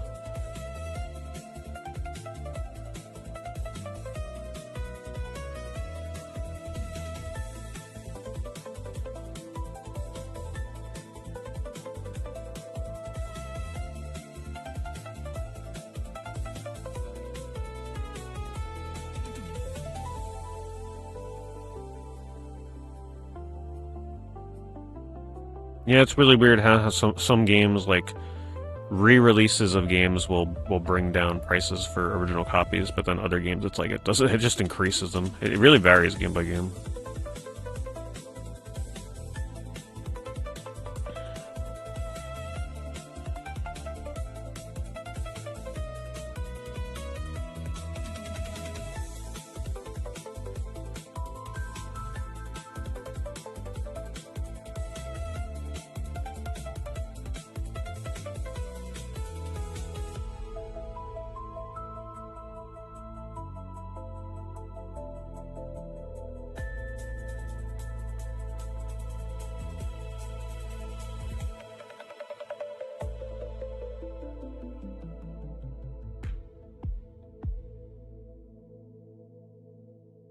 Oh, is the Mario Sunshine edition that they're adding to Nintendo Switch Online?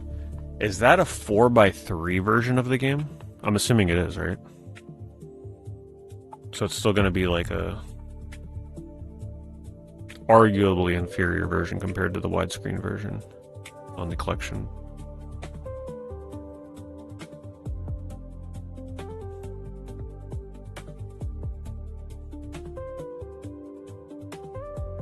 Okay. Alright, still a good reason for me to go for the All-Stars collection then.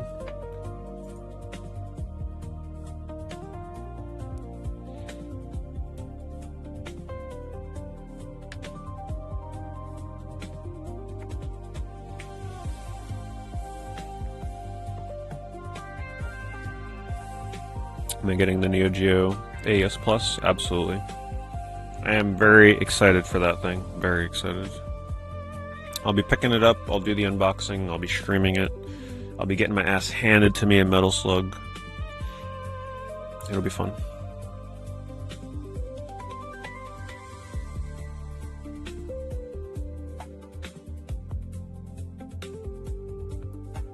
Did Kirby Air Rider come down? Kinda, a little bit. A little bit. Not quite as cheap as it used to be, but it's definitely settled since Air Raiders.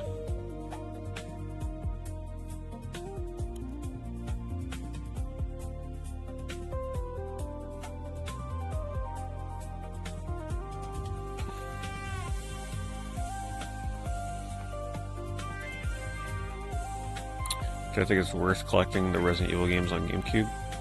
They're certainly getting pretty pricey, huh? I think that's more of a specialist thing. So it's like you're targeting two different collectors, 3 different collector bases. So you've got the hardcore Resident Evil fans that will probably want it because there's a lot of people out there that collect all variants of all Resident Evil games. You got the GameCube collectors that are going to want it because there's not a lot of survival horror games on the GameCube. And then you just got general survival horror collectors. So there's a lot of people that would want Resident Evil on the GameCube, and that is why they are so expensive, even though they are just Resident Evil on the GameCube. Right? There's many other ways to play those games, but it's the GameCube tax. So are they at risk of going down in price? No, and I'll tell you why. Because if they were at risk of going down in price, they would have already gone down in price. Because they are literally just Resident Evil on the GameCube. There's no reason for them to be this expensive right now, but they are. So, like, what's the reason they would ever have to come down? Them releasing another version of Resident Evil 2 or 3 on another platform, it won't even matter because there's already so many ports of those games on other platforms, and it's doing nothing but making the GameCube versions go up. So I don't think those games are in danger of dropping in price. If anything, they're probably just going to hold or if not go up. Because GameCube is just such a weird console. Like some of those ports on there just go wild.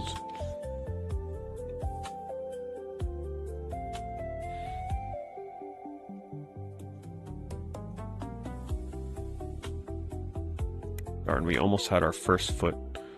This might be, we might be starting a streak of nobody's bare feet and hairy legs and stuff in a photo. I don't think we've really seen any hobbits posting photos on eBay tonight.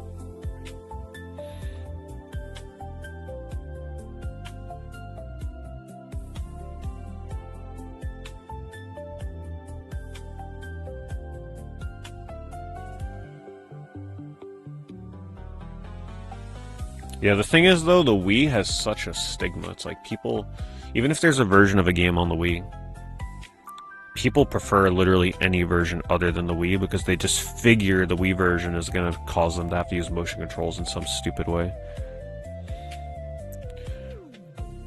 And I think a lot of people just still have some, like, there's just... A lot of people just still don't like to collect for the Wii. They just don't like the whole, like, shovelware connection that game has. They'd rather just...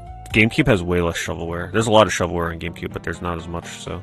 GameCube is kind of like the cool kids' Nintendo console to collect for, whereas the Wii is sort of like, you know, the odd one out. But don't worry, Wii will have its moment. It's coming. There's no way that these certain Wii games are going to be this cheap for forever. There's no way. It'll have its moment. There's going to be a breakthrough of Wii nostalgia in the years to come.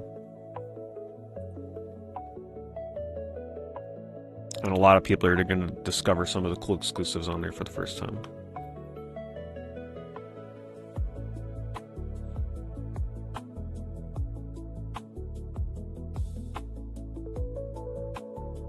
It's better than the Wii 3... have I played Thor on the Wii? I think I did, actually, yeah. Yeah, I think when they sent me copies to review, they sent me the Wii copy and the 360 copy, and I played the Wii. I think I reviewed the Wii copy. Is that the version I... Hold on, I gotta look this up. I don't even remember what version I reviewed. Thor review. Yeah, I reviewed the Wii Thor. I actually thought it was a pretty good game.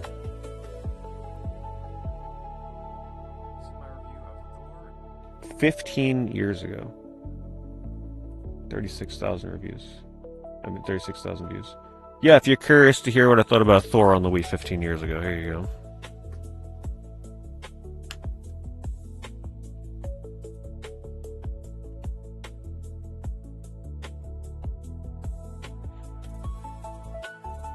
Do the company still send games? No, and I'm kind of glad that they don't. I don't want to have to feel pressured into making reviews for games that I don't feel like playing to begin with. Because what they do is they were sending shit that I wasn't even asking for. Do you think I asked for Thor? No. Luckily the game wasn't terrible, but like, yeah, I didn't have time to be playing that crap. I'd rather be playing games that I felt like playing, you know? And these days, if you get sent a game, it's not even a physical copy. They're just going to send you a review code. So sometimes I'll like seek out a review code Some of them will give you access, like if it's a game I want to play and I'm like, man, I really don't want to spend $70. Let me see if I can get a review code. I'll take that route. Rarely. I do it here and there, but not often. Sometimes they email me codes for certain games, but you know, a lot of times it's games I have no interest in. So, but they won't like email you the code directly. They'll be like, if you want a code, email us back. And yeah, usually I'm just like, no, I'm good.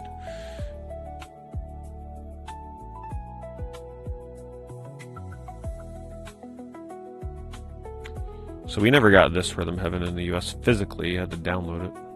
Kind of jealous about that. But at least it's available physically in other regions.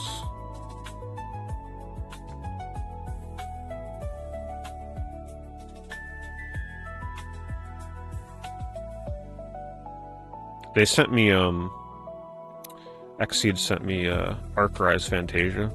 And I was not a very big fan of that game. And I'm like, my god, this game is so long too. That was around the time where I'm like, listen, getting sent games in the mail for review is not as glamorous as you think.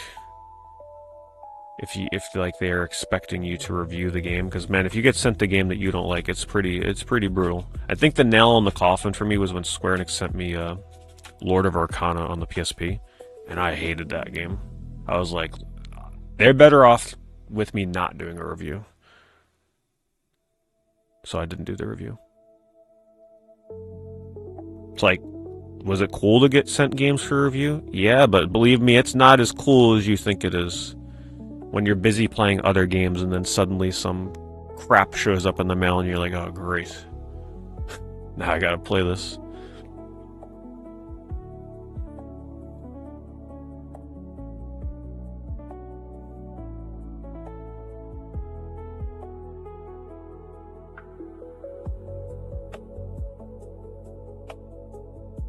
Yeah, I mean, it wasn't even like, you know, they don't pay you to do it. They just send it as a gesture, like, hey, play our game and do a review on it kind of thing. And in a way, the fact that I never went down that route completely, like, I could have just been like, yep, just keep sending me games, I'll do reviews of them. Because I feel like once you start getting sent games like that from publishers all the time, you are very likely to give inaccurate, tainted reviews, or at least ones where, like, even if you pretend to be negative, there's still going to be a positive spin because you don't want to upset the publisher. You don't want them to stop sending you games, right? If you chat on their games 3 times in a row or something, like, what's the chance that they're going to send you a 4th game? Not very good, right? So I feel like those reviews are less genuine than if you're spending your own money on the game.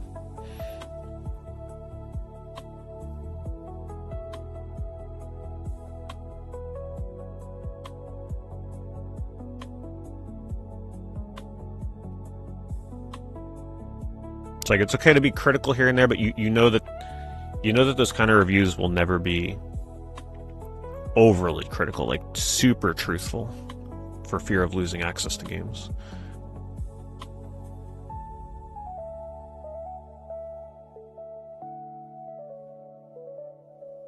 This is a great game. I don't think they ever ended up porting this anywhere else, right? Like, digitally. Oh no, wait, am I feel like they did do some kind of digital port for this, didn't they? Kurr and Squash? Such a fun game. I actually did speedruns of this for like a couple days. Super fun. Probably the best game in the series.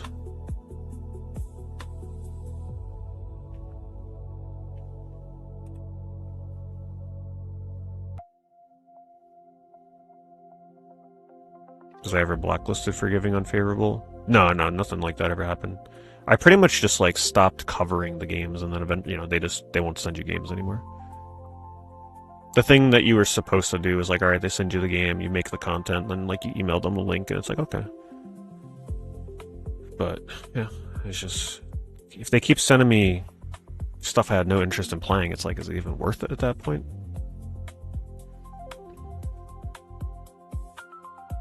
Because you don't request the games you want. They were just sending me random stuff. I wasn't asking for those games. They were just like, all right, here they are, randomly showing up in your mailbox.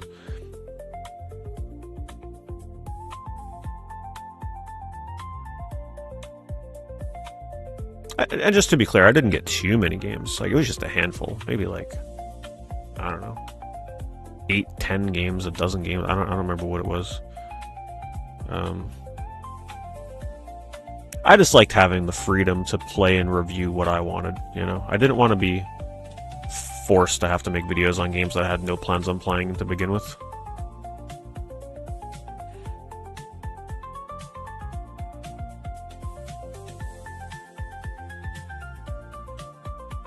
Because it's like, if you're working for a review publication, okay, that's different. That's your job, right? Like, it's your job to review these games. But YouTube at the time was, it's just felt different because I had the freedom to cover whatever the hell I wanted to. If you're a review publication, you kind of have to cover those games, so it's a little different.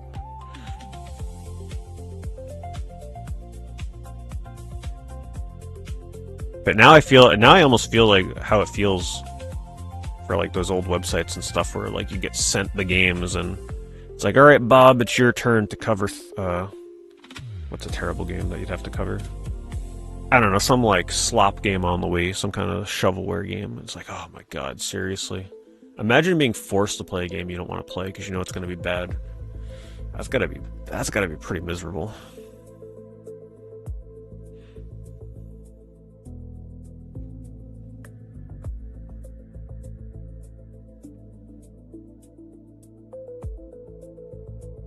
But at the same time, it's got to be kind of cool when you get assigned a good game. It's like, oh, hell yeah, I'll play this awesome RPG for the next 80 hours and get paid to do it. But then the bad part is you have a deadline, and then you feel sort of like forced to play like when you may not feel like playing. And then if it ends up that you don't like the game, you still have to keep playing because you can't like review a game a quarter of the way through it, you know?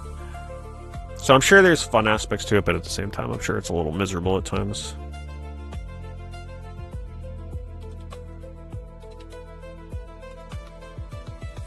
There's a way it's tough to search Nintendo because, man, you just get everything and it's so hard to find something interesting here. Just swamped with so much stuff.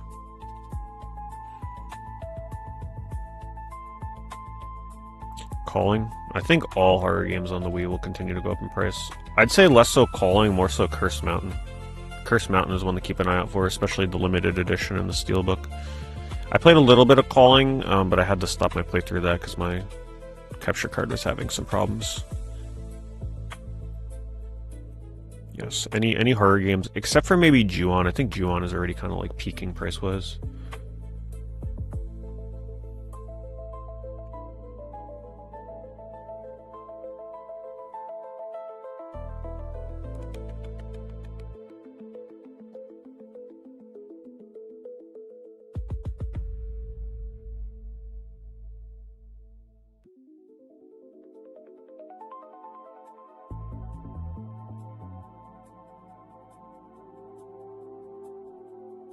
There's a seller that has tons of sealed copies of The Calling. It's not Deal Tavern though, is it?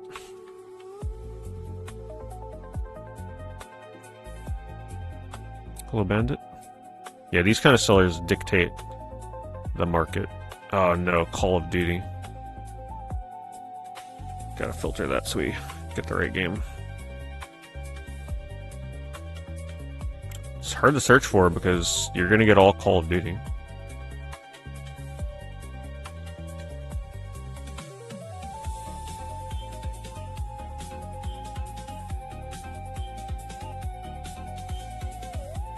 Oh, it's just called Calling. It's not called The Calling, right? There we go.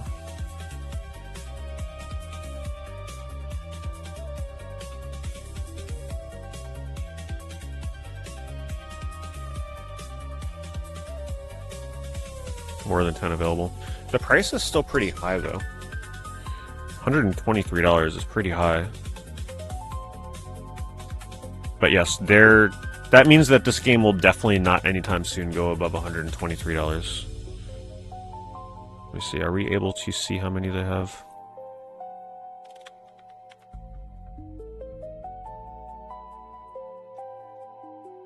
They have at least 50 copies. At least.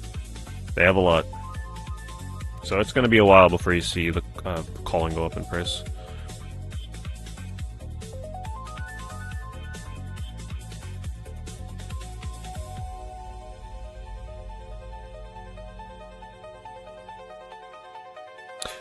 I would still say though the one horror game on Wii that is most susceptible, she's like becoming very expensive in the future, is Fragile Dreams. That game is so unique, never got ported, never will be ported. There's no other horror game quite like it. People tend to love the game. I'd say that's like the number, like the top tier horror game to keep an eye out for on Wii. I'm a big fan of Curse Mountain, though. This game was pretty great. Great atmosphere. It's not a super rare game, except for the limited edition steelbook. That is actually this is actually hard to read. I mean, hard to find. It's pretty rare. It comes with a DVD that shows like behind the scenes making of, but you could just watch it on YouTube. You don't have to buy that just for that. So this is not a rare game. I'd say it's on the uncommon side, but it's one to keep an eye on. I just feel like it's really underrated.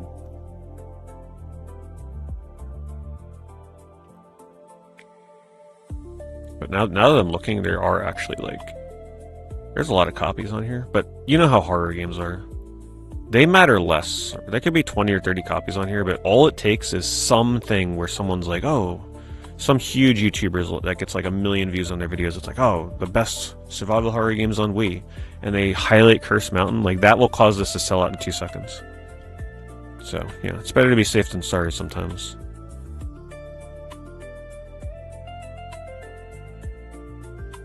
Kuon, I wouldn't worry about this. This game is...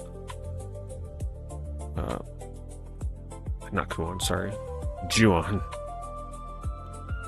Kuon we already know about.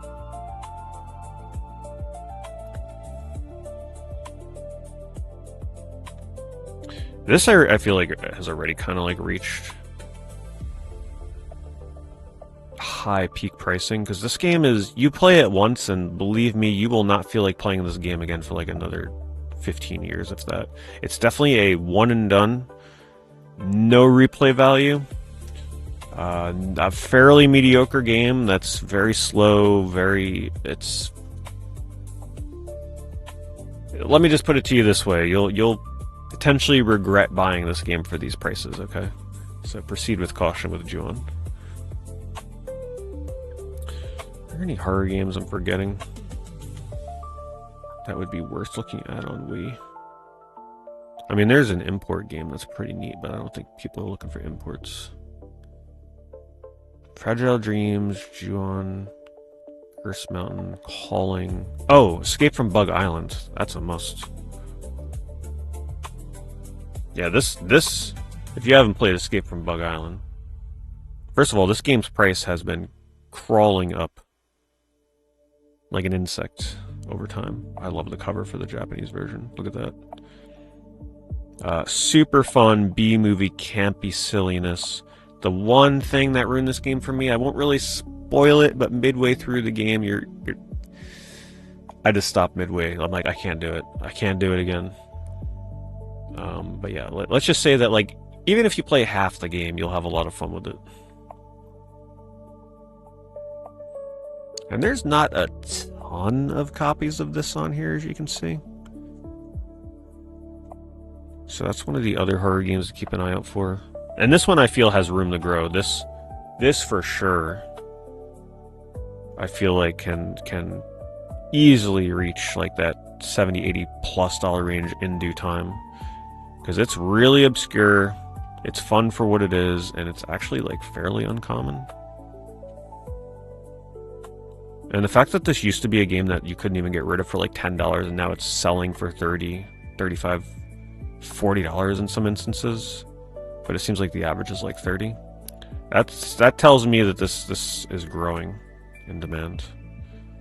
And you can even see in the sold, there's not a lot sold. There's not a lot sold. There's not a ton available for sale. So let me link this for you guys. Silent Hill and House of the Overkill. Yeah, Silent Hill Shattered Memories. The Wii version is definitely...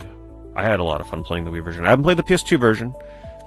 I played the Wii version originally, and that makes really good use of the motion controls. But here's the thing I hated the most about Shattered Memories are the parts where you had to like shake the Wii remote to run and like get enemies off of you. I hated that. That was awful. So being able to play that without motion controls, I feel like that would be like the one reason that the PS2 version would edge it out in that regard. Deadly Creatures, Death Junior. I mean, Death Junior is kind of like horror adjacent. This is actually a very good little 3D platformer. I would recommend. I enjoyed this. If I remember right, this is just an enhanced port of the PSP game. But it was good. I enjoyed this. That was good. That was fun. You can kind of tell it's a port of a PSP game, but it plays fine.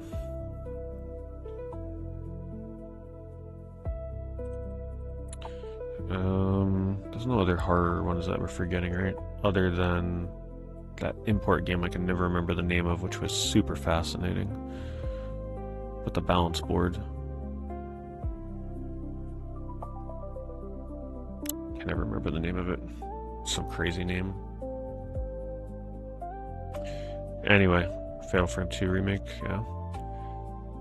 I gotta call it there because I missed the gym during the day, unfortunately. I was pretty busy today. And I give myself no excuses. It's sort of my punishment. Despite it being 12:30 in the morning, I have to get ready to go to the gym. Because I do not allow myself to miss a day. It's just, it's the discipline. Yeah. The nice thing is there's going to be no one there. I'm going to get to enjoy an episode of Digimon on the treadmill at the end of my pull day. So I gotta go get ready for that. Thank you to everybody coming to hang out. We had a lot of people hanging out on YouTube tonight, so welcome to anybody new that was hanging out over there. The algorithm was definitely doing its thing. Don't forget, if you're a member on my YouTube channel, a couple days ago I posted a video going over, like a preliminary rough draft video going over a bunch of PS3 games that I just kind of give my opinion on what's going to happen. Are they going to go up and down in price? Will they ever come down in price? Is the new price the new standard? Like, kind of, you know, it's giving you a heads up on some PS3 games that I get asked about a lot. So if you're a member of the channel, you can go check that out. If you're not a member, it's very cheap to join on my channel. Low barrier to entry. Even if you just join for a month, check out the video and then cancel it. That's what a lot of people do. So it's not recurring. Look in better shape. Yep. 7 months of consistency. 5 days a week. Never missing a damn day. Has its upsides. So, yeah, those of you, I got the gym channel. I don't like to talk about like gym stuff too much on the eBay streams much anymore. I'm gonna save that for videos I plan on making on that channel. But yes, as it turns out, if you go to the gym for 7 months, 5 days a week, you will see changes. That is for sure. Anyway, you guys have a good night. I'm not sure what the hell I'll be doing this week game-wise, but, stay tuned for it. Maybe some N64. We'll throw in a little Skies of Arcadia maybe this week. We'll see. Finish that up. Have a good night.